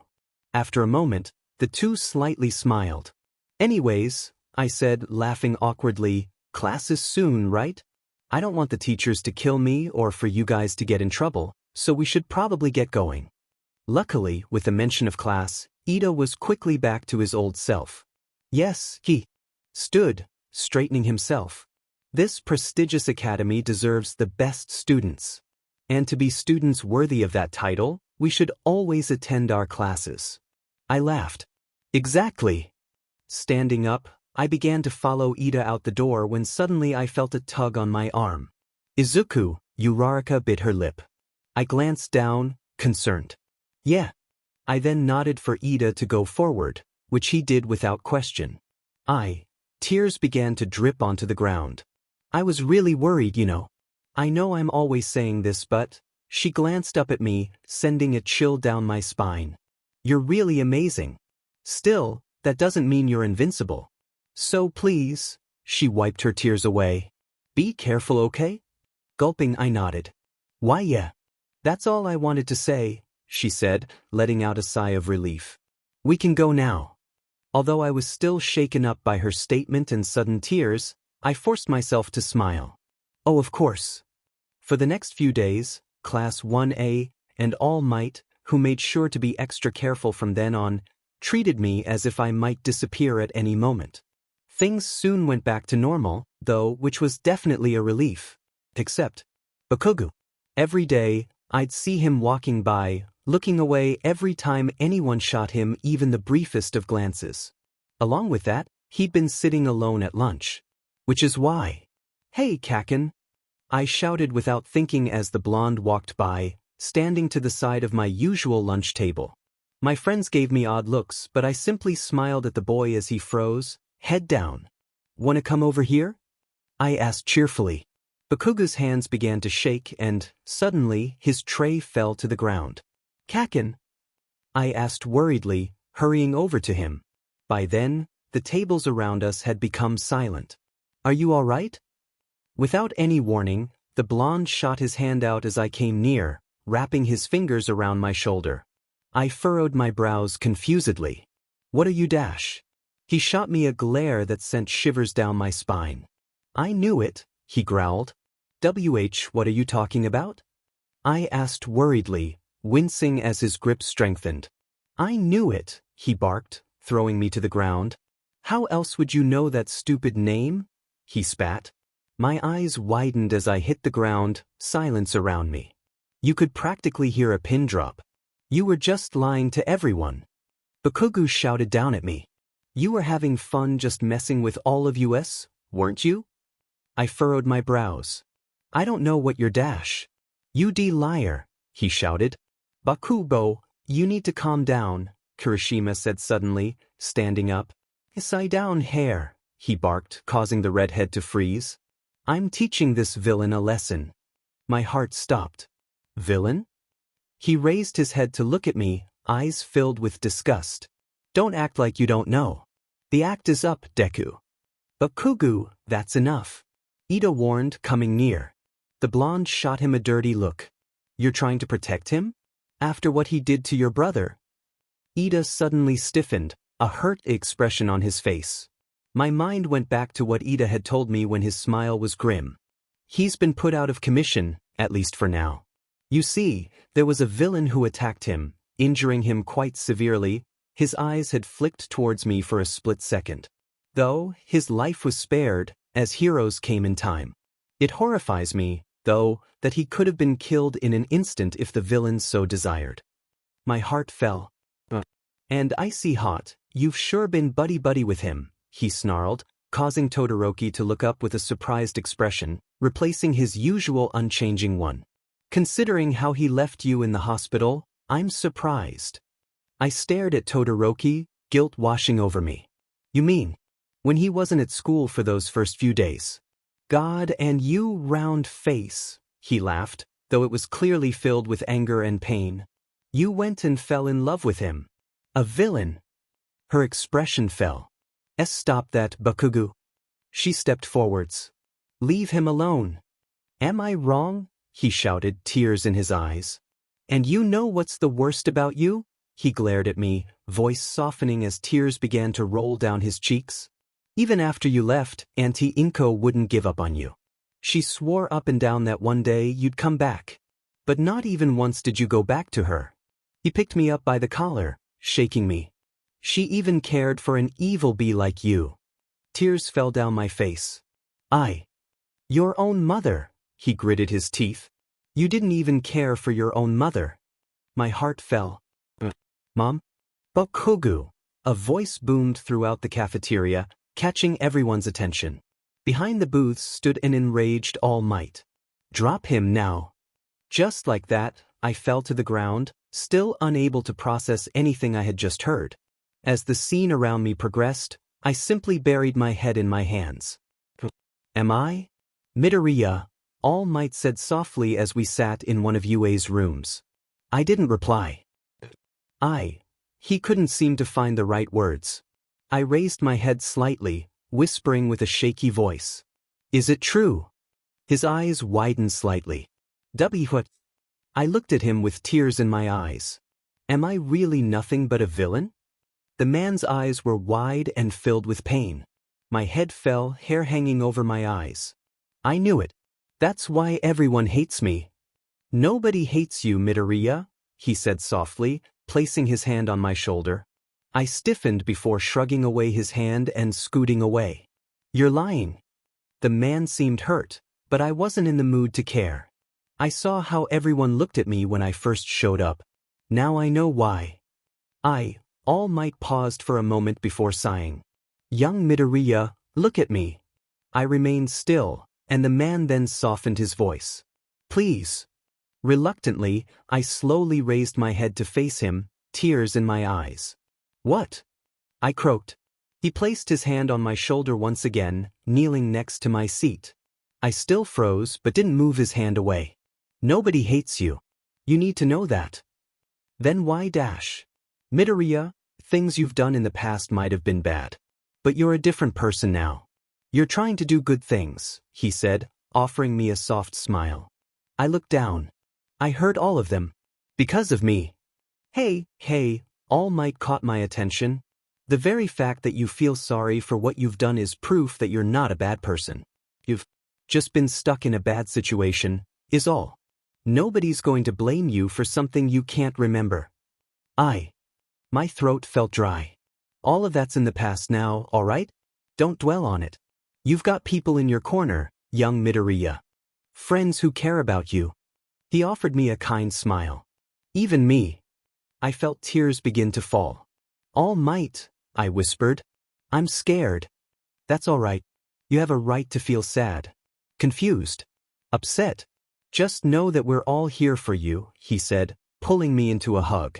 Now you're just a normal kid. Remember that. A mixture of emotions swirled around me as I shakily reached my hands behind the man before crying into his shoulder. I'm sorry. Thank you. He smiled softly. It's all right, young Midoriya. Stepping through Yue's entrance, I felt a shiver travel down my spine. Hundreds of pairs of eyes pierced through me, whispers circulating around. This feels familiar, I mumbled to myself. Glancing around, I searched for any sign of someone I knew, but I came up short. I supposed it wasn't exactly odd, as I was a bit late compared to my normal time. So, seeing no reason to wait around, I quickly hurried upstairs and to class. Stepping in the room, though, I felt a sort of tense air around me as all eyes turned towards me. It was as if their eyes were searching me, ready for every movement I might make. Awkwardly, I shuffled over to my seat before plopping down, staring at my desk. Maybe coming today was a bad idea. Suddenly, though, I heard a familiar voice chirp a hello to the class, drawing my attention towards the door, where Uraraka stood. A smile spreading across my face, I sighed in relief. A friendlier face. Hey, Uraraka! I called out, causing the girl's eyes to widen. Rather than her normal, cheery expression, though, she froze, face contorted and bright red. Oh, hey Izuku, she laughed nervously. Class is starting soon, so I'm going to my seat. Oh. My smile fell as she turned, quickly heading towards her desk. Okay. I sunk down in my chair, taking in a shaky breath as I ran my fingers through my hair. Everything's fine, I told myself. They all have the right to be a little nervous. I can't blame them. Midoriya, a sharp voice said, calling my attention towards the front of the room. My head jerked upwards, and I furrowed my brows as my eyes fell upon Aizawa. How long was I just sitting there? Please pay attention. My face reddened slightly. Sorry. It's fine, he said, though I'd be lying if I didn't notice the slight hesitancy in his voice and expression. Just make sure not to lose focus. Nodding awkwardly, I sunk down further in my chair. I probably wouldn't have minded if I melted right there on the spot, everyone's eyes practically staring daggers at me. I bit my lip at my thought before shaking my head. It's fine. They're still my friends. They wouldn't try to hurt me. Raising my head, I attempted to pay attention to the rest of Aizawa's lecture. Unfortunately for me, though, my thoughts had other plans and instead went rapid-fire the whole class. As soon as the bell rang, I jumped up from my seat, startling a few people around me. However, I paid them no mind, instead opting to simply grab my things before heading towards the door. Midoriya, a gruff voice said, my body stiffening as a hand was placed on my shoulder. Turning around, I was met with Aizawa's face, his expression showing a hint of concern. Why yes? I replied nervously, shoulders loosening. Aizawa dropped his hand, but searched my eyes for something. After a moment, though, he simply sighed. Are you all right? I hid my surprise and put on a smile. Oh, I'm just fine. Midoriya, you don't need to lie. You shouldn't even be in school right now, he sighed. But All Might insisted that you wanted to come. Really, I won't nag you if you go home to rest and think a little. Or at least go to counseling. You know, he added, Bakugo was wrong about you being a bad person. He's suspended at the moment, so please rest easy. Mr. Aizawa, I caught his attention, keeping up my smile. I promise I'm fine. Please don't worry about me. All Might already talked about this with me last night. I'll be okay. Aizawa looked hesitant, But he couldn't say much else with my persistence. All right, just make sure to tell me or someone else if anything's wrong. I nodded before quickly turning around, heart threatening to pound from my chest as I hid my tearful expression. Of course. Have a good day, sir. And with that, I closed the door behind me, immediately dropping my smile once outside. Biting my lip, I held back my tears. Everything's fine. It'll be okay. Nobody hates you. Nobody hates you. Nobody hates you. Please, don't hate me. My hands shook as I held my lunch tray in my hands, my legs behaving similarly as I practically stumbled over myself as I walked through the cafeteria. I gulped, the attention infinitely worse in such a large area. Everyone there had seen it. They all knew. They all. Izuku. Uraraka's voice said questioningly and hesitantly, causing my head to snap over in her direction. I glanced up and down, surprised to have found myself near my usual lunch table. Oh, I simply said, unsure of what else to say. Sensing the tension in the air, I awkwardly smiled. I'm just going to. Without thinking, I turned around, taking in a shaky breath. I'll go eat somewhere else. It's all right, Midoriya, Ida said, clearly concerned. You can sit here. Nobody's mad at you about yesterday, Kaminari said, seemingly unfazed. It was Bakugu's fault anyway. Jiro flicked the back of his neck, causing him to yelp. You idiot. What? He rubbed his hand where she had hit him, somewhat annoyed. I turned around, eyes searching the table nervously. None of them seemed particularly upset towards me, but my eyes fell upon Uraraka, seeing her red face as she avoided looking at me. But, just sit down, Midoriya, Todoroki said, seemingly oblivious to the situation as he slurped on his soba noodles. Hesitantly, I nodded, awkwardly lowering myself into my usual seat. I saw Uraraka visibly stiffen as I did so, but I tried not to pay much attention to her nervousness. She has a right. I'm fine. I'm fine. I'm fine. Are you doing okay, Midoriya? Yaoyorozu leaned forward slightly, concerned. You're a bit pale. Turning towards her, my expression turned from slight surprise to an awkward smile. Oh, I'm fine, I replied, giving a nervous laugh. Midoriya, Ida said, connecting eyes with me. I don't blame you for anything, all right? Please don't look down on yourself or anything of the sort. I'll be sure not to, I smiled, trying not to cry. You're still our friend, Midoriya, Mina smiled softly. Don't forget that. I let out another shaky breath. Thank you. I was right. I have nothing to worry about. They don't hate me. It's okay. Anyways, moving on from that, Mina said, somehow lifting the tension as she sat up, smiling. Bakugu was somehow right about one thing. My heart fell. What was that? A grin spread across her face as she turned towards Uraraka. Right, Ochako? She playfully poked the girl in the arm, stressing out the syllables of her name. I turned towards Uraraka confusedly as she looked down, face reddening further. What does she mean? I asked. Oh, nothing much, Mina grinned. Except that she loviest dash. No.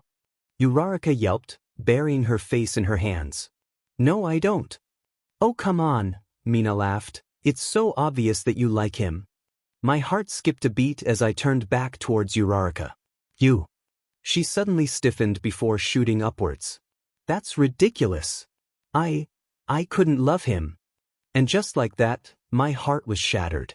My fingers trembled, and tears welled up in my eyes. I mumbled, standing up. Uraraka let out a slight gasp, turning towards me. I could feel all of their eyes, staring at me. Wait, no, Aizu. It's fine, I put on a smile, even as tears fell from my eyes. Nobody could love a villain, right? My words came out quicker than I could think. I should really go now. Bye-bye, guys. Without thinking, I hurried off before anyone could reply, panting as I ran through the halls with tears streaming down my cheeks. You're stupid. You're stupid. You're stupid. How could she love a villain like you? Eventually, I turned around a corner and bolted into the bathroom, sinking down the wall as I buried my head in my hands. Stupid, stupid, stupid. I heard voices calling out my name in the hall, each one familiar. Midoriya? Ida yelled out. Uraraka didn't mean any harm. I'm sorry, Midoriya.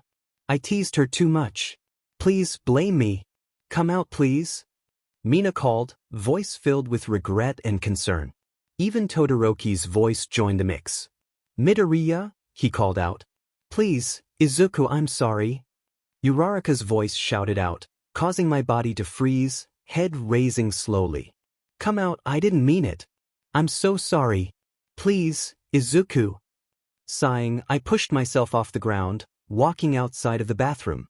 My legs were barely able to keep my body up as I stepped forwards. Midoriya? Ida's voice said first, his eyes widening as he noticed me. I'm sorry, I mumbled out. Mina came running up. You found him? Upon noticing me, she let out a slight gasp. Oh, look, Midoriya, she said apologetically. I'm really sorry. It's my fault. Todoroki stepped forwards, and even he had concern on his face. Kaminari and the others stayed behind just in case, but we came right away, Mina continued. Really, I'm so sorry. It's not your fault, I managed. Izuku. Uraraka's voice called out as she ran up. Listen, I didn't mean it, okay? I was being stupid, I swear I didn't dash. I managed a sad smile as I raised my head. It's fine. I don't expect any of you to like me. It's fine. No, Izuku, Uraraka looked desperate. You've got it all wrong. Really, Midoriya? Ida said, nobody blames you for anything. Mina offered a sad smile as well. We're your friends. I simply nodded, unable to get any words out. You don't have to be, I thought. I've heard all of you. Maybe you should just forget about me. I'm just going to head to our next class. I barely managed to mumble. To my slight surprise, nobody protested. Ain't it all right, Izuku? I'm sorry, Uraraka said sadly. Without another word, I walked off, clenching my teeth in an attempt to ward off further tears. Stupid. Stupid. Stupid. I took in a deep breath, shaking my head. I'm fine. Absent-mindedly, I rose from my bed, glancing over tiredly at the clock. It's past midnight, I mumbled to myself. As I sat upwards, I clenched my teeth, a sudden pain shooting through my skull. I pressed my palm against my forehead, letting out a slight hiss as it pounded. I hate headaches. Pushing myself off my bed, I sighed, stumbling towards the door before flicking the light on. Quietly, I cracked the door open and stepped outside my room, wincing as it shut behind me. After a moment without any disturbances, I crept down the hall, even though I had little to no remembrance of where All Might kept medication and such. I glanced upwards, furrowing my brows. I think he said something about the bathroom? Figuring it was my best bet, I turned around the corner and easily found myself in the bathroom, tile cold on my bare feet. Still, I flicked the lights on, making sure that too much didn't escape through the crack in the door. After rummaging through a few drawers, I glanced around before my eyes fell upon a cabinet above the toilet. Stepping carefully on top of it, I opened the cabinet. All of All Might's stuff is so high up. Probably because he's so tall, I speculated. Shaking my head, I got back on track, opening the cabinets once I found that my footing was stable. I pushed a few items aside before finding it, quickly placing the bottle on the counter beside me. I was about to hop down when I noticed something out of the corner of my eye. Curious, I glanced at the name, freezing once I saw my own printed finely on the bottle. Hesitantly, I reached my hand back up, turning the bottle and reading the prescription. My throat felt dry upon reading that it was some sort of insanity medication. What? Young Midoriya, a familiar voice said from behind me, causing my body to stiffen. What are you doing in here? I turned towards All Might, movements almost robotic as my stomach churned. I had a headache. All Might furrowed his brows, stepping forwards. What's wrong? I felt like throwing up as I stared at him. Hand shaking, I held the bottle out before him. What's this? Now you're just a normal kid. Remember that. If that was true. What? All Might looked pale. Why do they say my name on them? I croaked. Because he mumbled before raising his head. They're yours. I put on a nervous smile, stepping down. And no, they can't be. You said dash. They're yours, Midoriya. They're only to help you, it's nothing to be ashamed of. All Might attempted to soothe me. But my world was crumbling around me. So many things went wrong in such a short period of time. I'm not crazy, I whispered, tears dripping down my cheeks as my body shook. I'm not. Of course you're not. All Might stepped forwards, stopping as I winced. There's absolutely nothing wrong with you. It's just medicine to help you, young Midoriya. My heart fell. Like I'm just a disease you can cure with enough medicine? His eyes widened. No. You're taking it the wrong way. Really, Midoriya. Many people have to take these kinds of things. You're not alone. But they're not all villains, I whispered, running my hand through my hair. I'm an insane freak. Of course you are, and dash. I'm a horrible, worthless freak. I shouted, throwing the bottle to the ground. Once I noticed All Might's expression, I sunk down, feeling awful. I couldn't do anything right. Midoriya, All Might said, clearly concerned. You're not worthless, and you're not a freak. My breath hitched. Just leave me alone. I can't just dash. I glanced up at him, tears in my eyes. Please. The man stared at me for a moment before glancing away. All right, he said hesitantly. I'll let you have your space for now. But know that I'm here, okay? I nodded, pushing myself upwards. Okay, I whispered before walking past him. His heartbroken expression only made me feel worse about myself. Still, I wandered to my room, taking in a shaky breath as I plopped down on my bed. As I stared at the ceiling, unable to sleep, I couldn't help but wonder. How bad was I? Biting my lip, I glanced over at my phone. I shouldn't. Horrible. I gulped, hand shaking as I reached towards the phone. Worthless. Once my fingers wrapped around the device, I quickly pulled it back, wasting no time in opening up the search bar. Evil.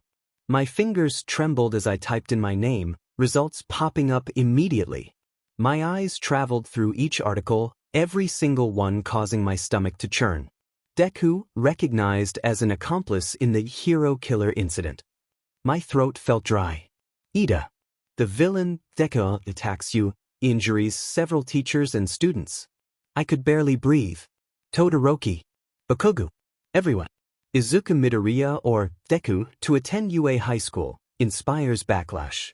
My hand shook until I couldn't hold the phone anymore, dropping it to my side. Each one had something in common. Each one referred to me as nothing but a villain.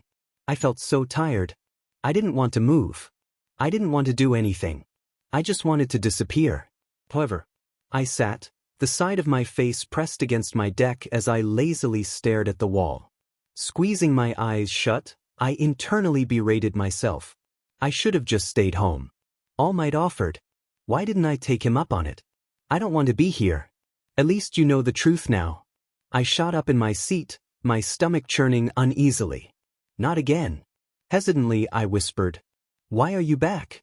Did you think those pills were for nothing? The voice scoffed, laughing. I furrowed my brows. What? Why didn't I have them today? Maybe you shouldn't have skipped breakfast, the voice chuckled. I froze. It feels good to be back, you know. It's pretty dreary when you can't even hear me. And now I can even talk to you about your fantastic past. It felt like the voice was teasing me, causing me to clench my fist. Shut up. I'm a hero now. Oh, you think so? The voice asked, seemingly amused. Just because you took a few classes you think that someone like you can be a hero? Please, don't make me laugh. People care about me. They believe I can be a hero. I gritted my teeth, fingers digging into my scalp. The voice sang, that's why your little girlfriend rejected you the other day? What did she say, huh? Oh yeah, she asked how she could be with someone like you. A villain. That's not what she. And I bet you can barely look at your other so-called friends. Like that one-engine boy? God, you nearly slaughtered his brother. The voice laughed wickedly and I bit my lip, nearly drawing blood. As for Blondie and the Ice Prince, you hospitalized both of them. Oh, and the voice seemed to be taking great pleasure in my torment about Blondie. He was right about everything else you did to your classmates. And about the whole mom thing. I gritted my teeth. You little. Hey now, don't get mad at me. It's not like I was the one controlling your actions. It was all you eyes. Then who are you? I shouted, shooting from my desk. The voice didn't respond, and I felt a sinking feeling overcoming me as I glanced around the room. The realization that I had yelled that comment out loud hit me. Sorry, I mumbled, bright red as I sunk down in my seat. Nice one. Shut up. Just go away. Leave me alone and torment someone else. Not very hero-like of you to want me to bother another person. The voice made a tongue-clicking sound, causing a sharp pain to shoot through me. Her way I can't. I'm just you, Deku. A chill ran down my spine. Liar. Why would I lie about something so pointless? The voice scoffed. I'm nothing but a figment of your imagination. You're doing this to yourself. These are your real thoughts. You know that your friends don't care about you. You know that, at one little action, you'd scare them all off. They're only hanging around you because they're scared, the voice whispered. They're afraid that you'll turn on them. Shut up, I mumbled. They're scared that you can and will kill them if you feel like it. Shut up, I said a bit louder. You mean nothing to them. You're just a burden. Shut up. I banged my fist against my desk, tears falling down my cheeks. You know nothing. The voice chuckled. Just look around you. You'll see. Stiffening, I raised my head, looking around the room. Each student gave me a look of both terror and concern. They care. My voice broke, soft enough that nobody else could hear. They're concerned, I can see. About their own safety. Maybe. The voice seemed to roll its eyes. Midoriya? Kirishima asked, voice unsteady. Are you all right? My eyes flicked around the room, seeing that the majority of the class were alert and, as it seemed, ready for battle. I bit my lip, tears rolling down my cheeks. They care. Izuku? Uraraka asked worriedly, why are you crying? Not wanting to respond, I simply buried my head in my desk. Go away. Go away. Go away. I stiffened as I felt a soft touch on my arm. Instinctively, I threw my arm backwards, only to see Uraraka looking at me with a slightly hurt expression on your face. Are you okay? No, I whispered. It looked as if her heart fell. It's okay, Aizu. I'll take you to the nurse or something. We can dash. Are you scared of me? I asked, voice trembling.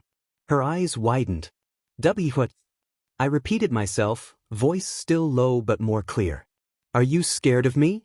It was as if time had frozen around me, everyone standing perfectly still. After a moment of eye contact, I glanced down, sighing. I knew it.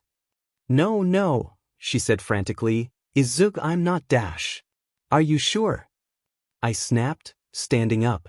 I huffed, fist clenched as I looked down at her. Her face was twisted into one of fear, causing my heart to fall. Looking around the room, I saw wide eyes from each student, some lurched forwards in battle positions. My breath caught in my throat. I bit my lip, head snapping downwards and to the side. I'm sorry, I whispered shakily. Not giving time for anyone to reply, I ran outside, not bothering to give Aizawa, who was just about to enter, a passing glance. I clenched my teeth. Stupid.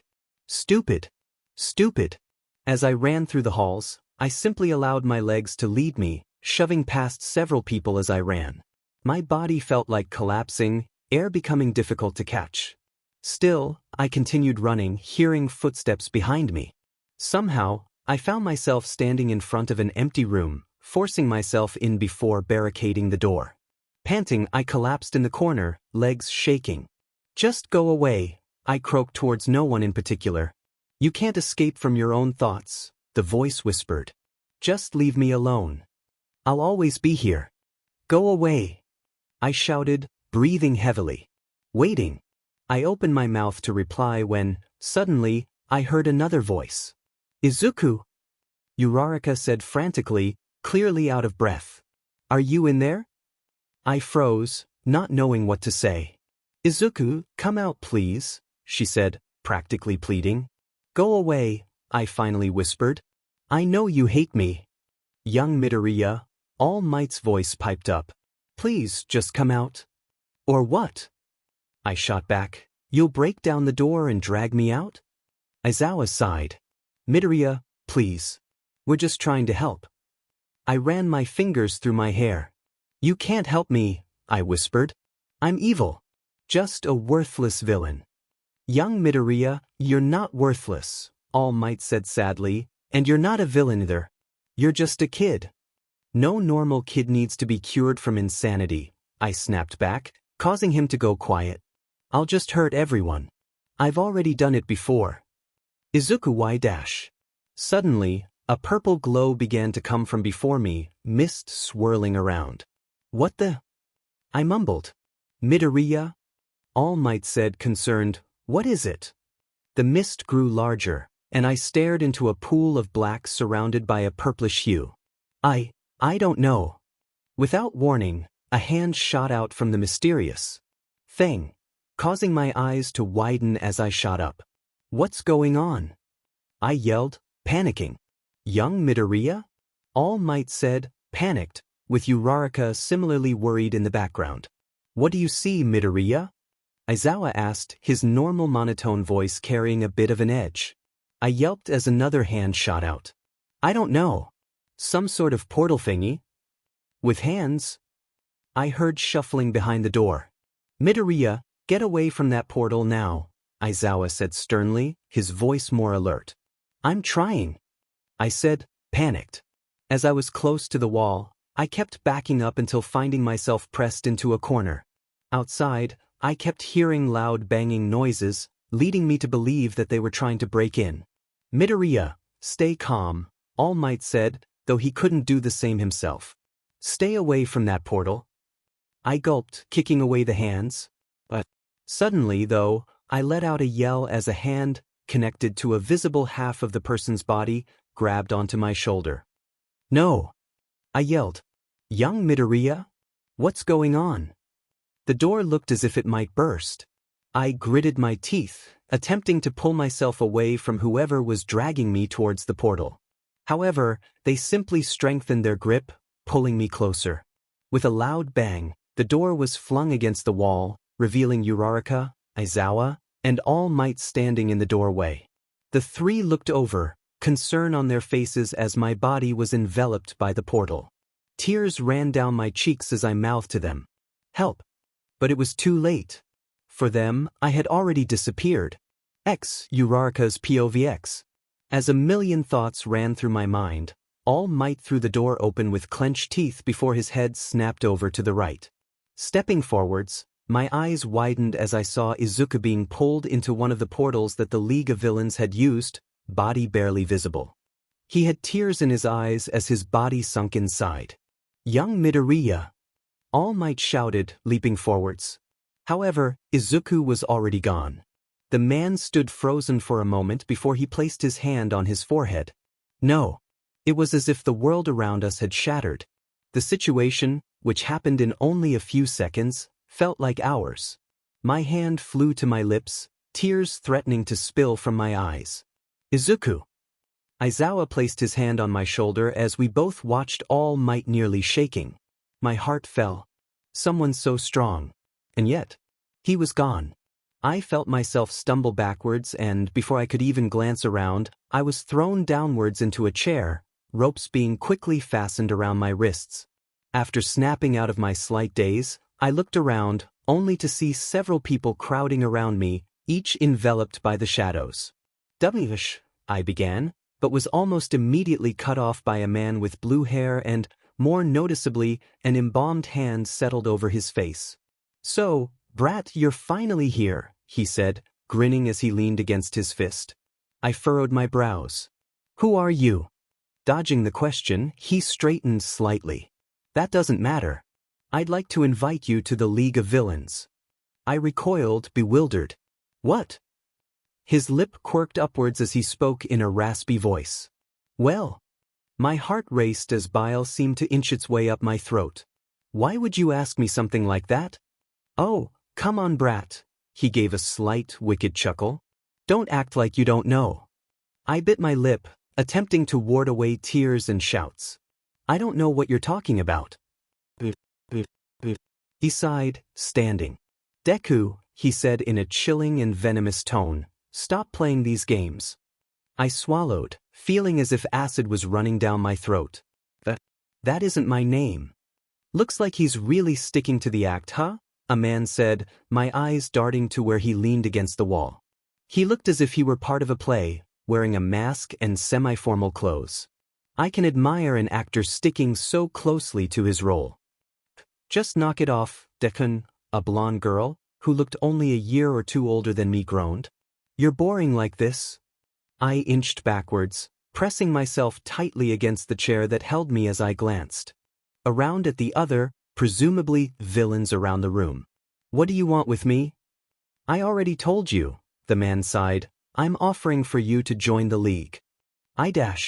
Yeah, he rolled his eyes, reminding me of a child who wasn't getting his way. You aren't a villain.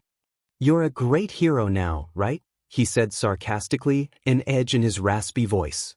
Well, I hate to burst your bubble, he began to grin once again, but you used to be a top villain, Deku. You had the whole city's police force looking after you with how many lives you've ruined and taken. My throat felt dry and my heart sank. Be quiet. I didn't mean to. You're a villain, admit it. There's no need to pretend you're not. The blue-haired man grinned evilly. I felt a familiar voice tickle my ear. Why are you lying to yourself? I suddenly jolted upwards, a chill running down my spine. Not again. It'd be so much easier if you just gave in. Please, I whispered dryly, hanging my head and desperately wanting to hide away from the world. Just leave me alone. The blonde girl looked confused. Who's he talking to? You're insane.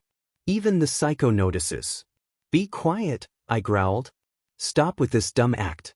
Or are you gonna start saying, it's not a phase, Mom too? My eye twitched. What is wrong with you? I think something's wrong, a man with a patchwork face mentioned, raising a brow. The formally dressed man let out a slight chuckle.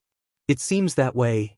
The blue-haired man's lips curled up further, a curious and wicked look in his visible eye. Interesting. I gritted my teeth as my head began pounding, a splitting headache radiating throughout my skull. I felt as if my head might explode. Give up. You're a villain and nothing more. The voices around me became muffled and the light above me seemed to brighten, blurring everything around me. You can't just run from your problems. Stop. Stop acting like a child and drop your ridiculous act. Stop, I said louder. You're being nothing but a nuisance. Shut up. I shouted before my head snapped upwards, eyes clearing themselves of blur and a distant ringing in my ears slowly fizzling out. I looked around at the puzzled and amused looks from the league, my heart falling. Well, then, the blue-haired man grinned. Aren't you interesting? I lowered my head, a piercing pain shooting through my heart. Leave me alone. I can't do that, Deku, he smirked. Sorry, but even though you're our guest, I'm afraid I can't be leaving you alone. You will be joining the league. Gritting my teeth, I shot my head up, glaring at him. And why would I do that? I barked back. He seemed more amused than anything by my outburst. Because if you don't, the people you care about might just get hurt. My eyes widened and my stomach churned. What? I said, my throat back to its dry state. You heard me, brat. He laughed wickedly and childishly. I'm not a complete idiot. I've kept tabs on you. His lip quirked upwards. Who do you think sent that failure on the train? He was just some idiotic distraction so we could see what you were doing. I felt as if I might puke. So, he continued poisonously, don't think I don't know about your stupid little friends. And more importantly, don't think I couldn't have them killed in a heartbeat. I narrowed my eyes, though my breaths were shaky. They could beat you. You've got nothing on them. Oh, he raised a brow. Are you sure about that? He tossed his head back slightly, my eyes drifting to his left where the rest of the villains stood around. One man, the one with the scarred face, smirked slightly, lighting a blue flame in his palm, as the blonde girl beside him pulled out a knife, tracing the blade with her thumb as she grinned. Similarly, the formally dressed man demonstrated his ability to easily capture things, and presumably people, And another showed off his ability to clone others by creating a copy of the one who held the blue flame. I gulped. So, the blue-haired man brought my attention back to him as he grinned, "What'll it be, brat?" As I stood on the rooftop, I felt as if I might puke. Beside me were two members of the League, Twice and Toga, and they both looked pleased to be there. Before me stood Shigaraki, the blue-haired man I'd learned the name of, who had requested the ridiculous mission. I squeezed my eyes shut. I don't want to do this. But I gulped, thinking of everyone at UA who might get hurt. If I don't.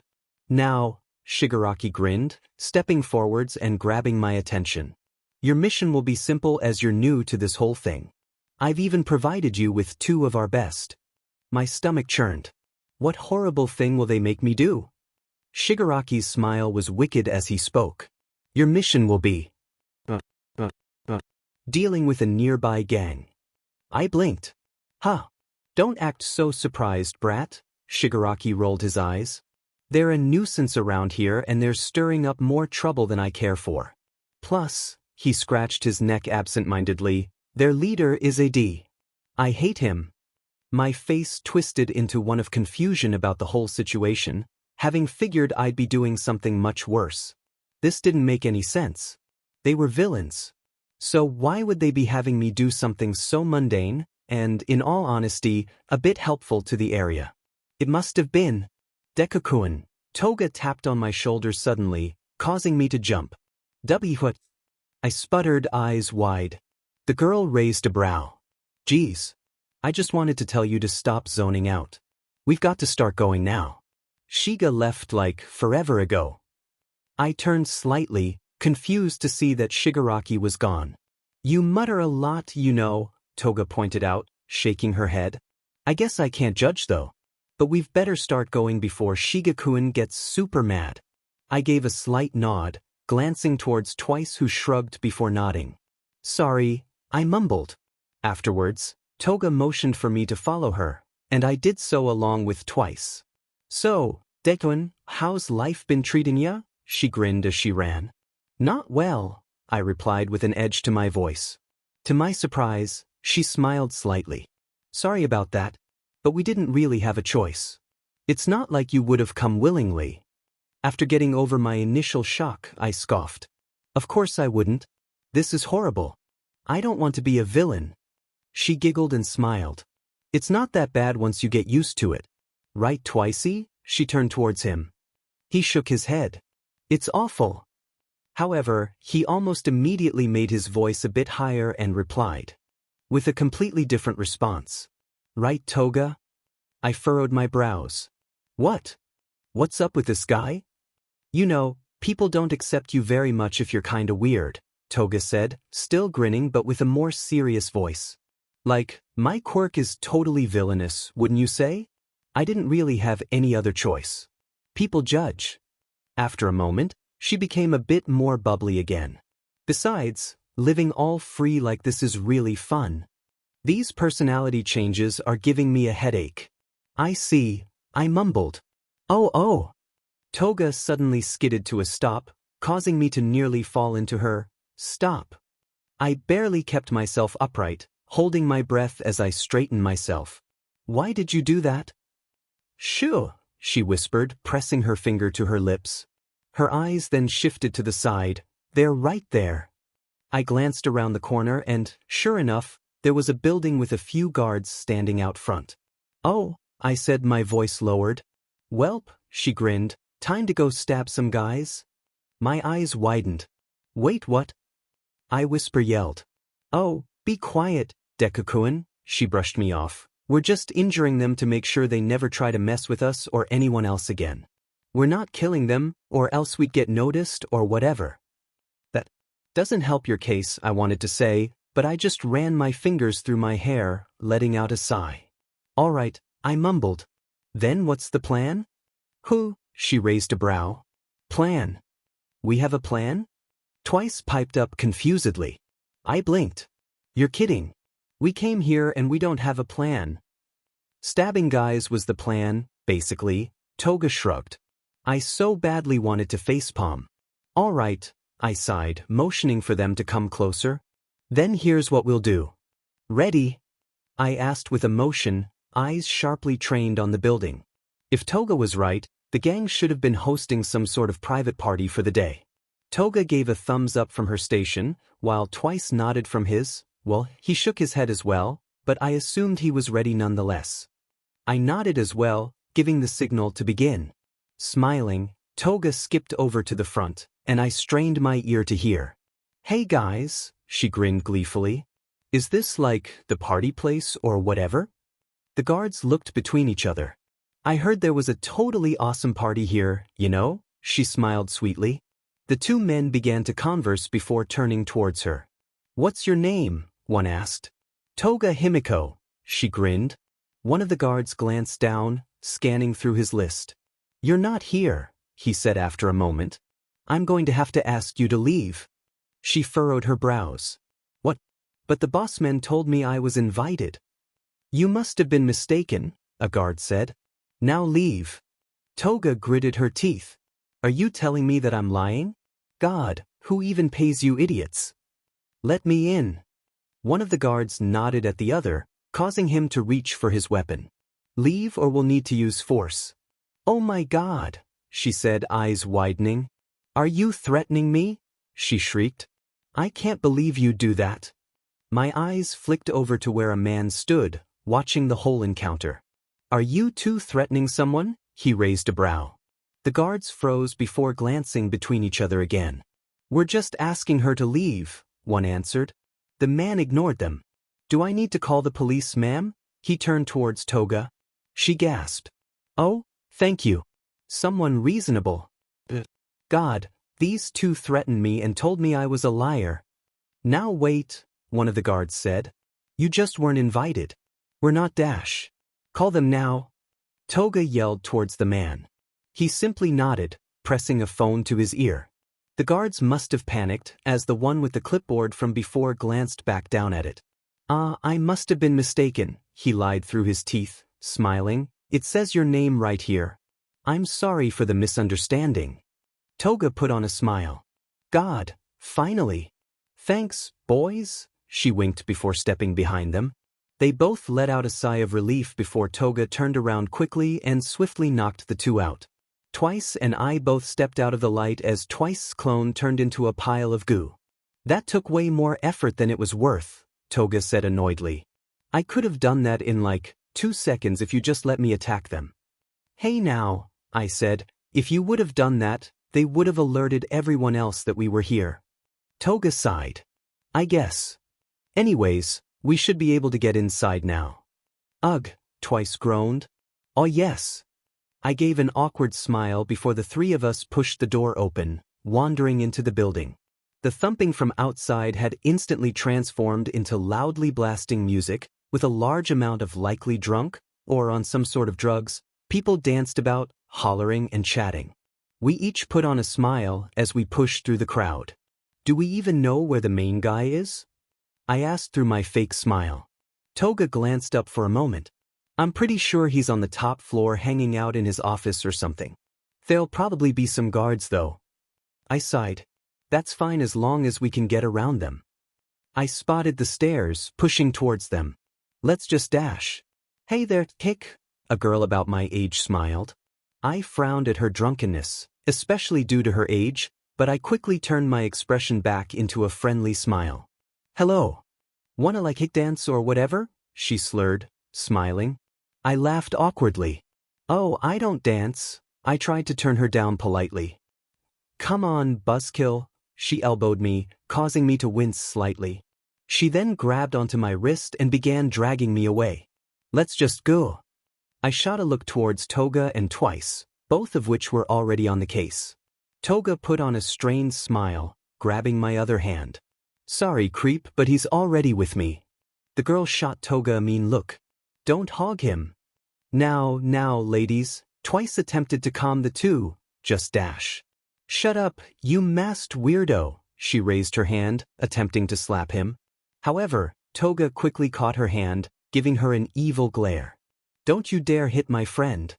I, along with the girl, were taken aback by her words. She almost immediately dropped my hand and looked as if she wanted to get in Toga's face, but was shooed off by Toga's glare. Whatever be, she grumbled, walking away angrily. Woohee!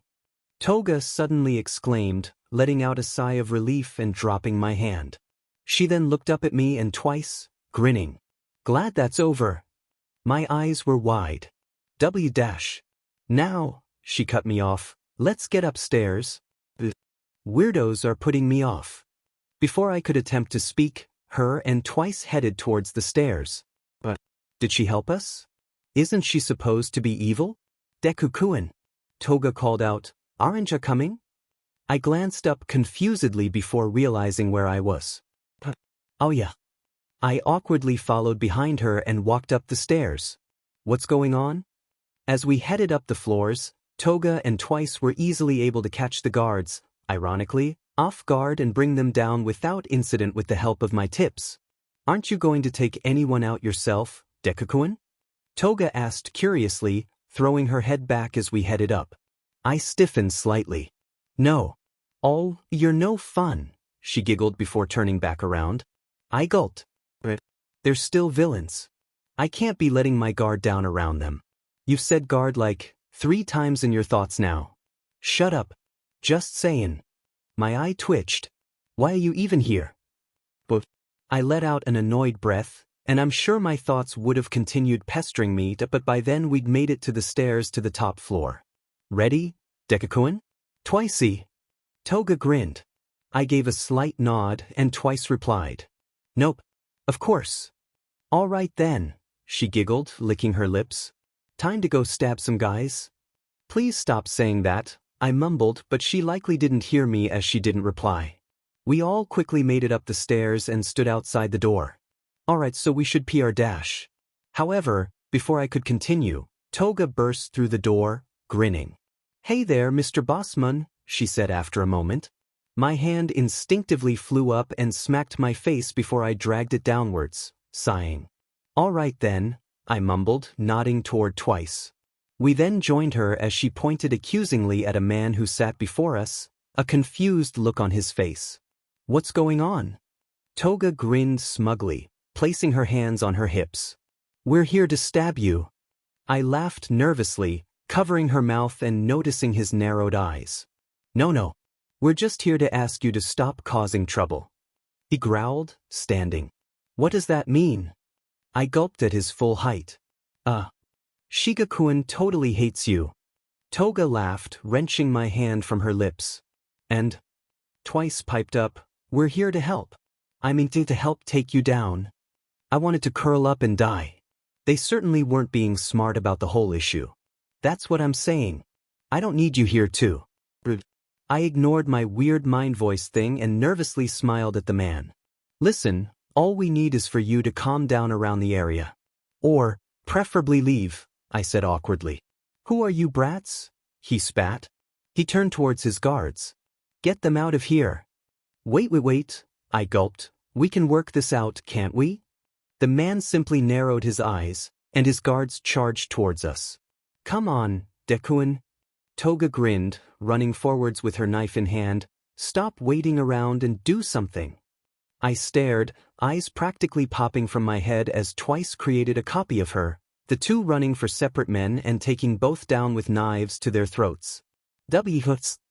I sputtered before realizing that there was another man in front of me. Deku-kun, Toga said, voice holding slight concern. Without thinking, I grabbed onto his arm and slammed him onto the floor, heaving as he spat upwards. After a moment, I blinked, clenching and unclenching my hands. What the? I mumbled. Just like with Bakugo. Ooh-ah.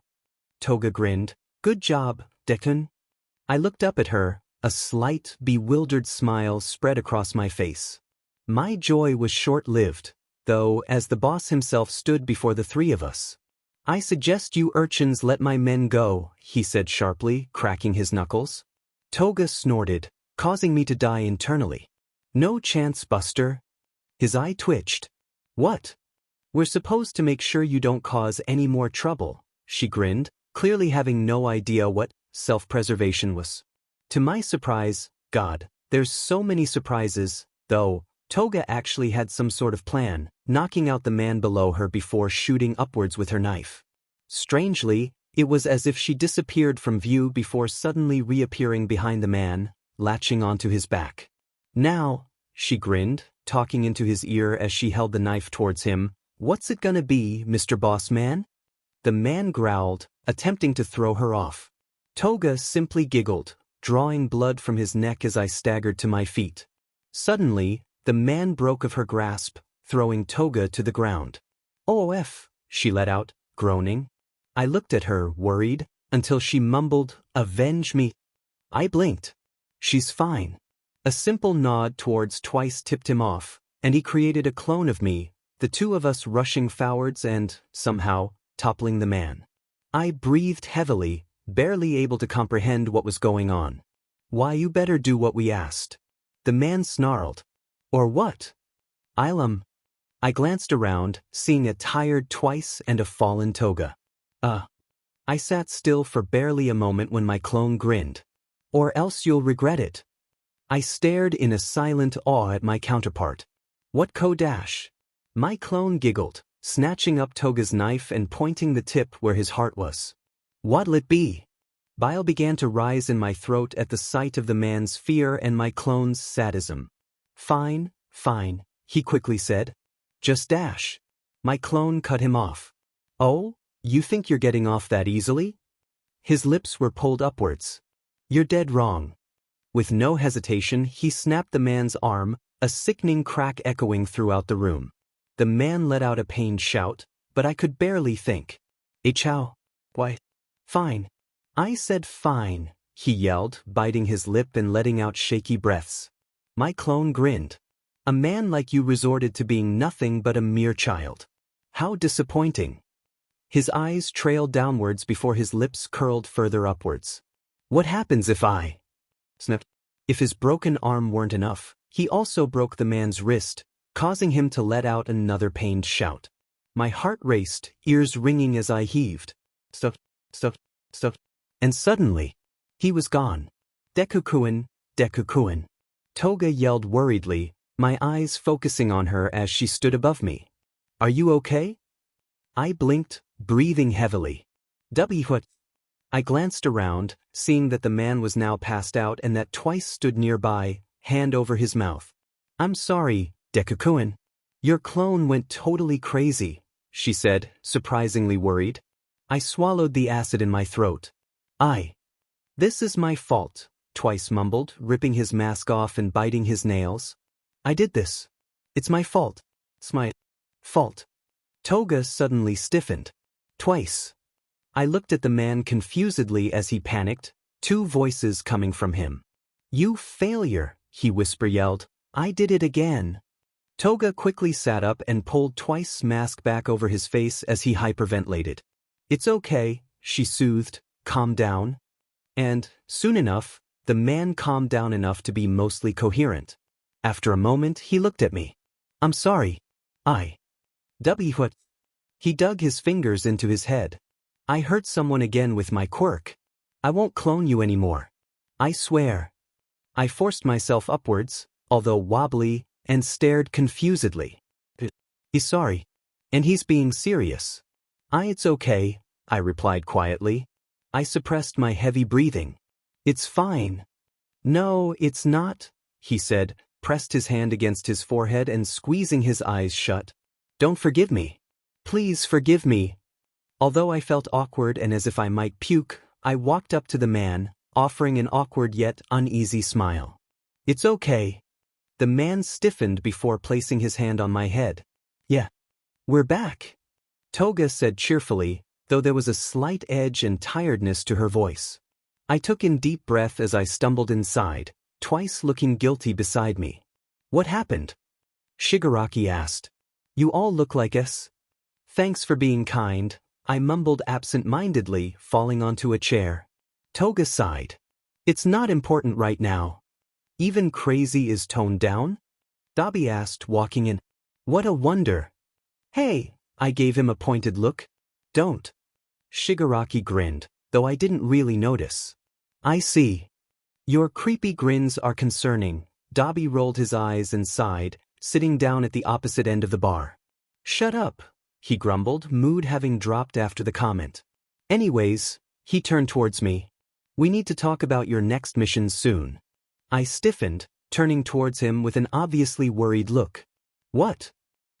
He laughed. Did you think you'd just do one and be off the hook? I glanced down. I'll give you a break for now, he said, taking a drink.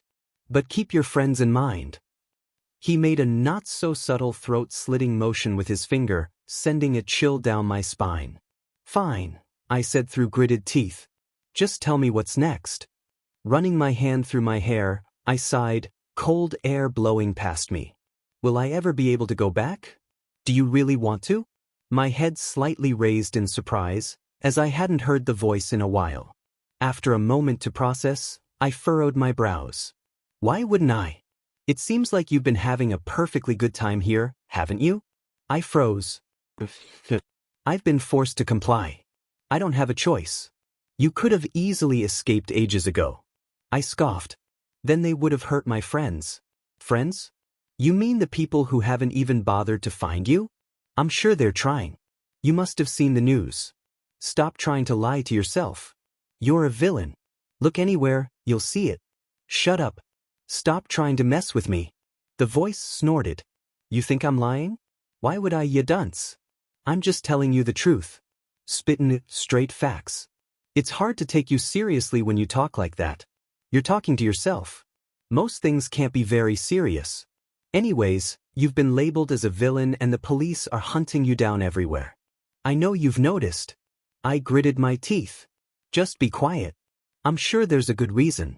Yeah, like the fact that they think you're a villain now and would do anything to capture you. You know, just like with literally anybody else who commits crime.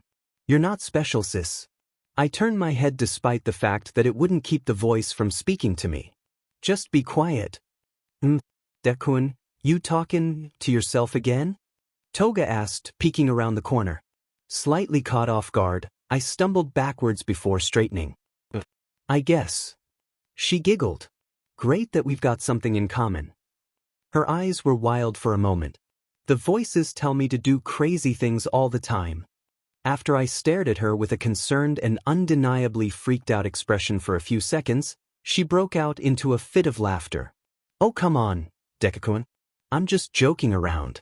I mean mostly. My eyes widened. Most dash. Anyways, what you're up to? She asked, standing on her tippy toes and grinning. I'm just here, I mumbled. She frowned, falling flat on her feet. Don't tell me you still want to be a hero, Deku. I looked away. But why? She asked, both annoyedly and curiously. You're a much better fit here. Nobody's judging you for being who you are and you get to have tons of fun. I clenched my teeth. Well, I'm not too keen on ruining lives, thanks. Toga looked a bit taken aback. That's not everything, Deku-kun. I mean, take a look at Staney. She grinned, staring at the sky. He's my hero. I want to be him. I want to kill him. Anyways, she quickly passed over her comments. His head was in the right place. He just wanted for there to be real heroes and all that. Thought that everyone else was only in it for the money. I furrowed my brows. Where have I heard that name? Though that might not have been the best example since you almost killed each other, she casually mentioned, finger on her lip. Well, I guess it's more like you almost killed him. I did a double take, bewildered. What? She smirked. Really? You don't remember? It was super bloody, Deku. I'm pretty sure the recording is plastered over the internet. It was super famous for a while. I paused for a moment before finally speaking. Show me. Toga shrugged. As you wish. She fished around in her pocket for a moment before pulling out her phone and pulling up the video. Here you go, she said, handing it over. I glanced down at the phone, a fuzzy video beginning to play. It opened in an alleyway located in Hosu, as evidenced by the time and area labeled in the corner, where a man stood in the shadows, knives glinting in the faint streetlight. He then stepped forwards, revealing himself to be a man who stood with a slight hunch, dressed in some sort of ninja gear. Strangely, my head began to pound as it zoomed into the scene, with another figure walking in a few moments later. My eyes widened as faint voices began to play, one easily recognizable as my own. "So, Stain," I had giggled, "how are you?" The man scowled. "Deku." My skin paled as I watched. "I hear you've been trying to kill even worthy heroes. None of them deserve to live."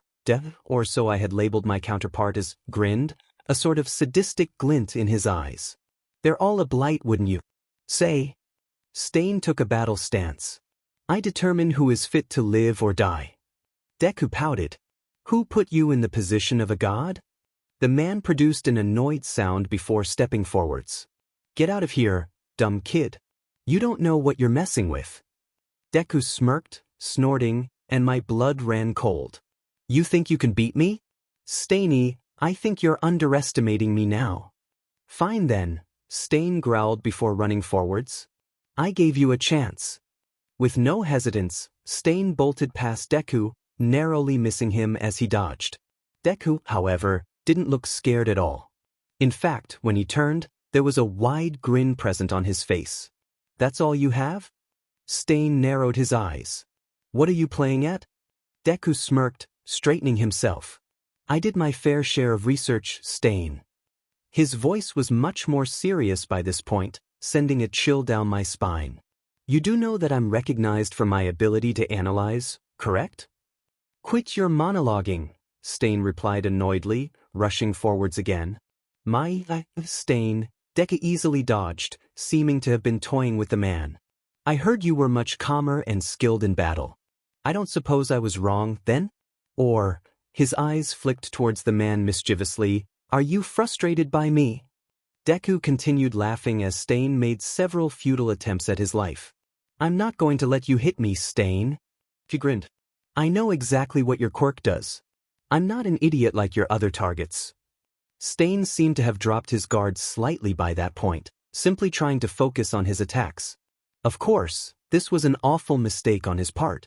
With one swift motion, Deku grabbed onto the hilt of Stain's blade, before using his other hand to bend back the man's wrist, producing a crack. Stain bit back a shout, but it was clear he was in pain as he dropped the sword, jumping backwards. Deku grinned evilly, causing my stomach to churn. "Would you like to continue?" My eyes were glued to the screen as Deku continued toying with the man, someone who was years older than him and had a quirk, before he eventually ended up as a bloody mess. It took everything to keep the bile in my throat down. "Well then, Stainy," he smirked, snapping his glove down despite being splashed with blood. "See you next time." The clip then ended, but I simply stared, frozen. Was that really? So yeah, Toga took her phone back, breaking me from my daze. That's basically it. She giggled. "I was kinda mad at you at first for hurting Mr. Stainy, but then I was like, that's so cool." She turned towards me, an innocent smile on her face. "You know." I blinked at her, remembering that she was a villain. She wasn't my friend. She wasn't a normal girl I was working with. She was a twisted, sick villain. "I mean," she continued, shrugging, "you guys did meet again later and somehow you scared him off from murdering some Sonic ripoff, but that's less interesting." My eyes widened. "Ida. His brother." Toga tilted her head, waving her hand in front of my face. "Deku-kun? You alright? You look awful." I raised my head, barely able to keep myself from shaking. I hurt so many people." "Well duh," she shrugged as if I had said something stupid. "But it's not your fault." My head snapped towards her. What do you mean?" "You're clinically insane for one," she pointed out. "But mostly because you were tortured like your whole life." She raised a brow. "Don't you remember basically broadcasting that for half the world to see?" I shook my head slowly. "Dang. Memory loss blows, I guess." "Anyways," she explained, "according to your past self or whatever, you were bullied like your whole life. Especially by someone called Kaken." I froze. "And you said something about All Might leaving you on a roof to die after crushing your dreams. Sounded pretty harsh. You even mentioned that you were gonna jump before realizing you could get revenge or something." My body shook and I slapped my hand over my mouth. Tears began to pour from my eyes. Kakin? That's why I knew his name? I bit my lip until blood was drawn, All Might. Not to mention you're quirkless and you were treated like total dash. She glanced at me, seeing my terrified expression. Trash. For all of that stuff. I felt sick. I didn't know what to think. Did that mean it wasn't my fault? Was I even worse than I had thought? I took in a deep breath, hands in my pockets with a hood pulled over my head. My eyes were squeezed shut as I let out a shaky breath before moving onward. Why in the world did I think taking a walk would be a good idea? I figured it might have helped me clear my mind, but it only made me overthink even more. Maybe that's a good thing, the voice not so helpfully provided. I gritted my teeth. Why you back? Why are you such a grump? He retorted. Anyways, I'm just saying. Ditch those people you called friends already. They never liked you. You were just a waste of space in their eyes. Someone to be scared of. Knock it off with that. They care. Though, I wasn't quite sure I believed myself anymore. Alright, lover boy. Until then, I didn't know you could hear an eye roll. I know you're just thinking about that round-faced cheek or whatever. A light blush appeared on my cheeks. But remember what she said? He continued despite my protests. That she couldn't love someone like you. You know, 'cause you're a villain. That's not what she said. I replied somewhat angrily. But that's what she meant and you know it. Liar. Truther. Just stay out of this. Soon enough I'll go back home and get rid of you. The voice snorted. You mean with the guy that left you to jump off a building? Like he'd want you back after everything you've done with the League. You were just a nuisance in the first place. I stiffened at the voice's comments. It wasn't wrong. Where was I supposed to go? How could I look at a man like that? Exactly. Now get over yourself already. I paused for a moment. I'll still be a hero. I don't understand how you can be like this. You've spent your whole life being ridiculed by people, and now you want to protect them? Don't you remember what your life used to be like? Anything? And just like that, memories began to shoot through my mind, barely there long enough for me to process them. A splitting headache radiated throughout my skull as I remembered my treatment. Being told I was useless. Being told I was a quirkless freak. Being told I could never be a hero. Being treated differently from everyone else just because I lacked one thing.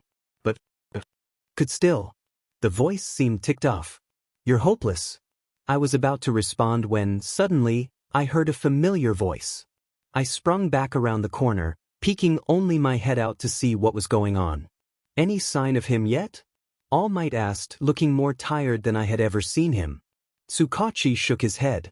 No. But he's been spotted with the League's members on numerous occasions. We have all reason to believe that he's gone back to the villains. I paled, but strained my ear to continue listening to their conversation. I should have known, All Might said, his voice hurt. My throat felt dry. Should have known what? That I was going to be a villain? It's unfortunate, but we'll find him soon. To what? I gritted my teeth. Stick me in jail?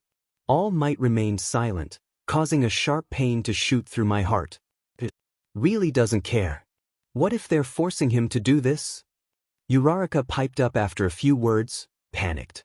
My head shot up, a sense of hope renewed in me once I saw her. It can't be ruled out as a possibility, Tsukachi replied, but we can't discount the idea that he's doing this willingly. As of now, he's being considered as a criminal and will be captured on sight. My heart squeezed. Please, please. Please. Uraraka looked down. But. Aizawa spoke up, putting a hand on the girl's shoulder. I'm sorry, Uraraka, but this is protocol. We have to consider all possibilities. Tears began to pool in my eyes. Please. Uraraka nodded. And all my hopes were shattered. I was a villain to them. And nothing more. Third person POV X. Any sign of him yet? All Might asked, pale and tired. Uraraka, similarly, ran her fingers through her hair, skin pale and fingers shaking. Tsukachi shook his head. No. But he's been spotted with the League's members on numerous occasions. We have all reason to believe that he's gone back to the villains. No. He couldn't have, she said shakily, though she wasn't quite sure she believed herself. What if they're forcing him to do this? She asked desperately. It can't be ruled out as a possibility, Tsukachi replied, but we can't discount the idea that he's doing this willingly. As of now, he's being considered as a criminal and will be captured on sight. Uraraka felt as if she might throw up. But Aizawa put a hand on her shoulder, causing her to stiffen. I'm sorry, Uraraka, but this is protocol. We have to consider all possibilities. Despite his need to show strength, though, he was hurt inside too. He couldn't help but feel as if he should have done more. That it might not be too late. Uraraka nodded slightly, but still didn't agree with Aizawa's statement. Izuku would never go back. He was a hero now. He cared about people. He must have been threatened or something. Suddenly, she remembered what Bakugo had said to him. What she said to him. How she hurt him. Her stomach churned with the thought that it was her fault. She hadn't helped at all. In fact, she only added to the mess that was going on in Izuku's life. She simply added fuel to the fire. Or she thought she might have lit the fire. Now, young Uraraka, All Might gave her a smile, though he didn't look much better than her. Don't be thinking it's your fault. He, All Might admitted, was a hypocrite. In fact, he was thinking similarly to the girl beside him. It was his fault. He didn't care for him enough. He had been so cold. He had been blind to everything that was happening to him. He should have been there. He gritted his teeth, suppressing a pained look. What kind of hero was he if he couldn't even save one student? After all, he was the one who told him such an awful thing. That he could never become a hero if he was quirkless. But he could be. He had been wrong. All Might wholeheartedly believed that Midoriya would push through and become a hero. And the two weren't alone in their thoughts. Most people felt as if they were to blame. Feeling as if they should have been there, they should have noticed, they should have done anything. There was no one, though, who felt as bad as a certain blonde. Katsuki Bakugo. The boy had recently returned to school with the news that his childhood friend had been kidnapped. He remembered how the color drained from his face when he heard, and how his skin felt cold. He certainly didn't show it, but he felt worse than anyone could imagine. He was just angry. He didn't think anything would come of it. He just wanted to push his anger off on someone else. But it ended up the same. He should have changed. He promised to himself back then that he would change. But he got lazy. He allowed himself to return to his old personality, even if it wasn't quite the same. In fact, he was worse. It was his fault, after all, that Izuku had become a villain in the first place. He ignited the fire, and it was raging. Bakugo wasn't stupid. The villain named Deku was obvious enough to him that he was to blame. He didn't think his childhood friend would go off the rails like that. But he should have worried. And when he finally had a second chance, he blew it. It was all Bakugo's fault. It was all Uraraka's fault. It was all Aizawa's fault. It was all Toshinori's fault. It was all 1A's fault. It was all their fault. That he was gone. Izuku buried his head in his hands, slouched down against the building. They really don't care, he whispered to himself, tears pouring down his cheeks. He clenched his teeth.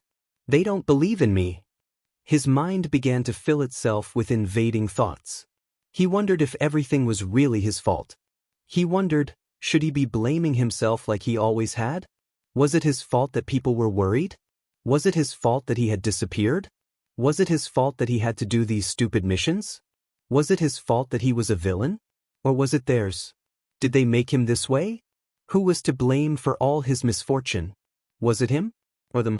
X. Izuku Midoriya's POV X. I dragged myself through the bar's doors, stumbling forwards as I pressed my hand against my head. Through tear-blurred vision, I noticed that no one was in the bar. After letting out a slight sigh of relief, I pushed through the doors and began to steer myself towards my room. However, upon hearing the League's voices, I froze. Why are we dealing with that kid anyways? Magna asked, sighing. Don't be like that.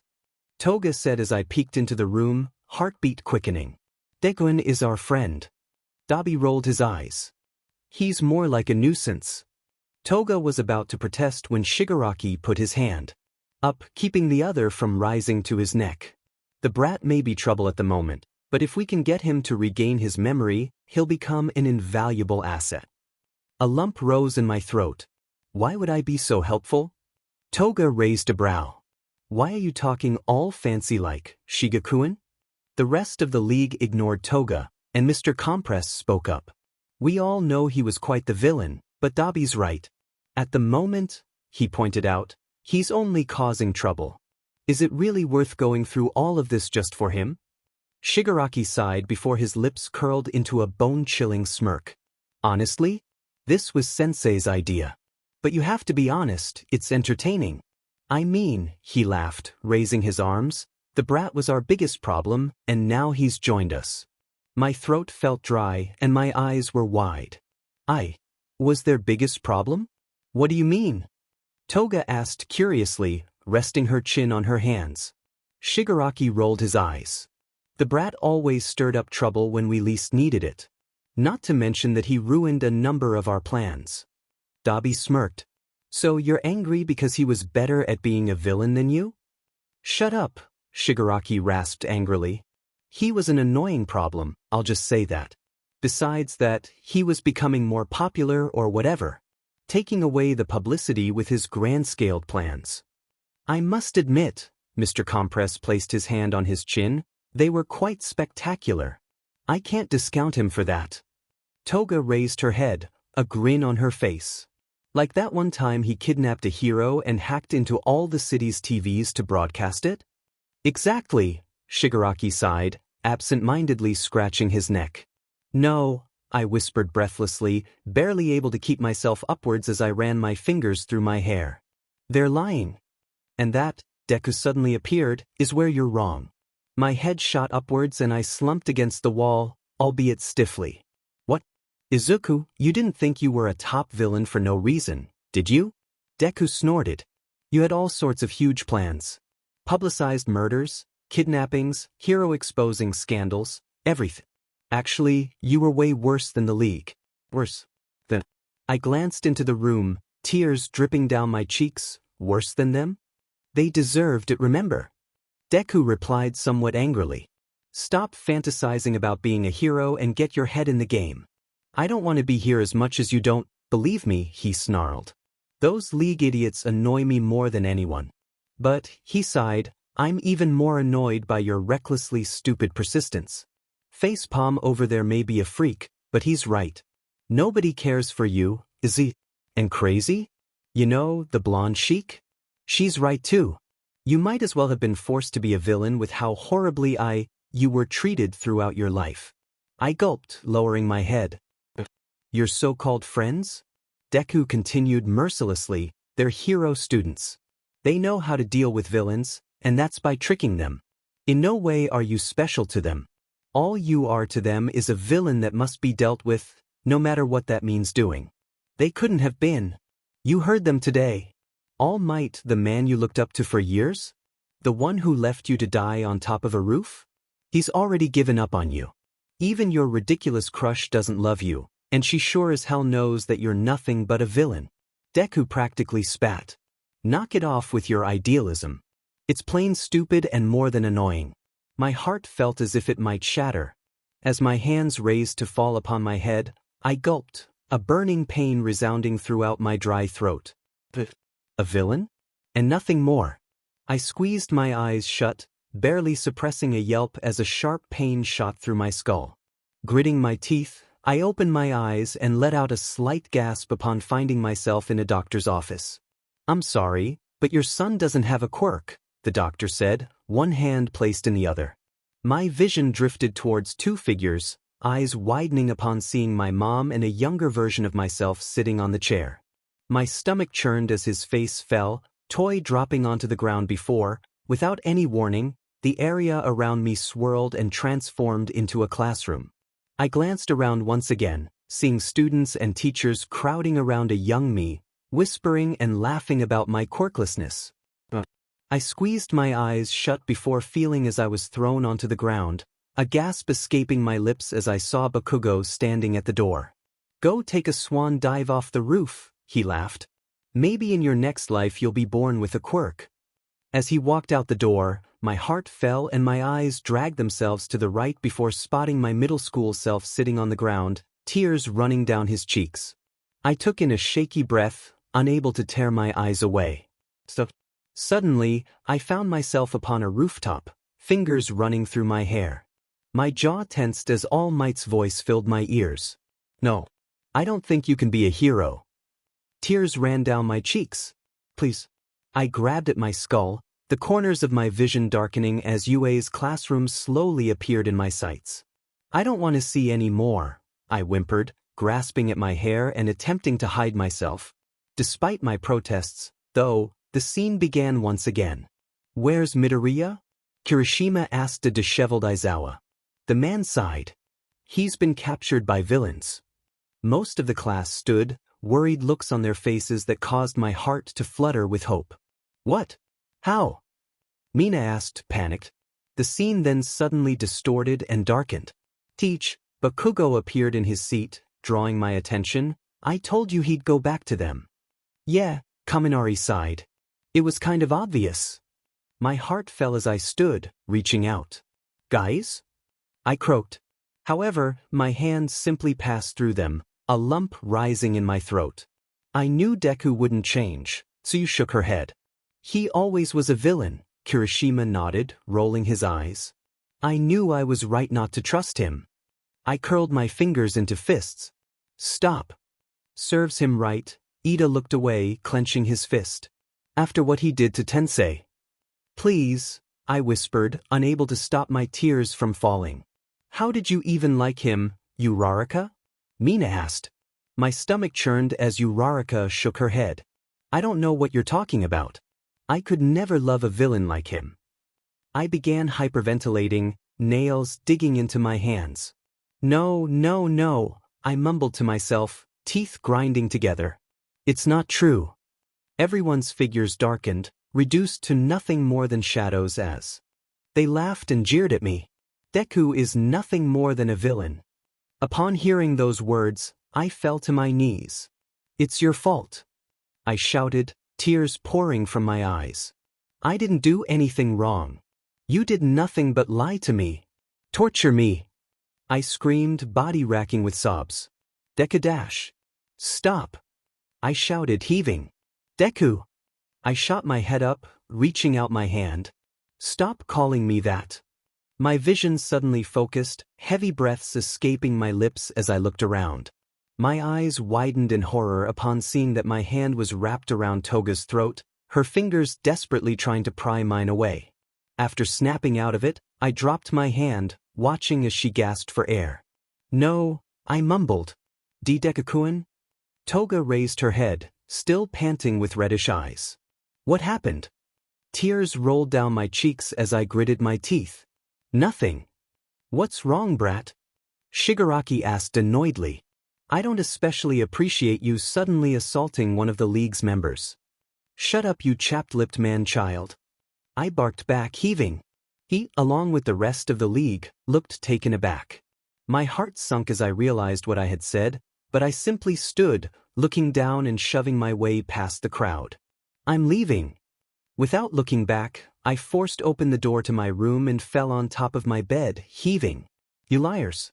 Nothing but. My eyes flicked towards my hero analysis notebook, stomach churning with anger. Nothing but liars. My fingers brushed across the weapon in my hands, lips quirked up into a smirk. All Might, I hummed, I can't wait to see you. Turning slightly, I adjusted my hoodie and as my eyes fell upon the man's figure, I grinned. Ducking my head down, I began to push through the crowd in order to make my way towards the man, eyes only flicking upwards to avoid bumping into someone. Once I was closer behind him, my jaw tensed and I bit the inside of my cheek. I mumbled, scanning over the crowd before him. And I glanced towards the back, Mr. Aizawa. After a moment, I shook my head. It's not like they'll be able to stop me, I smirked. Without any hesitance, I sped up before raising my hand and pressing the gun to All Might's back. Hey there, All Might, I spoke softly, smiling as I watched him visibly stiffen. I was, to everyone in front of him, entirely concealed by his muscular form. I suggest you don't speak a word or move a muscle. At least, I said quietly before grinning. Don't if you want all of your students to live. All Might. Kirishima turned his head to the side. Is something wrong? All Might's flicked back towards me before he cleared his throat and laughed. No, no, young Kirishima. Everything's fine. That's right, All Might, I said quietly. Even if you turn around and try to stop me now, I could kill at least a dozen of those pathetic excuses for heroes before going down. Or, I laced my voice with poison, I suppose some civilians would do. All Might coughed slightly, causing me to dig the barrel deeper into his back. Now, I tossed him a glare, speaking sharply, don't be getting comfortable. And don't send any signs to Eraserhead either. He didn't move, causing my lips to curl upwards once again. Great. Now that we're on the same page, I suppose I should tell you my true purpose for being here. Raising my head, I flashed him a grin, giggling as I saw him visibly recoil. It's to kill you, All Might. The man's eyes were wide, and his body was frozen. Why, young Midoriya, he whispered breathlessly. Well, that's strange. I put my finger on my chin, the other hovering over the trigger. I thought I was Deku to you. All Might stiffened further, eyes trailing downwards. Upon seeing him practically retreat, I snarled. Oh, are you too good for me now, All Might? I pressed the barrel closer to his spine, narrowing my eyes as he winced. What happened to trusting each other? After a moment without a response, I shoved the barrel further forwards, gritting my teeth. All Might. Tears dripped down my face, contrasting by my manic grin. You told me I was normal. Were you just lying to make yourself feel better? Perhaps, I laughed despite the rage in my voice, leaving me to die on a roof. All Might's head suddenly shot upwards. I didn't think dash. Didn't think what? I barked, dropping my care for any further consequences. Didn't think I could be a hero? Well, that was pretty clear. Gritting my teeth, I glared at the man. What kind of pathetic excuse for a symbol of peace are you? Shattering a kid's dream and leaving him alone on the top of a goddamn roof. Did you just think you could get away without consequences? I snarled, you disgusting piece of trash. All Might. Kaminari stepped forwards. What's going dash? His eyes flicked towards me, eyes widening and body freezing. And Midoriya? A murmur rose in the crowd, drawing half the mall's attention towards us. I gave a slight laugh, annoyedly running my finger through my hair. There goes any sense of privacy, I guess. Izuku? Uraraka whimpered, what are you doing? I narrowed my eyes as my eyes fell upon the girl. Why do you care? I'm just a villain, right? Uraraka's face fell, but it only made me angrier. Don't give me your false pity, I spat, shaking the gun in my hand and causing everyone in the near vicinity to gasp. My eyes flicked towards All Might as he shifted, forcing me to quickly turn on my heel and press the cold metal against his wound. Don't you dare move, I snarled before straightening. And Eraserhead, I glanced backwards, causing the man to slightly stumble. I wouldn't take another step if I were you. Why are you doing this? Mina asked desperately. I scoffed, head snapping towards the pink girl. But why? I gritted my teeth. Do I not have enough reason? After taking in a shaky breath, I dragged my gaze across the crowd, smirking. This is what happens when you do nothing but torture a child for years. Quirkless or not, I turned up my nose at them. I will make a mark on this world. Even if, I glanced towards All Might. It's a villainous one. I dropped my expression into a stoic one, letting out a mumble of words. Goodbye, All Might. Before anyone could react, I curled my finger into the trigger, with a loud bang resounding throughout the mall. Silence. A glorious silence was in the air, along with a tenseness so thick it was palpable. My eyes scanned the stunned mall before falling upon the symbol of peace. I watched as he staggered forwards before collapsing onto his knees, choking on his own blood and pressing his hand against his wound. Before he could speak, I pressed the barrel of the gun to the side of his head, relishing the moment as he visibly stiffened. This is all your fault, All Might, I whispered, clicking the next bullet into place and giving a slight smile while I crouched to his level. His graying eyes pleaded with me, but I simply tilted my head and placed my finger atop the trigger. And I leaned close, finger twitching. Don't forget it. I shot up with a gasp, eyes darting around the room as I choked on air. Pure terror coursed through my veins as my fingers wrapped around my throat, trembling as I gasped for air. With only the pounding of my heart echoing inside my skull, I glanced around and gulped. I'm in a room. My eyes drifted towards the blankets on top of me, sweat-slicked hands falling to my sides. My room. I paused for a moment, raising my head. The league's room. I fell back onto my pillow, still breathing heavily as I squeezed my eyes shut and draped my arm over my forehead. He's still alive. My jaw tensed slightly, an anger churning in my stomach. He's still alive. I furrowed my brows, and I began to push myself upwards once again, throwing my sheets off of my legs. Why is he alive? Why? I growled, running my fingers through my hair. Why is he allowed to live? Tears rolled down my cheeks, breaths becoming erratic. Why is he allowed to live peacefully while I'm stuck here? Why? I clenched my fist, hanging my head as I heard All Might's voice in my mind. Why did he give up on me? As I squeezed my eyes shut, an image flashed in my mind, one of the whole class. I took a rattly breath and spoke softly, voice cracking with each word. Did they all give up on me? X, third-person POV X. Uraraka placed her palms against her forehead, taking in a shaky breath as she sat at the end of the bed. Aizu, she whispered quietly. Please come back. She glanced over at her phone, wincing as a notification came through. She slowly picked it up, tracing her finger over the plastic edge as she skimmed the text, not entirely able to focus as her eyes centered on the wallpaper. Inside the small, square frame of her flip phone was an admittedly less than perfect, but nice nonetheless, image of her and Izuku, along with the rest of their friends, together at lunch.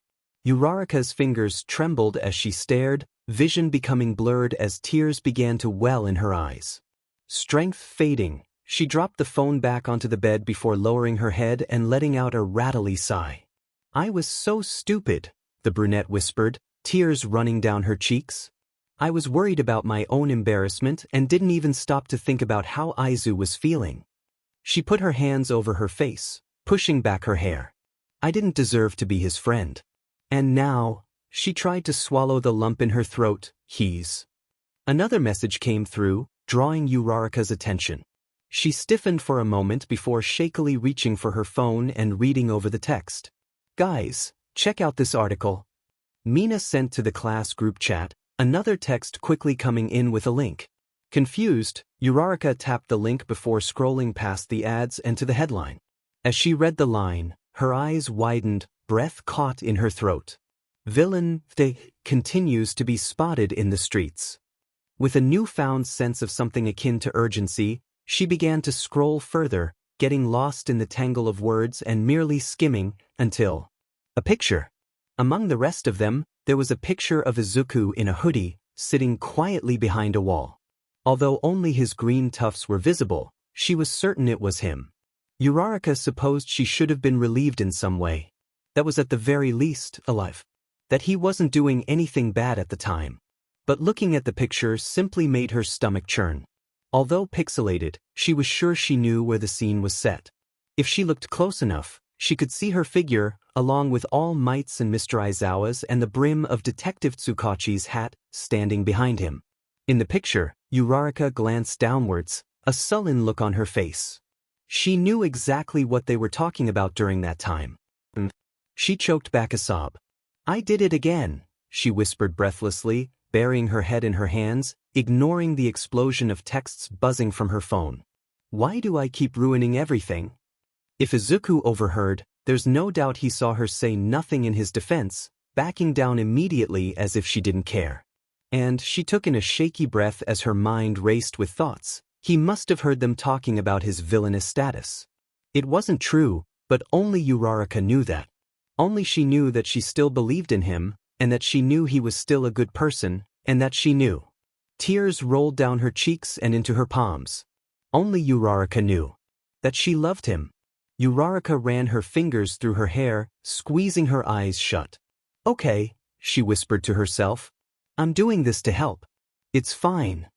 She glanced around for a moment, biting her lip as she crept through the hall of the dorms, which, after some careful planning, was added as a new extension to UA. And, although Izuku was still allowed to live at home unlike the other students, he did occasionally stay at the dorm with everyone else. She winced with every creak her steps produced, pausing for a moment each time to avoid making further noise. After what seemed like forever, though, she finally made it to Izuku's room, taking in a deep breath as she stood in front of the door. "I really hope this doesn't end poorly," Uraraka mumbled to herself before stepping forwards, and, with bated breath, pushing open the door.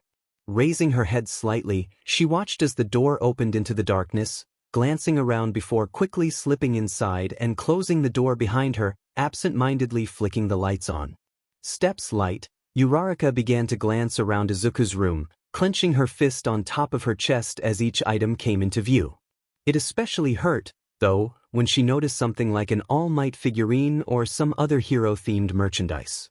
If she were in a different circumstance, she gave a rattly laugh as the thought crossed her mind. She probably would have teased him for such a thing. But now, as she gulped, Uraraka could feel nothing but guilt. After shaking away her thoughts, she continued forwards, curiously peeking into his drawers for. Well, then Uraraka hadn't known much. About Izuku, not really. Only that he had been a villain before transferring to their school. Only that, she sighed to herself, that he was a really good person afterwards. Her fingers traced through each drawer, hoping to find a hint of his past. Why did Izuku become a villain in the first place? And why did Nizu transfer him to their class? And a chill went down her spine at the thought, would he ever become a villain again? Although encompassed in her thoughts, something caught her eye. It was a simple notebook, but something about it was familiar. Carefully, she picked the book up and scanned over the cover before letting out a slight gasp. She had seen the boy writing in it before, and she giggled as he mumbled to himself about heroics and such. Uraraka, however, had never bothered to actually look in the notebook, instead happy to be charmed by his contagious joy. After pausing for a moment, she clenched her hands around the notebook and took notice of the label that indicated it was the second notebook he had written before beginning to flip through its pages. Her eyes widened as each page went on, every single one outlining heroic information. Weaknesses, costume design, personality, practically everything. Yet somehow, Uraraka didn't find herself worried in the least bit. Rather than villainous plans, the words seemed like the everyday ramblings of a teen who wished to be a hero, just like her. Once her eyes fell upon her own page, her heart fluttered. Every detail about her and her quirk were on point, but what most caught her attention was a simple, scribbled note on the side. My best friend. Uraraka wasn't quite sure why, but she felt her eyes begin to well up with tears, rolling softly down her cheeks. Her fingers flew up to cover her mouth as she choked back sobs, notebook shaking in her trembling hand. Izuku, she whispered to herself, setting the notebook down and covering her face. I'm so sorry. She breathed out rattly breaths before eventually composing herself, still sniffling as her eyes flicked back towards the notebook. Carefully, she lifted it back up and wiped the tear marks from the pages before continuing. Something wasn't quite right, though. A few pages after hers, Izuku's notes became more reminiscent of a diary of some sort. Confused, Uraraka glanced behind her and positioned herself on the boy's bed before glancing back down to the page. For a moment, she was hesitant. Uraraka didn't exactly want to invade the boy's privacy, but at the same time, she needed to figure out what was going on. With a sigh, she shook her head and began to skim the page, finger tapping nervously at the side of the book. It started out simple, talking about his friends and such, and how everyone was warming up to him. How it made him happy. Uraraka took in a shaky breath as she flipped the page, finding herself lost in the boy's words. Her stomach began to churn as the lettering became scratchy, the pages having drops of dried tears littered about. His ramblings became more incoherent. She felt her heart drop as she read over the page in which Izuku mentioned his previous life, stating that he felt awful about himself, that he could barely look at himself in the mirror. Uraraka wanted nothing more than to hold the boy close the further she read, choking back sobs with each sentence. He seemed so sad, so desperate. Izuku just wanted someone to be there for him and she had failed. Uraraka had failed so horribly at being a friend. She wanted to grit her teeth and rip all her hair out at her stupidity, clenching her fist over her face. While Izuku sat in school, pained and broken, Uraraka had treated it like something minor. She hadn't tried to help, not really. But she should have. God, she should have. She should have stopped Bakugo. She should have made sure the incident with Bakugo never even happened. Or, at the very least, she should have been there to comfort him. But she wasn't. Oh, how she wished her quirk was to go back in time in that moment. "I'm such a horrible friend," she whispered breathlessly, eyes too blurry to read. "I could have done anything. Anything. And maybe," she glanced to the side, heart feeling as if it might shatter. "He still would be here." Uraraka imagined his smile, but instead of feeling warm like she usually did, she felt as if she might puke. She watched as his image became distorted and monster-like, melting as he reached out towards her, a pained, angry expression on his face. "Why didn't you help me, Uraraka?" he mumbled, voice garbled and nearly incoherent. Uraraka looked up, horrified as tears rolled down her cheeks. He stumbled forwards, barely able to stand. "It's your fault," he whispered before lashing out and running towards her. "You were supposed to be my best friend." The girl gasped and fell backwards, barely able to breathe. I know, I'm sorry," she cried. "It's too late for sorry," he shouted, jumping forwards, voice reduced nothing more than a horrifyingly distorted roar. Uraraka recoiled backwards, waiting for an impact, but there was nothing. Slowly, she began to sit upwards, gasping for air. She squeezed her eyes shut as his words played back in her mind, head in her hands. I know," she whispered. Uraraka couldn't sleep, that was for certain. Despite leaving the book back in Izuku's drawer, she couldn't stop thinking about it. She couldn't stop thinking about that. With a shaky breath, the girl pushed herself upwards and reached over, fingers trembling as they curled around her phone. Although hesitant, she quickly shook her head and began to type her questions into a browser, scanning the page for a moment but not finding what she needed.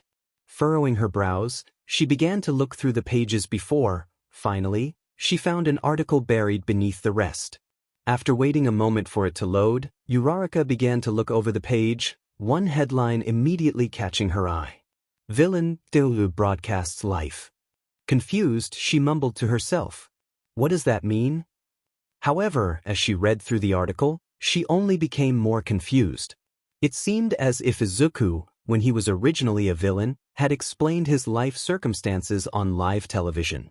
It struck her as strange, though, because she had never heard of such a thing despite the fact that it seemed as if it'd be a popular topic. When she reached the bottom of the article, she let out a frustrated sigh, finding that there was nothing that mentioned enough to answer her questions. In fact, it only left her with. Although she was about to give up, she decided against it and instead opened another page, searching for videos instead. Somehow, much to her surprise, she spotted a low-viewed video hidden among the rest, displaying a shaky thumbnail with Izuku's face. Before watching the video, she began scrolling down into the comments, only to find they were blocked. Furrowing her brows once again, she opened the description and scrolled past everything, eyes widening as she read the last line. Government blocked footage of Deku's life. She wasn't about to question how someone had gotten a hold of such a thing, but she did wonder why it was blocked in the first place. So, heart racing, she moved back to the video and clicked play, hoping for any of her questions to be answered. After a moment of buffering, a shaky video began to play, clearly being filmed from below and within some sort of audience. "My name is Izuku Midoriya," Izuku began, causing Uraraka's heart to leap, or, as you probably know me by, Deku. The boy stepped backwards before sitting down. "Now, you're no doubt wondering exactly why I appeared on the screen before you. And I'm sure this city's government is already trying to stop me, so I'll try to be as quick as possible." His eyes flicked to the side. "I'm filming this video for one simple reason, to show the world what made me become a villain." A murmur rose among the crowd, and Izuku paused as if he knew it'd happen. "Now, as many of you know," he continued, eyes narrowed, "I'm quirkless. Unfortunately, as many of you choose to ignore, quirkless children like myself are often given mercilessly torturous lives. So, he gave a slight laugh, you can all only blame yourselves for who you see here today. Uraraka gulped, hand flying to her mouth. Are quirkless kids really treated so poorly? She whispered, a sadness in her voice. Although the crowd became irritable, he flashed a smile. I know you'll all choose to believe what I'm telling is a lie, and you'll likely direct your anger towards me to shield yourselves from the guilt. However, he said, voice laced with poison, the truth cannot be denied. This society made me who I am.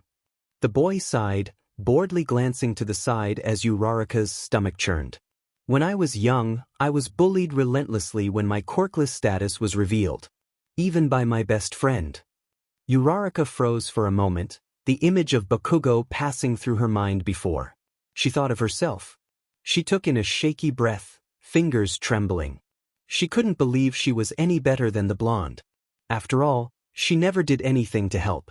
And although she wished for nothing more than to throw the phone across the room and to plug her ears, she continued to watch. She deserved the pain. And she needed to have her questions answered. The bullying only got worse as the years went by. Verbal became physical, I saw the discrimination around our world, etc. Did you know, by the way, he laughed, both anger and a slight sadness in his voice, that quirkless kids can't even take a school bus? Buy from some stores. He took in a rattly breath, and Uraraka felt bile rise in her throat, eyes becoming teary once again. Aizu, she whispered breathlessly. But still, Izuku sighed, raising his head towards the camera. I had a dream.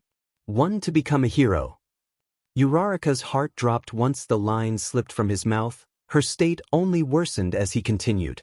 Of course, I was chastised for that. But a kid can dream, right? He gave a sad smile before frowning. I believed that for as long as I can remember. If I just kept trying, I'd get there someday. Someone would see that. I could do it. He clenched his fist, leg shaking. If only anyone at all, would recognize me. That'd be good enough for me. But alas, he chuckled darkly, not all dreams come true. Uraraka could barely keep her body from shaking, tears dropping onto the screen. Izuku, don't listen to them, she whispered, throat burning. You can. You can be a hero, Aizu. Please. But of course, he couldn't hear her. It was only a video, after all. One day, I found myself in quite the predicament, he said, video cutting for a moment. The reason for which, Uraraka could only assume, was the city's attempts at blocking the feed. I was attacked by a villain, he continued despite the disturbance, adjusting something in front of him. No matter how hard I tried, I couldn't escape. Izuku paused for a moment. Do you know how it feels to suffocate? He laughed as if it were an everyday question, a friendly joke. He clenched his fist on his chest, and Uraraka took in a shaky breath. It only gets worse as it goes on. First you realize you can't breathe. And no matter how hard you try, air just won't enter your lungs. You become desperate as your lungs burn and as your strength saps away, but still, nothing. And you begin to give up. You realize that there's no hope, and the corner of your vision darkens and... He smiled towards the camera as if it were no big deal.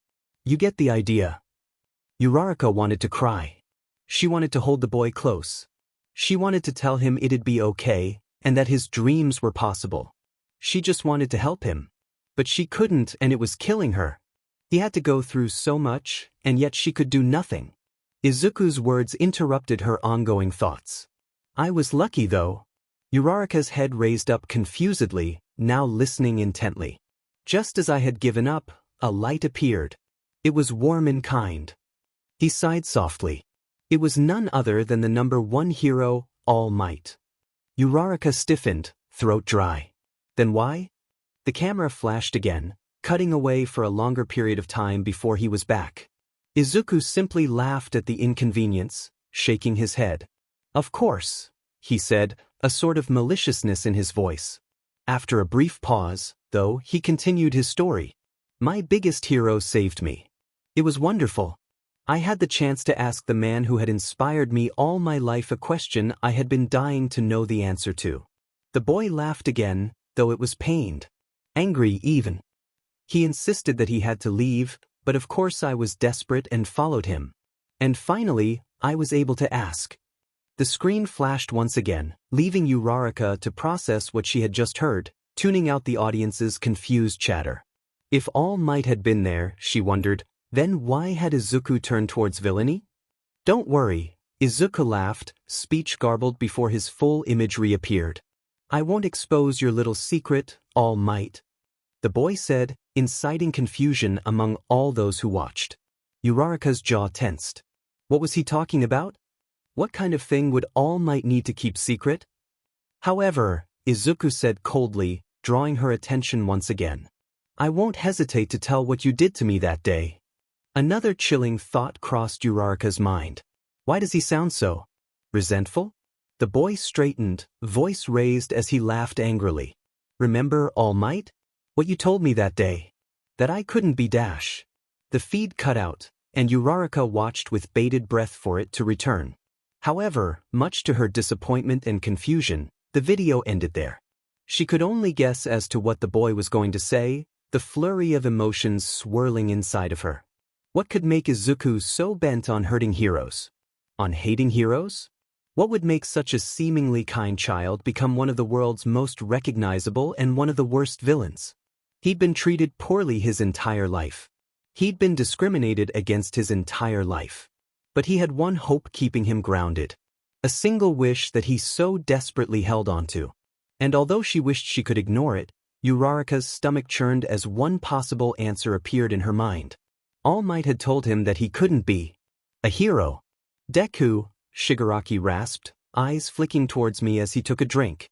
I glanced downwards before taking a seat at the opposite end of the bar, feeling as his eyes pierced through my skin. I take it you remember? He said, a hint of amusement in his voice. Biting my lip, I looked to the side. Some things. And? I sighed, burying my head in my hands. I don't know. What if, Shigaraki grinned, shaking his glass so the ice clinked together, you were given a chance to get revenge? Confused, I raised my head. What? Shigaraki laughed, placing the glass down. I know you're not that stupid. He turned towards me, a wild look in his eyes and a manic grin plastered across his face. It'd be so easy. My fist instinctively clenched. How? Well, he stood from the stool, grinning, by killing the symbol of peace, of course. Eyes widening, I stared at him. There, Dash. Now, he laughed, a trace of poison in his voice. Don't go backing out on me before I've even explained. His eyes flicked towards my uneasy expression. Do you think he deserves your mercy? Fingers twitching, I took in a shaky breath before letting out an awkward laugh. Not in the least. I squeezed my eyes shut, a sharp pain shooting through my heart. Ignoring it, though, I raised my head once more, connecting eyes with Shigaraki. Why? Great, he grinned, sliding a box across the table. It won't be hard. As long as he's distracted, he'll be an easy kill. He sat back down, laughing to himself and absent-mindedly scratching at his neck. The final boss. Gone forever. After a moment, he seemed to break free from his daze, noticing my confusion. Anyways, if you kill him, everyone who's wronged you is bound to be fearful. The city's morale will be in shambles, and those ridiculous Hero Corps students won't know what to do. Actually, he laughed wickedly, the school might be closed after its reputation takes such a hit. Imagine, he whipped his head around, his grin sending a chill down my spine. After the school let in a villain, they already took a hit. But if that villain betrays them? He laughed once again, who will fall? After he glanced at me, I stiffened before turning towards the box. Hesitantly, I reached my fingers towards the cover before biting my lip and hastily ripping the top off. Upon only seeing a pile of cloth, I shot Shigaraki a confused look. Open it, he laughed. With a nod, I turned once again, taking in a shaky breath as I lifted the fabric upwards. A heaviness fell in my hand and, after carefully unfolding the cloth, my eyes widened. I lifted the gun from the box, weighing it in my hand and inspecting the sides. Quirks aren't everything, Shigaraki said suddenly, drawing my attention. Everyone in this society automatically assumes that they're safe because of heroes. A bunch of little sheep, he laughed, a tinge of madness in his voice. But it's easy to rip that piece away. People are so used to it, they won't know what to do if someone tries to stop them. Glancing down, I bit my lip. So, Deku, Shigaraki said, what's your answer? I let out a shaky breath. I shook my head, straightening myself and facing the man. I'll do it. I'll kill All Might. Third-person POV X. Izuku stepped to the side of the pillar, taking in a deep breath as his fingers twitched inside his pockets. Quick and easy, he mumbled to himself, ignoring the shakiness of his voice. For a moment he squeezed his eyes shut. It'll all be over soon. As soon as 1A students started piling into the mall, Izuku's jaw tensed. He briefly wondered if he could turn back now, but simply shook his head at the idea and stepped forwards, eyes flicking between the crowd as they spread out. Once 1A had branched off into their own directions, Izuku scanned the area, spotting a few targets that were walking alone, and his eyes fell upon Uraraka. He felt an aching in his chest, but for whatever reason he couldn't force himself to tear his eyes away.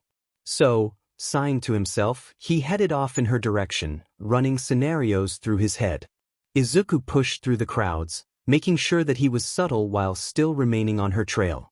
And, eventually, he caught up to her just as she was leaving a store. With only a second of hesitation, Izuku ran up behind her, footsteps quiet, and placed his hand on her shoulder. He winced as she visibly tensed, but he simply shook it off. "Uraraka," he whispered. The girl's eyes widened and she suddenly turned. "Izuku?" she said shakily, hand flying to her mouth. Izuku turned on the waterworks. I'm so scared," he hiccuped, causing her to turn around, practically frozen. "Izuku," she said worriedly, reaching for him, "it's O-dash." Izuku pulled back slightly, her expression falling as he took in a shaky breath. Sorry. Uraraka gave him a nervous smile. It's okay. What are you doing here, Izuku? She bit her lip, hoping, pleading to herself that he'd walk into her arms and spill his troubles. That he'd tell her he didn't have a choice, that he wasn't a villain, that they were still friends. Izuku paused for a moment, giving a rattly breath. The League, he mumbled. I was able to run and... The girl's eyes widened once more. You escaped? She asked breathlessly, moving towards him. But how? The boy looked up, tears in his eyes. They think I'm on a mission right now. But, he stepped forwards, a gleam in his eyes as he took Uraraka's hands in his own. If you call All Might, he'll be able to stop me and I'll be able to go back home. Uraraka paused for a moment, gulping as she searched her eyes. She glanced down, okay. Izuku's face brightened as Uraraka dropped his hands, pulling out her phone and opening up her texts. I'll text Aizawa too, just in case, she said absent-mindedly. She froze as Izuku placed his hand on her phone, eyes wide. No. She asked confusedly. The boy seemed to have realized how he was appearing. He stepped back, eyes pleading with her. Please don't call Mr. Aizawa. I don't want too much attention to be on us.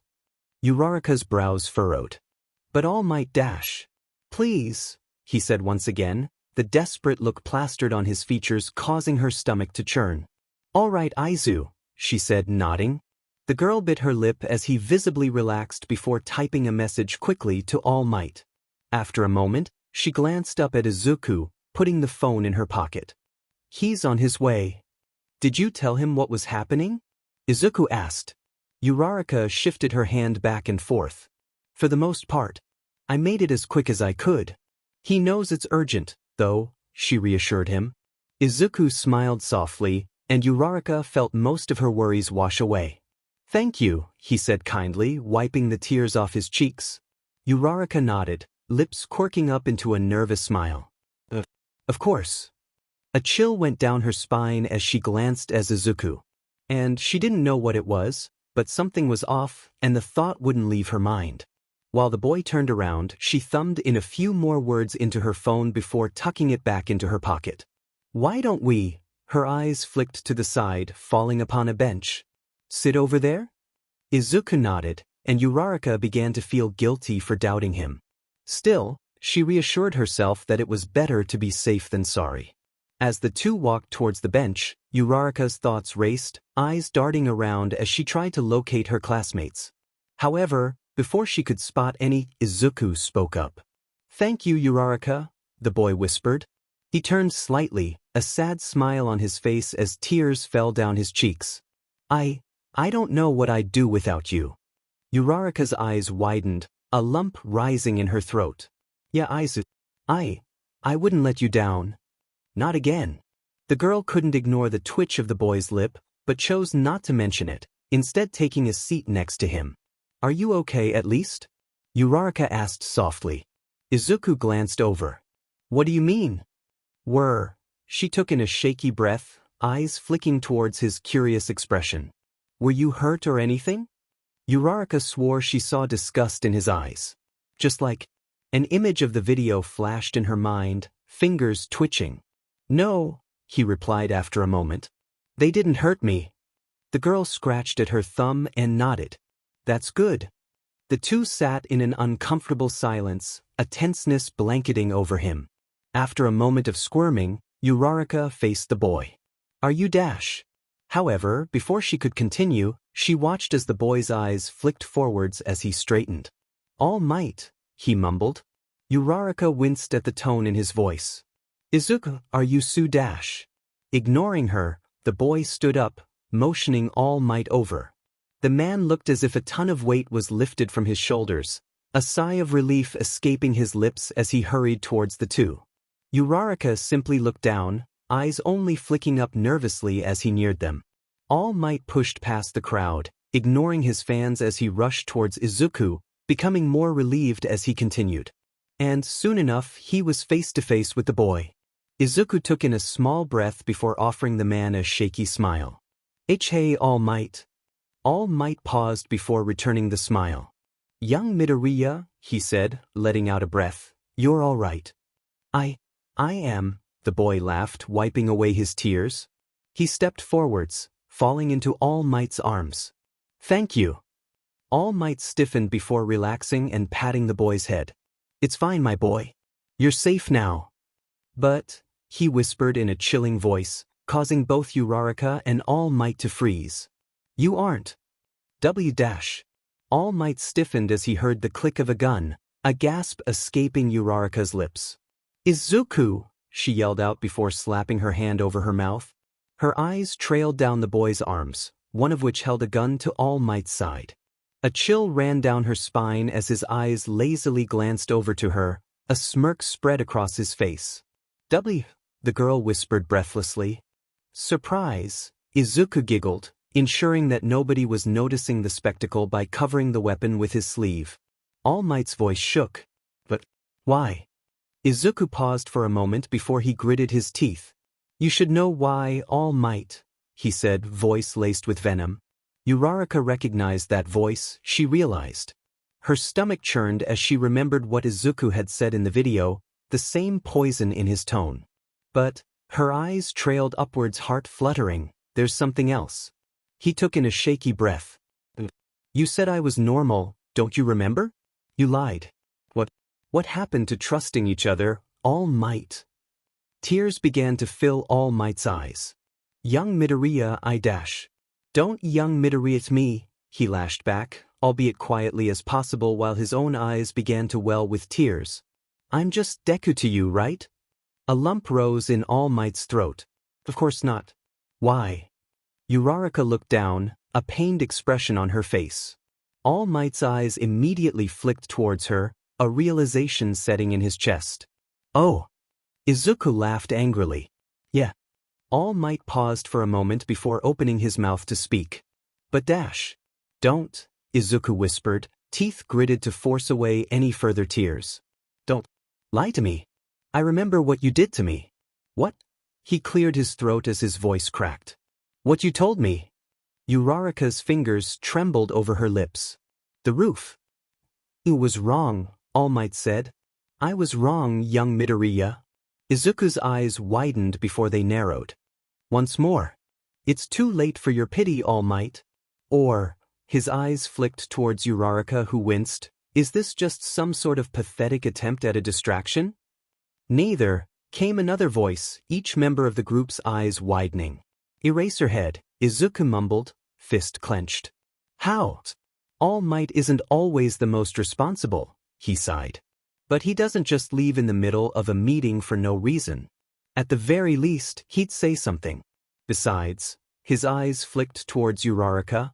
I had a bit of a warning. At Aizawa's response, Izuku shot Uraraka a dirty look, causing the girl to wince. However, before he could voice his anger, All Might sighed. Eraser, the man chuckled. Now, Aizawa glanced towards Izuku, causing the boy to stiffen. Drop the gun, Midoriya. Then we might be able to arrange a lesser punishment for you. Izuku paused for a moment before hanging his head. Okay. The boy began lowering his hand before suddenly leaping towards Uraraka and shifting his aim for her skull. She yelped, both men visibly stiffening as he shook the gun in his hands. A murmur arose in the crowd around them, only worsening the matter. If you don't let me kill All Might, I'll shoot her. Izuku barked, but his voice was audibly shaking, and his fingers trembled. Aizawa narrowed his eyes. There's no way, Dash. Fine, All Might said, causing everyone to look at him with sudden bewilderment. I'll let you kill me if that sates your anger, young Midoriya. Izuku froze. Wants me to kill him? What? Uraraka sputtered, catching the boy's attention. All Might, I know you can be reckless, Aizawa said, a trace of anger mixed with desperateness in his voice, but this is crossing the line. All Might sighed, but a small smile was still present on his face. I know, but I deserve it. It's my fault he dash. All Might, Uraraka said suddenly, tears running down her cheeks. It's not your fault. Both men, along with Izuku, watched as she hung her head, hand placed over her face as her fingers curled. It's mine. She whispered breathlessly, choking back sobs. I should have been a better friend. I didn't even stop to think how he felt. She took in a shaky breath, facing Izuku. I don't deserve your friendship, Aizu. Izuku's eyes widened, heart leaping. What? Young Uraraka. All Might sighed. Please? It's not your fault. I already told you it was mine. No, she shouted back, startling the crowd around them while Aizawa tried to push them back. I saw the video, All Might. Both All Might's and Izuku's eyes widened. I know what happened, she whispered, hand falling limp. And what you did is wrong. I know that. But, she sighed. You can't be the only one blamed. Besides, the world needs you, All Might. Not me. Izuku furrowed his brows. Stop, Dash. Shut up, you idiots. A voice rang throughout the mall, everyone's heads whipping towards the source of the sound. Bakugo stood before them, breathing heavily with the rest of Class 1A not far behind. Rage began to bubble within Izuku's chest, but before he could speak, the blonde continued, the pain in his voice sending a shock throughout his body. It's my fault. I did this. He clenched his shirt in his hand. All I ever did was make Izuku's life miserable. Knock it off, Izuku whispered breathlessly, wide eyes watering. He stiffened as a voice mumbled within his mind. Pull the trigger. Izuku gritted his teeth and slapped his hand against the side of his head. Shut up. Midoriya.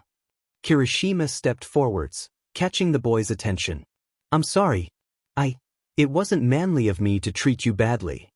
I apologize too, Midoriya. Ida sighed, eyes flicking towards Kirishima before landing on Izuku. It was wrong of me to be bad-mannered towards you. And I'd like to say sorry as well, Yayarozu said, earning the nods of the majority of the class. On behalf of the class, we owe you an apology. We should have helped you through your troubles. Stop waiting around and pull the trigger. Izuku winced at the sharp pain that shot through his skull, teeth gritted as the hand that held the gun fell to his side. Stop. Izuku, Uraraka whispered, grabbing onto his hand. She waited for the boy to look at her before continuing. Please. We can get through this. Izuku stared at her before he looked away, voice cracking as he threw her hand from his. Leave me alone. He raised the gun shakily towards All Might. I have to do this. Shigaraki's words played in his mind as he squeezed his eyes shut. This is your chance to get back at him. What has he ever done for you? I don't have a choice anymore, Izuku mumbled. Of course you do. Uraraka said, pleading with him. Just drop the gun and we can all go home. She glanced downwards, whispering. Please, Aizu. What home? Izuku asked simply, a sharpness in his voice. With All Might. And all of us, she answered quickly. Izuku's finger twitched. But I'm just a villain. No, Uraraka said, stepping forwards but stopping just before reaching him. You're not. You're a friend. Izuku, none of this is your fault. You. Aizawa moved towards the boy, a sort of uncertainty in his voice that was just barely noticeable, one that none of his students had ever heard. Midoriya, you were dealt a bad hand in life. That's it. Sometimes that happens. You just have to find a way to overcome it. Uraraka nodded. And we'll all be there to help you, Aizu. Izuku's body trembled as he began to lower the gun. Really? The girl smiled sadly, nodding once again. Yeah, Aizu. He paused for a moment before whispering. Okay. Izuku suddenly froze, body trembling. What? Izuku? Uraraka said worriedly, reaching out for him. What's wrong? Stay back, he lashed out, grabbing onto his throbbing skull as Uraraka stepped backwards. What do you want? He gritted his teeth, directing his words towards the voice in his mind. You've come way too far to turn back now, Izuku. Deku barked. Hurry up and pull the trigger. You can end this all now. But, Izuku whispered, I don't want to anymore. Deku sighed before replying viciously. I was afraid you'd say that. Before Izuku could react, he felt his arm raising, eyes widening as it did so. What? Uraraka gasped. Izuku, what are you doing? Izuku gritted his teeth, attempting to pull down his arm but failing. No, he heaved. The boy then suddenly froze again, his eyes filling with a sort of blankness. Goodbye, All Might, he mumbled, not a drop of emotion in his tone. And before anyone could react, his finger fell over the finger, barrel pointed directly at the man. A loud, deafening bang resounded throughout the mall. And with it came a thud. The entire mall was blanketed in a thick, palpable silence, with each and every eye turned towards the scene. Izuku paused for a moment before feeling as if he were filled with a burst of energy, clenching and unclenching his hands while he breathed heavily. His lips quirked up into a smile, only for his expression to fall when his eyes dragged themselves downwards. Eyes widening, Izuku felt as if his heart had stopped in the middle of a beat, legs shaking until they gave way under him. He ignored the soreness radiating from his knees, fingers trembling as they reached up to cover his mouth. No, he whispered. Izuku watched helplessly as blood grew into the fabric before him, like a rose blooming in a garden of cloth. It was far from beautiful, though. It was sickening. The freckled boy felt as tears rolled down his cheeks, feeling as if he could choke on the air around him. He watched through blurry eyes as Aizawa rushed over, fashioning his capture weapon into a makeshift, wasted tourniquet around the wound. It was as if sound itself had disappeared, leaving only him and a pale body in front of him. Uraraka's body. Izuku ran his fingers through his hair, trying but failing to bite back tears as they spilled from his eyes, unable to look away from the seeping blood despite the sickening feeling that churned within his stomach. The boy crawled desperately towards the girl, ignoring the shaking weakness in his limbs as he did so. Uraraka, he whispered, brushing her hair from her forehead. The girl barely winced, face pale as she forced herself to breathe.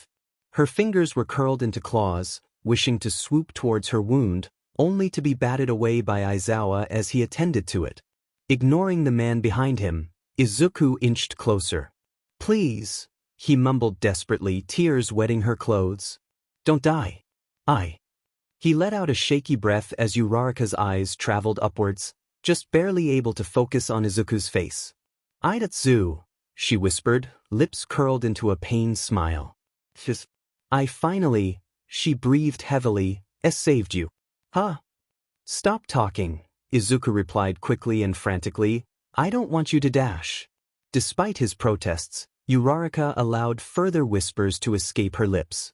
Guess I'm not useless. After all. Izuku's eyes widened. You were never useless. He curled his fingers onto his jeans, shaking his head as tears fell from his eyes. I just wasn't strong enough. I never tried to ask for help. Stop blaming yourself, Uraraka laughed, causing Izuku's stomach to churn as she winced. She faintly lifted her hand, placing it on the boy's cheek. You know, Aizu, she mumbled sleepily, that I always thought. Why you could be a hero. Izuku stiffened as her hand slid down his cheek, falling limply to the ground as her eyes closed. No, he whispered. Uraraka. The boy began panicking, reaching out his hands. Wake up, please. He breathed heavily as his mind replayed the sound of the bullet's whistle, forcing him to watch as it pierced through Uraraka's stomach every time he blinked. Why? He whispered breathlessly. After a moment he yelled into the air, letting out a guttural scream that sent chills down the spines of all around him. Young Midoriya, a voice said softly, causing the boy to stiffen as he reclaimed his breaths. All Might's hand fell upon Izuku's shoulder, a sort of warm kindness emanating from the man. It'll be okay. She. Izuku gulped, eyes still glued onto the girl in front of him. All Might kneeled down next to him, pulling the boy into a hug. I know. His eyes flicked towards her body, stomach churning. I know. Izuku was still for a moment, not even letting out a breath. However, he suddenly allowed himself to fall into the man's arms, letting out gut-wrenching sobs. It's my fault, he cried. The man didn't reply to his words, as he only knew it'd make the situation worse. Instead, he simply held Izuku close, allowing him to cry into his arms. It'll be okay. All Might sat next to the freckled boy, feeling the tension prickle at his skin. Both sat in a total silence, only occasionally broken by the clacks of shoes down the hall and murmured words between doctors. The man felt guilt pierce through him each time his eyes flicked towards Izuku, who breathed heavily in the chair beside him, burying his head into his knees. He couldn't bear to see the boy in such a state, and couldn't help but feel responsible. Not only was he the one who set Izuku off in the first place, but he wasn't fast enough to stop Uraraka from being hit. Sighing, All Might placed his hand on his head. Each time it was silent, the boy's cries echoed in his mind. God, he hated when he had to wrench the boy from the ground as the ambulance came in, a horrible, dead look in his eyes. There was no struggle, but his pale skin and ghostly look were more than enough to make his heart drop. Izuku, with an extreme amount of urging from All Might, along with Nizu, was given special clearance to be in the hospital, with all of his crimes being ignored for the moment. For the time, All Might had hoped he'd at least be free of some sort of burden. Still, the man knew that Izuku wouldn't just snap back like everything was normal. After all, he watched himself hurt someone he deeply cared for, and he couldn't do a single thing about it. All Might sighed, mind tracing back to his younger days as a hero. And after a moment he spoke up. Nana Shimura. Izuku stirred slightly. What? The man gave a soft smile, a hint of sadness behind his eyes. That was my mentor's name. The one in the picture. All Might hummed in reply. That'd be her. Izuku spoke slowly. But why are you mentioning her? Help me through life. When I felt as if I couldn't do anything, and just as I was about to give up just like you, All Might said quietly, I was quirkless, and she gave me that hope. Izuku's eyes widened, peering from over his legs. Quirkless? All Might chuckled, a hint of pain in his voice. I was quirkless before Nana gave me one for all. She was the one who trained me throughout the years. The boy paused for a moment. Why are you telling me this?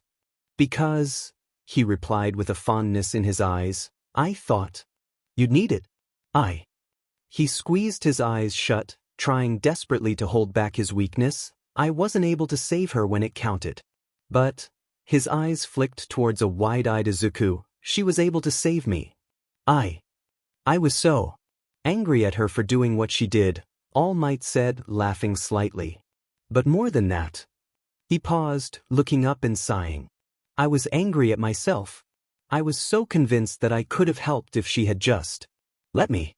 Now, though, I see that her sacrifice saved a lot more lives than my own that day. Izuku glanced downwards. I see.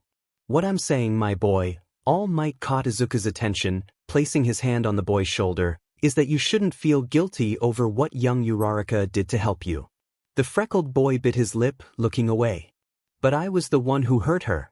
It's different. But, All Might said quietly, it was her choice to help you, wasn't it?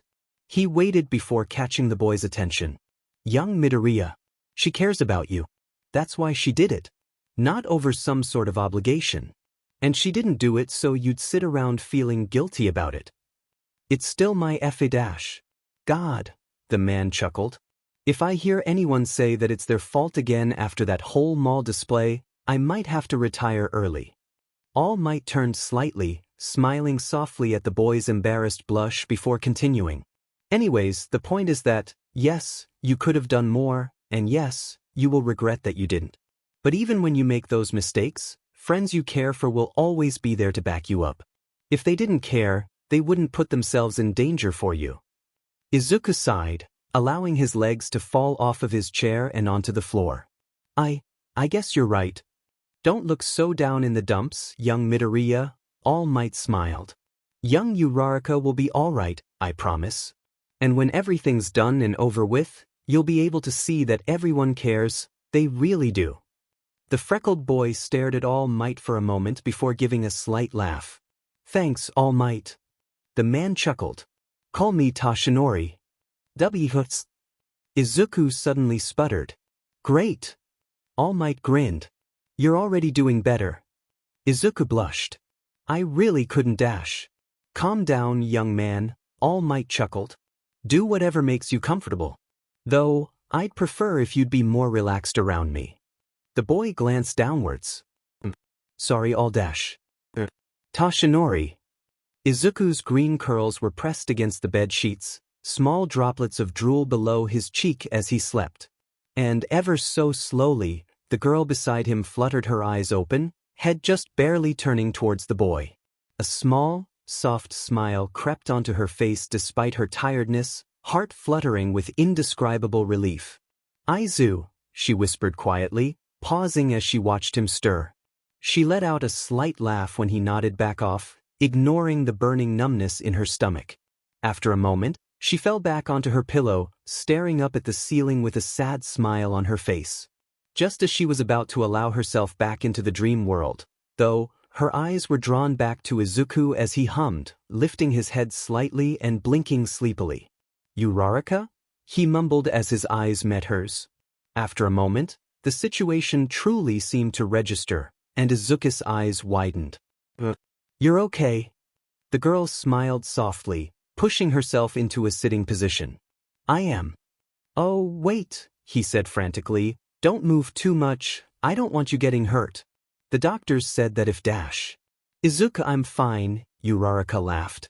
The boy blushed at the name, and Uraraka continued with a grin and a thumbs up. See, she patted her stomach, it's all bandaged up and it's numb anyways, so I can't really feel it. We're all good here. Still, Izuku mumbled, cheeks still tinged with red.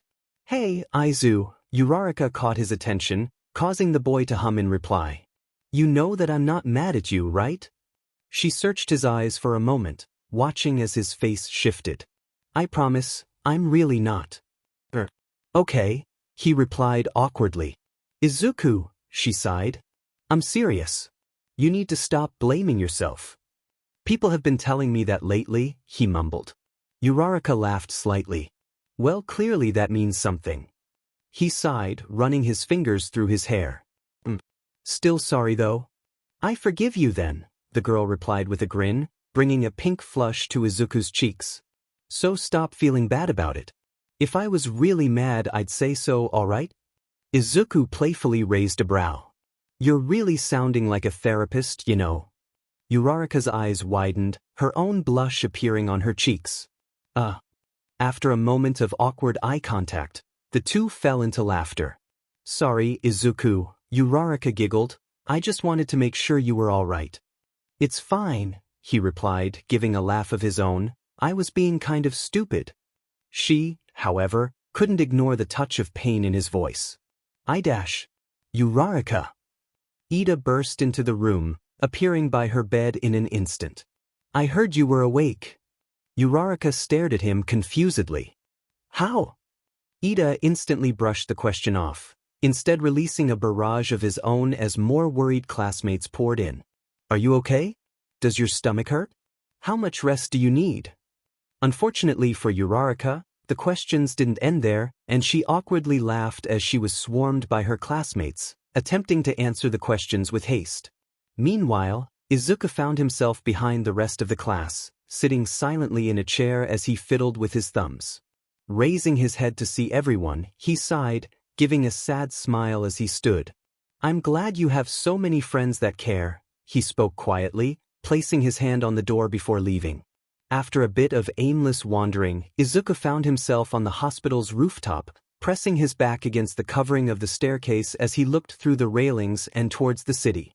His eyes wandered around the city, a sigh escaping his lips as he placed his head into his hands, wind rushing past him.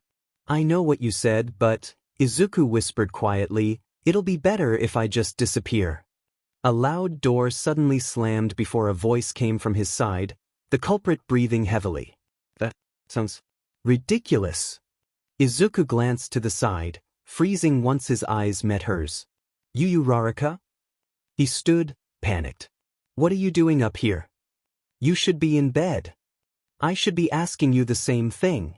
Uraraka replied, brow twitching in something reminiscent of anger. Sorry. Izuku replied sheepishly. Sighing.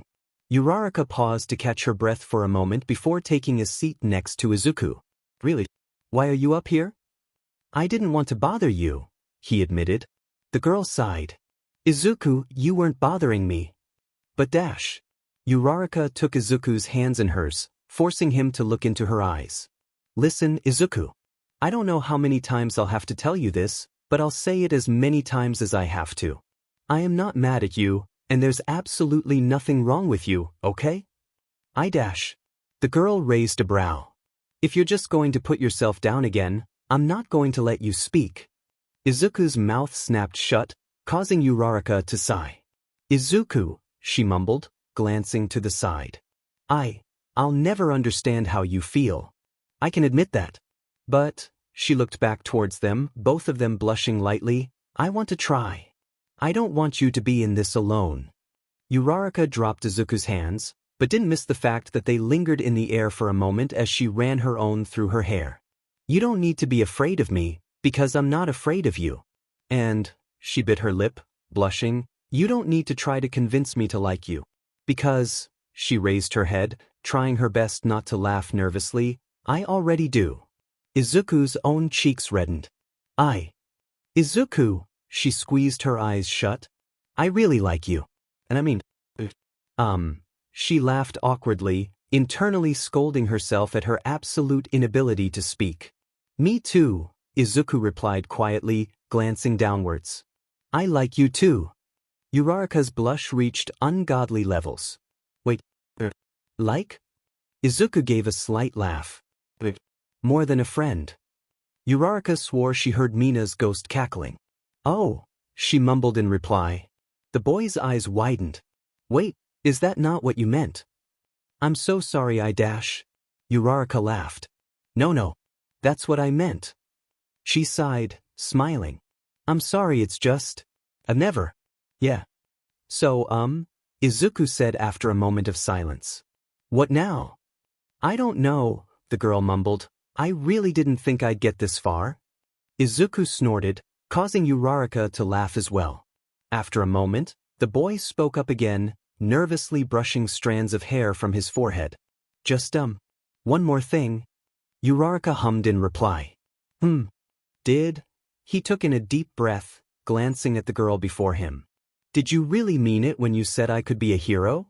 Uraraka paused for a moment before laughing. Of course, Izu. Well, Izuku said softly, giving a bright smile before tilting his head. I think I have the perfect name. Izuku turned slightly, standing before the door. He mumbled, glancing towards All Might. Are you sure about this? All Might gave him a warm smile. Go on. It'll be all right. After a moment of biting his lip, Izuku nodded, taking a deep breath before knocking. His heart refused to settle and he fidgeted with his hands, but he remained still. One moment, a voice replied, slightly shaky but warm at the same time. Sucking in a breath, Izuku stared forwards, watching as a woman opened the door. Who is Dash? She froze for a moment, eyes wide. That Izuku, she whispered breathlessly. The boy smiled nervously, barely raising his hand as he glanced downwards. Hey mum. Before he knew what was going on, the woman stumbled forwards, wrapping her arms around him. Izuku was surprised for a moment, but easily adjusted to the loving warmth that emanated from his mother. His arms found their way around her back, hands placed on top of each other. I'm glad to see you. He spoke carefully, trying to keep his voice from shaking. Aizu, she whispered, body trembling. Mom? Izuku replied, panicked. Are you okay? The woman stepped backwards and wiped a tear from her eye, nodding with a bright smile. Oh, of course, Aizu. Izuku blinked after a moment, finger twitching as he raised his head from the picture in front of him. He smiled warmly at his and his mother's bright grins before placing the frame back on the table, straightening himself and turning towards a knock on the door. He hummed, eyes dragging themselves towards the sound. A familiar brunette stood in the doorway, a bright smile spread across her cheeks as she pressed herself against the doorframe. Hey there, Aizu. Izuku laughed, standing. Uraraka. Excited for your first day of work? She teased, knowing that he had been up practically all night preparing. The man blushed. Yes. Uraraka laughed, walking towards him. It's so easy to make you blush, Aizu. Izuku turned towards her, raising a brow and taking pleasure as his smirk turned her cheeks red as well. I could say the same thing. The woman blushed, stammering. That's not fair. I think it's perfectly fair, thank you very much. Izuku grinned brightly. You'd think my fiancé would be nicer to me, Uraraka sighed before smiling. Anyways, you should probably get going. Yagi's already outside waiting for you. All Might's here. Izuku replied with wide eyes, voice frantic. Why didn't you tell me? Uraraka laughed. Didn't he tell you to call him Tashinori? She giggled at his embarrassment before turning around. But yeah, he just got here. You traitor! Izuku accused, suppressing his own laughter as hers echoed down the hall. After she left, he quickly scooped everything up, rushing out of his room. I'm Dash. He turned towards the sound of a knock on the door, watching as Uraraka walked over to open it. Hello, she greeted happily, opening the door to reveal Tashinori standing in the door. Is Midoriya ready? He asked, raising his head as she nodded. Izuku froze in his awkward position, items practically spilling from his arms, his unkempt hair and loose tie not helping much in the impression. Uraraka turned around, raising a brow in amusement. Clearly not. The man blushed, smiling sheepishly. Sorry. You know, Uraraka sighed, stepping away from the door and gesturing for All Might to come in. You'd think that a famous hero such as yourself would be a little more used to this kind of thing. Or at the very least be more organized. All Might shot a sympathetic look towards Izuku, but he let a hint of amusement slip in his expression. Izuku sighed, but still kept a smile on his face. Why do you two insist on teasing me? It's hilarious, came another voice, drawing Izuku's eyes to a smirking blonde. Not you too, Kaken, Izuku groaned. He shook his head, rubbing the back of his neck. You make it too easy, Deku. Izuku simply blinked before heading out the door. I've had enough of all of you. I'm waiting in the car. Izui. Uraraka laughed. Don't be like that. The man simply shook his head, raising his pinky at her. Uraraka giggled at the gesture, causing Katsuki to raise a brow. Did he just raise his pinky at you? He counts it as a swear, Uraraka explained, still laughing to herself. He's all about making a good impression on kids, even if he's not anywhere near them. I see, Katsuki mumbled. Well, I hate to ruin the moment, but we should probably get going, Toshinori interrupted sheepishly. It's fine, Uraraka laughed. Go on ahead.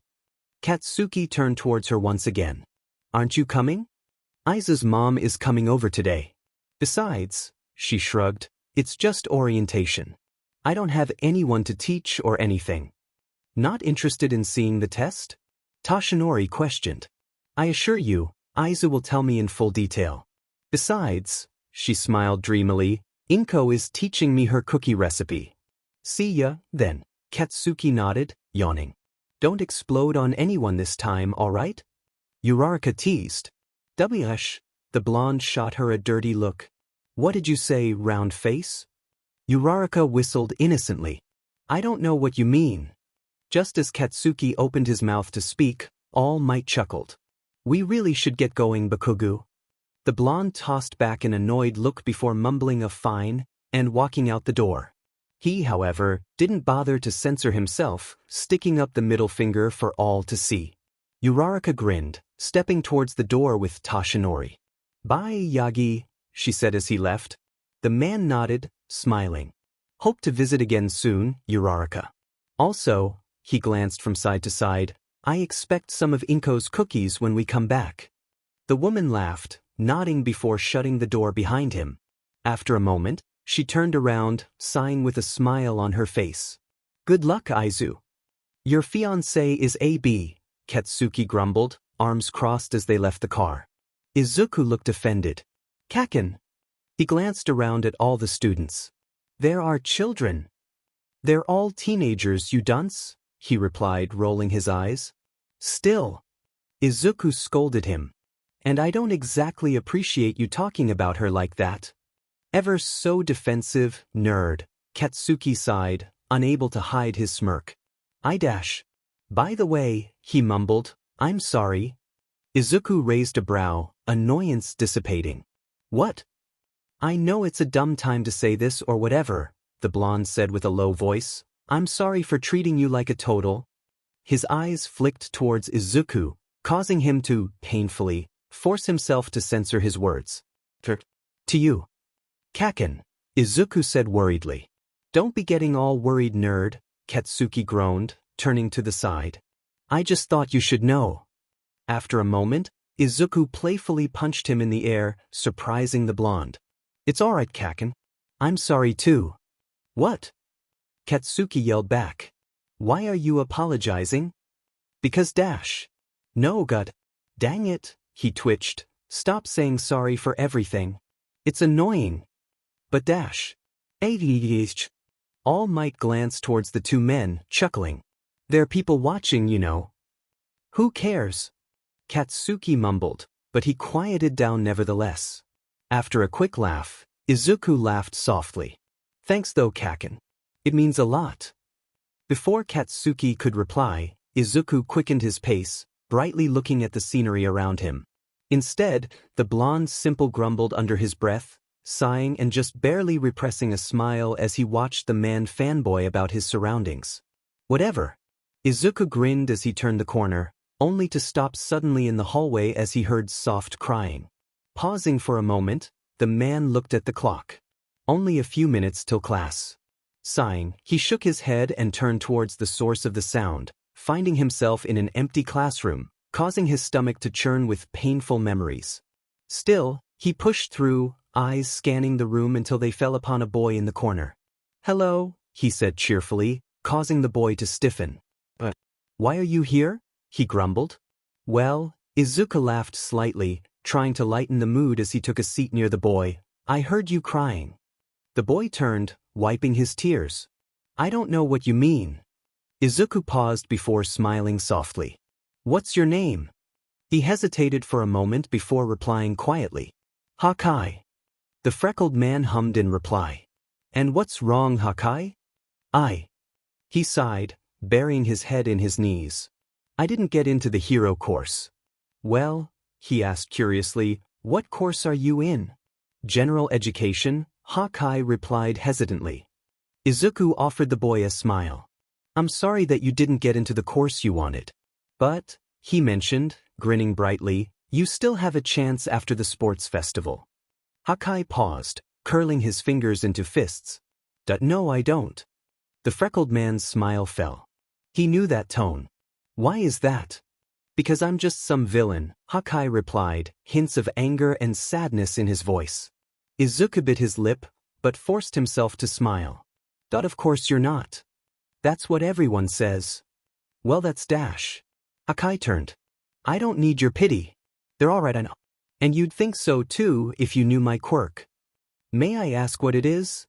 Izuku asked, causing the boy to sigh. It's... He squeezed his eyes shut. Everything I touch just disappears. Izuku raised his head curiously. What do you mean? Hakai seemed confused at the man's interest, raising his own head slightly. His eyes drifted around the room before he reached forwards and touched a chair. Within a few moments, the chair seemed to have fizzled from existence, causing Izuku to watch with amazement. Hakai turned slightly, wincing at the furrowing of the man's brows. I told why Dash? That's strange, he mumbled, standing slightly. He moved his hands around the area in which the chair was previously and, of course, he no longer felt it. After a moment he paused. What were your parents' quirks? Hakai raised a brow. My mom could make objects smaller so she could carry them around. And my dad can turn things invisible. Izuku's face slowly brightened, an excited and childlike grin appearing as he turned towards Hakai. Make the chair reappear. The boy blinked. What? Your quirk, it's not to make things disappear, he explained, speaking quickly. It's to store them in a sort of mental area or something. He gestured towards the empty space, just causing the boy to become more confused. You can't just destroy atoms or anything. After a moment, Hakai looked down. You're insane. Hakai. Izuku caught his attention,